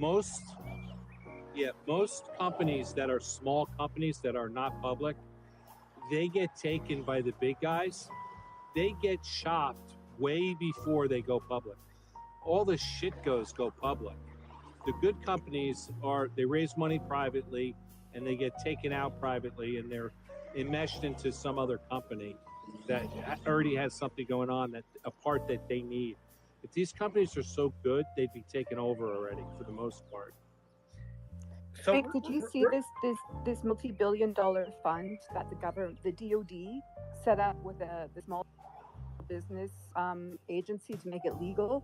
It's like, I think it's a $3 billion fund that the government is backstopping, and then they have licensed 14 venture funds to go out and invest in critical emerging defense tech areas. So essentially and this includes like companies like Stifle.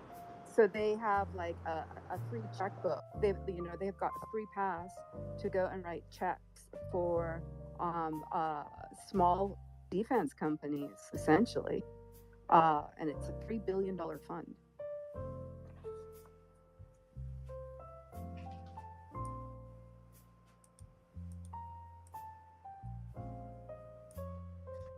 Anyway, I only noted that because the one is private. It's a company I follow and like, that they got an investment from Kyle Bass, of all people, his investment fund, Rochefort. So it's just interesting to see. And this fund was set up in 2022 under the Biden admin, but the companies that I guess are like being licensed, maybe like they're more friends of Trump. I don't know. But it's just interesting that like this is a way for the government to do direct investment, but kind of indirectly, like they're like providing these guaranteed loans, like they're backstopping the venture cap funds for them to go out and invest in these predefined areas. So like it's, I know that like the direct investment is a hot topic, and obviously Trump is doing something else, but it looks like this shift in the government has been, it predates Trump.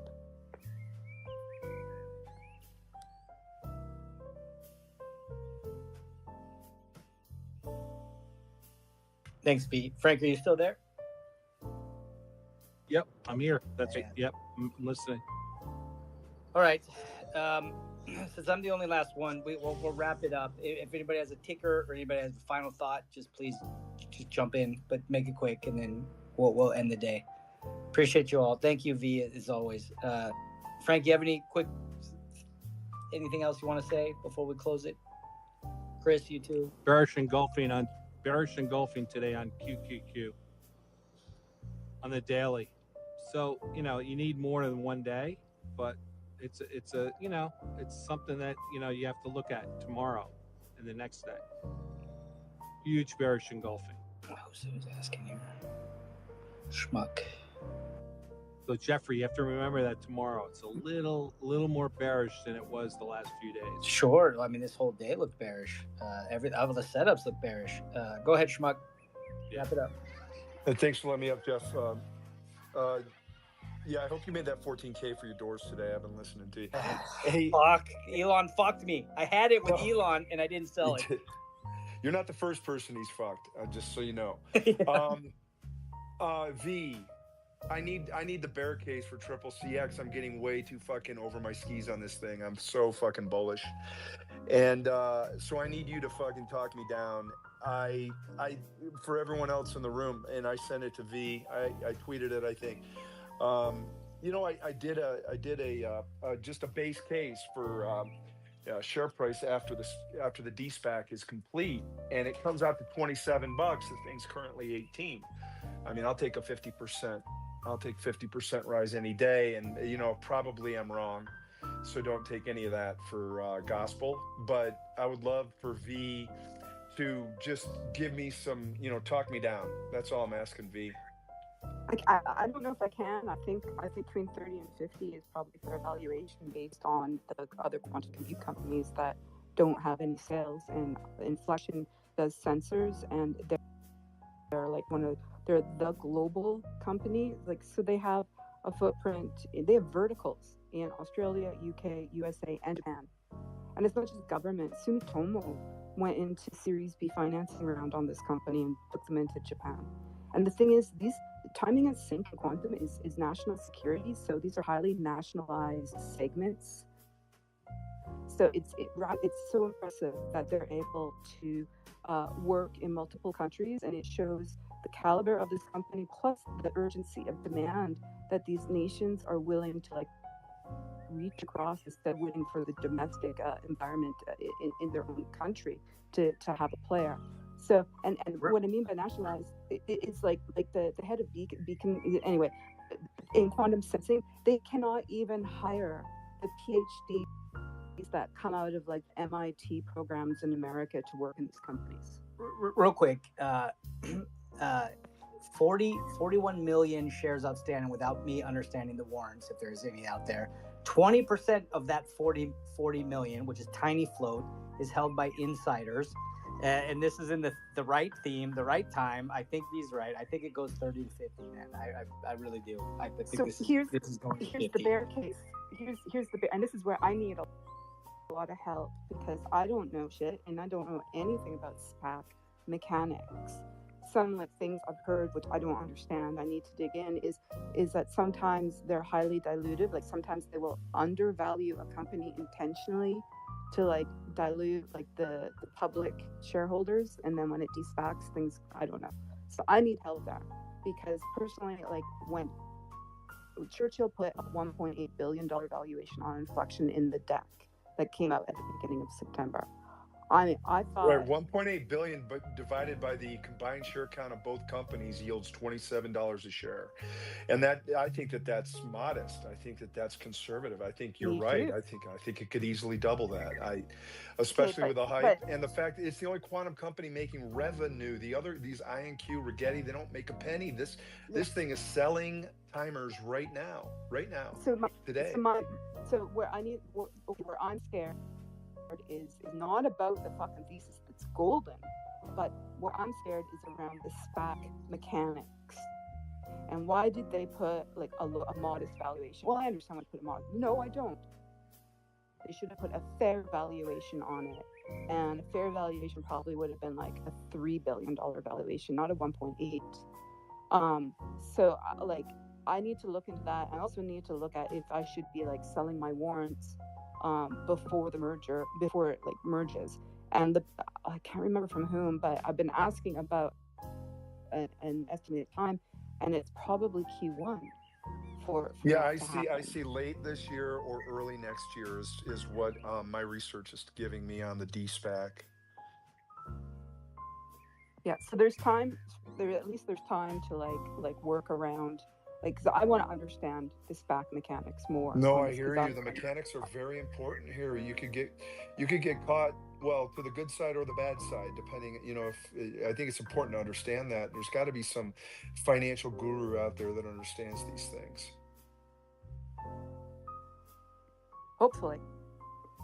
Yeah, but the tie-ins, not only is it quantum that's making money, but they're also selling stuff to the stuff that's growing fast, to space tech, to UAV tech or drone tech. So it's not only is it selling these quantum sensors, but it's selling it to the hot running tech right now. So it's like, wow, it's like a perfect storm has all come together for this company. I think right. it's a very exciting story. I really do. That was the tipping point, right? It was just like drones have been around forever, but they only blew up. It wasn't Ukraine and Russia that blew it off. It's when it slipped out of that theater and spread into the second theater in the Red Sea. That was the tipping point. And so GPS has been fragile and it's had all kinds of problems for years, and this is well known. And the sensor technology has been well developed. It's moved out of the lab in the last 10 years. Right now, it's in the final leg of a race to miniaturize down to chip scale. So it's the tech is there, but it needs like this global catalyst. And I believe that didn't just happen with the Russian Kaliningrad jammer that's been disrupting commercial aviation in Europe. I believe it was in the fucking 12-day war with Israel and Iran this past June, when Iran for the first time used the Russian playbook and started jamming marine traffic in the Strait of Hormuz. That, for me, that was it. I was like, this is just like what happened with the drones. This is the catalyst that scares the bejesus out of everyone in commercial shipping, and then you've got aviation on top of it. This is what propels them. And then there was a recent panel with one of the C-suites of Q Control, one of the top players, and he said it straight up that they've been receiving all kinds of requests from commercial shipping for this technology.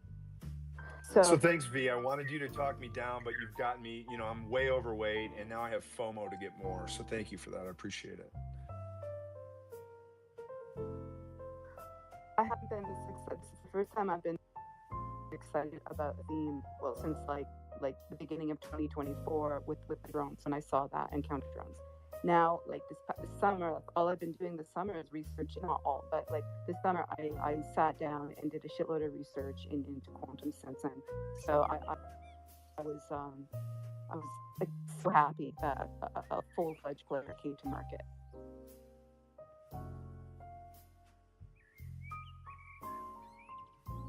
V, yeah, appreciate your work and your ideas, obviously. Emp, are you up here? Did you guys still want to talk? Because I'm gonna jump in the shower and I can have maybe Emp co-host or somebody can take the co-host. I'm fine with that. The sun's down there. Or Emp. You got that cold water going from the Tanako? Yeah. Is that what they're called, Tanaka? Hey, just thanks, guys. Thanks, V. Thanks, everyone. Yeah. I hope Thank you for your do input, well this week. Joe. Yeah, thank you, Jeff. I tried to grab calls on this thing today, and it just fucking took off, man. I couldn't... Just get the common, you know. No, I already have it. common's I going so got the comment at like 11. I'm in at 11. Oh, Yeah. nice. Really well done there. Yeah. I wish I was Yeah, in with I a don't- lot more, but I grabbed like small, like 1,000 shares. Right? Sure. So, but I Sure, just sure, wish I was sure. That's bigger. Yeah, good job though. Yeah. Okay, guys, have a good night. Good day. Okay, so we got Amp up here. So go ahead and continue the conversation because it's excellent, by the way. I'm gonna jump in the shower. Well, I think that IonQ is undeniable at this point as well, especially with their Vector Atomic acquisition. That is one of like the leading DARPA babies on quantum sensing. So and the government seems to be privileging IonQ. So I have taken them too. When I saw that this is the Secretary of Defense threw down $104 million on IonQ in the Q2 filings with his company Kerberos Capital, which is like, this is it. And then they bought Vector Atomic, which is a sensing company. I was like, okay, this is it. There's a quantum bill that's being passed in Texas. Inflection has a relationship with one of the universities there. IonQ is there. Skywater Technologies, their new fabrication plant. Because it's like the problem with the challenge with this quantum sensing is that there's no supply chain for it. The supply chain is incredibly thin, and they have to like draw from other areas and like engineer the stuff themselves. So it's this to be able to move. Like first, it's going to go through defense, and then it's going to go commercial. But for it to go be at commercial scale, it needs the supply chain and manufacturing capabilities in place. So I think that over the next 2 years, that's what we're going to see built out. So like it's companies like Skywater with this new fabrication plant. It's companies like Bosch, which are in this. Honeywell is in this. They're all supply chain side. So for me, it's been a hunt to find the right exposure. There's not much pure play. Frequency Electronics, a legacy player in timing and sync for satellites, has moved into quantum sensing this past year in an extremely good position. And they have their subcontractor to Leidos, which won the Defense Innovation Unit's contract to develop quantum sensors. So, I like these picks and shovels plays too on this. But this is like so new. So, let's see how it goes. But for me, these are long-term holds.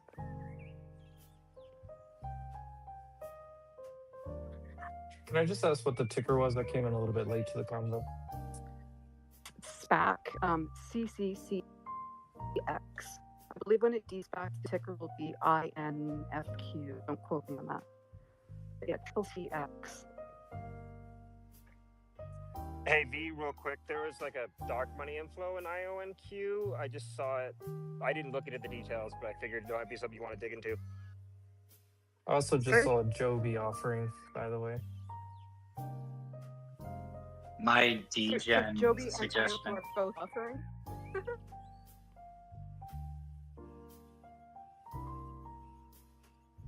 Sounds like it. So- My D, sorry, my. Go ahead, Izzy. Oh, okay. I was just saying, I had two tickers to talk about, and one of them was, extremely degen, and it's moving up since I've thought about mentioning it. So that ticker is YCBD. It is a CBD company, which is a cannabis company, but it's not an illegal cannabis company. Everything's legal about it, and this fits within Trump's initiative to integrate CBD into the Medicare program as a revolutionary tool for elder health. So it's kind of on the move. I think you're going to see like higher prices, like 3, 5, and 8, if it breaks 194. That's like a super degen play. Like we were just talking about degenerate stocks. My strategy with those is just to buy something pennies to the dollar. It's a lotto. Like you've got to be willing to lose it, but you also have to be willing to hold it. Like everyone was holding GME in 2021. That made the real money. Just like, they were like, it was a protest to hold it. And you kind of have to have that spirit to turn those pennies into thousands of dollars. That's kind of going on the move right now. And then my other pick was PayPal, which is just slightly less degenerate. They had some news today about advertising. They've built some sort of effective tool on advertising for different people's retail websites, some sort of network to enable e-commerce websites to also bring in advertising revenue as a part of like a revenue share. I don't imagine it will be very much for them as PayPal will be taking advertising revenue from that. And I guess it works some kind of way similar to how X pays content providers. Anyone catch that news today on PayPal? I saw that headline. I was kind of pulling it up here to dig in a little bit. They also had about an hour ago, they announced onboarding of India's Unified Payments Interface, UPI. I don't know a whole lot about India, but that seemed to be a bullish headline they were putting out there as well. It made a good move today. The chart back over the 200-day. Starting to curl back up a little bit. Huge base that it put. I mean, the last, basically 2 months of a sideways base there at 68. The chart looks really good, actually. Almost gap filled. You have a gap fill at 78. You think maybe too, it's like trading in sympathy from how positively Block has been trading? Possibly. Block has a lot more crypto exposure, though. Right. That's why they're moving. But yeah, Block has eclipsed PayPal probably because of Bitcoin.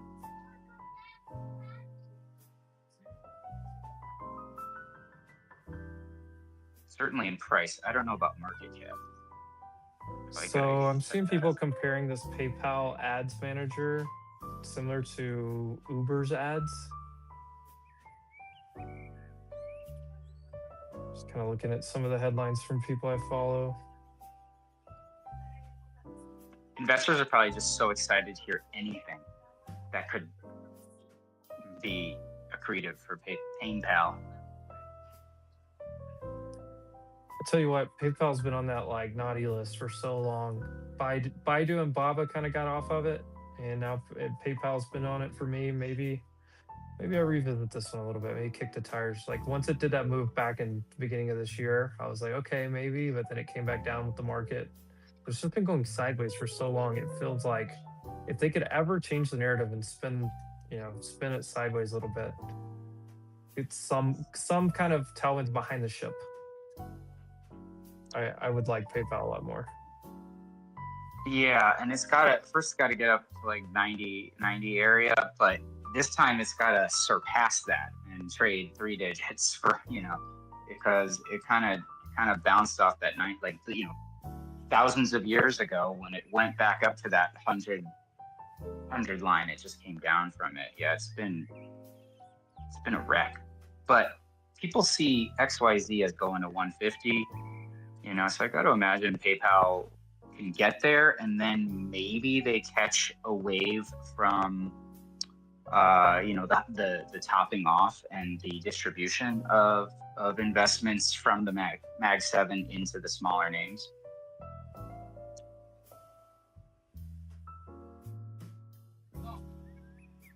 Like a broadening out. Is that what you're kind of basing that on? Yeah, it's gonna go. Yeah, right. Like, I mean, that's what I'm thinking. So, like, if we do see a decline, like Frank was saying, he was talking about a red engulfing candle. I didn't see the candle, but if we do see a real serious decline in the indexes, could it be a case where the smaller companies, your smaller like PayPal and XYZ and I mean, I guess even like the degenerate meme stocks and stuff like that. Do we see money? Is it the kind of sell down in the indexes that you see the money go to the smaller companies, or is it the kind of sell down where the smaller companies go down with more velocity?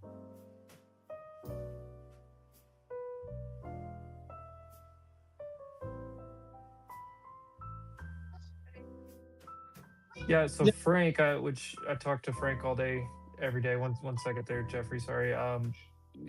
He's looking at the daily chart on NASDAQ and SPX, either one.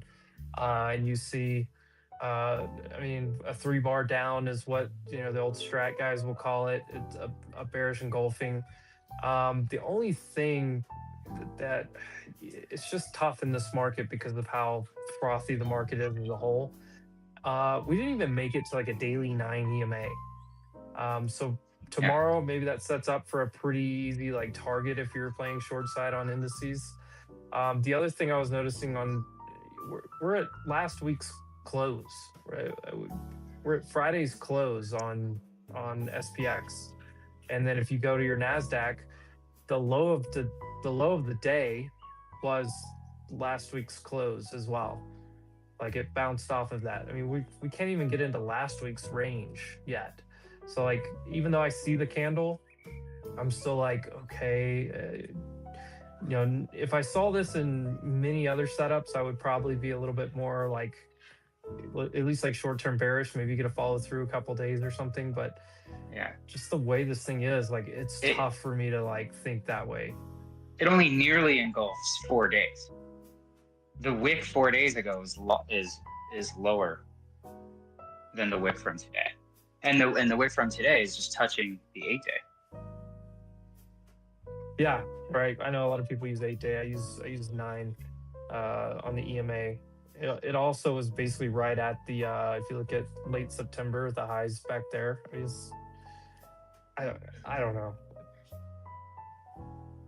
I'm not concerned. The other thing is, like, because of the way we sold off today, a lot of it kind of kicked off with that Oracle news, and then Oracle went on Fox Business and kind of, I don't want to use the term debunked, but basically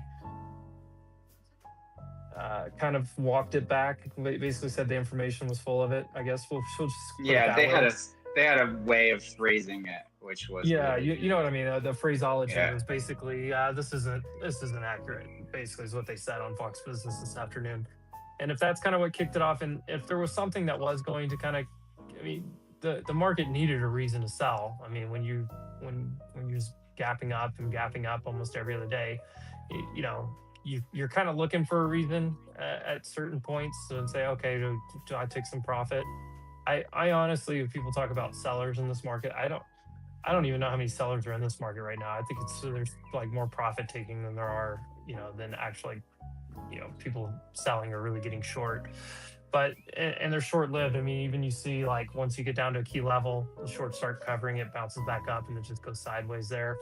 I mean, it trended down. It fell pretty hard, but it wasn't just like a straight trend down. It just fell hard and then went sideways for 4 hours, 5 hours, right on top of support. I don't have an issue with it yet. If it does lose and goes any lower, then obviously I would pivot on that thought. I mean that, but until we get below a 9 EMA on a daily, I have trouble thinking about anything else other than wait for it to do something else. Bear flag in a bull market's what I said when I looked at it this afternoon. So it's a bear flag in a bull market. What do you do? Buy some shit caps. Yeah, just take some profits. Probably not gonna save you in a big bear market buying shit goes. Silencius, go ahead. I don't know if anybody's talked about this, but there's some news on Joby Aviation, JOBY. Apparently, they've announced a $500 million offering. Oh, capital intensive. Yeah. Capital intensive. That's why I jumped in just a few moments ago and said that it was down about 8%. Yeah, 9% on that. It's kind of offering season. I'm surprised more offerings aren't hitting right now. Iron had one earlier today or earlier this afternoon after the close as well. I'm surprised we're not These seeing companies more. make a lot of money off of FinTwit, dude. That's all I say. It's like no revenue, but the stock price is up. They're gonna dilute. You listen to us all day long, Jeffrey. What do you guys think about AMD running up to, like, right now it's like it's up $10, like I guess $18, $16 away from an all-time high, but it did not hit the all-time high yesterday after gapping up as much as it did. And then everybody posted the memes about the circle jerks and the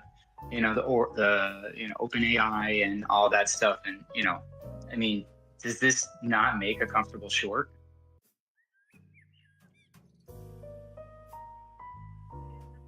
When I see a move like what AMD did, my first thought is to just take it off of my screen for like a week. I mean, if you're a high frequency, like you could have shorted right on the gap up probably with the profit taking, but after that, it's just going to be back and forth. Think about Oracle. It's just going to be kind of back and forth, trying to find, water's trying to find its level. I don't think just the way I trade and invest, either one. When I look at AMD, what do you do with it up here? I mean, to me, there's a huge gap below. It had an explosive move. It probably needs to consolidate for a while. Today, if you look at a daily chart, it's one of the most clean inside days that you're ever going to see. I mean, just like perfectly inside day, almost equidistance from both high and lows from yesterday.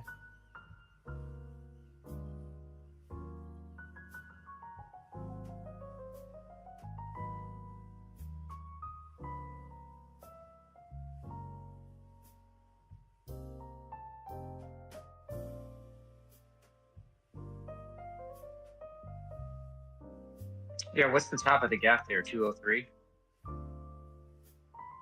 I actually didn't go that far into it. I mean, you basically came back down to the edge of that old gap yesterday, but I'm looking at this one back at least until the highs from August, if not down to where it just came from. It doesn't have to fill that gap, but it most likely will. Your EMAs should catch up at some point. That's what I wait for. Look at Oracle as like a nice barometer. Yeah, I mean, I don't know. It's pretty far away from continuing to respect that gap with a low of 209. It's still got $6 before it even goes near the gap. So who knows? But Oracle, some gaps never fill. I mean, that's a true statement. Some gaps never fill. But this one, Scott Redler, the way we're at, Red Dog, I have him on Mondays on our. I had to I don't trade NBIS, but he had the NBIS graph up, and that thing's got like 3 perfect gaps just all along the way. It didn't even you could have just went hard with a stop out under the top of the gap and been set. Some of you probably did.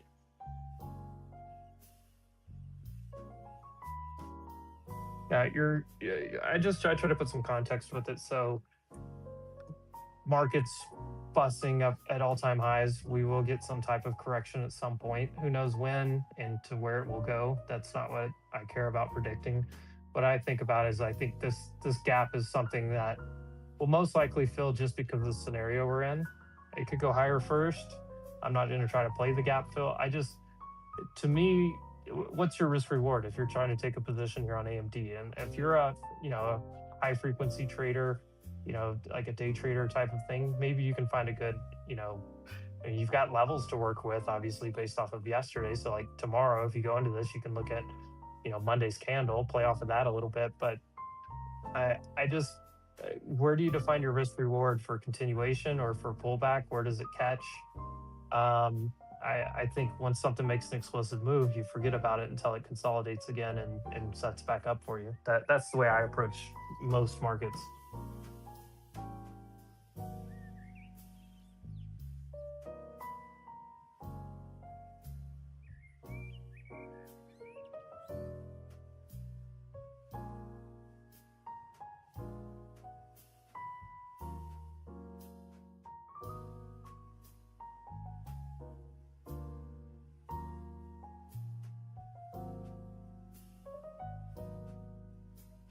Did you do any trading today, Em? With that, yeah, I wish. You want to finish the conversation, and then maybe we'll head it. I got to head out, so. Yeah, whatever you got to do. I apologize to Dick for jumping on as co-pilot, and Chris, you're dead to me for not being co-pilot. You too, son. And then Epidor, again, thank you. I would go audio a little bit more right now, but I'm literally picking up kids from school. I know it sounds like you're in a preschool. Sounds like you're in a preschool, bro. Anyways, guys, I appreciate it. Somebody else can always spin one up. Yeah, you guys. Yeah, I'd rather listen to it than control it. So I'm dead today. All right, I appreciate you guys. Thank you. All right, peace. See you on a different one.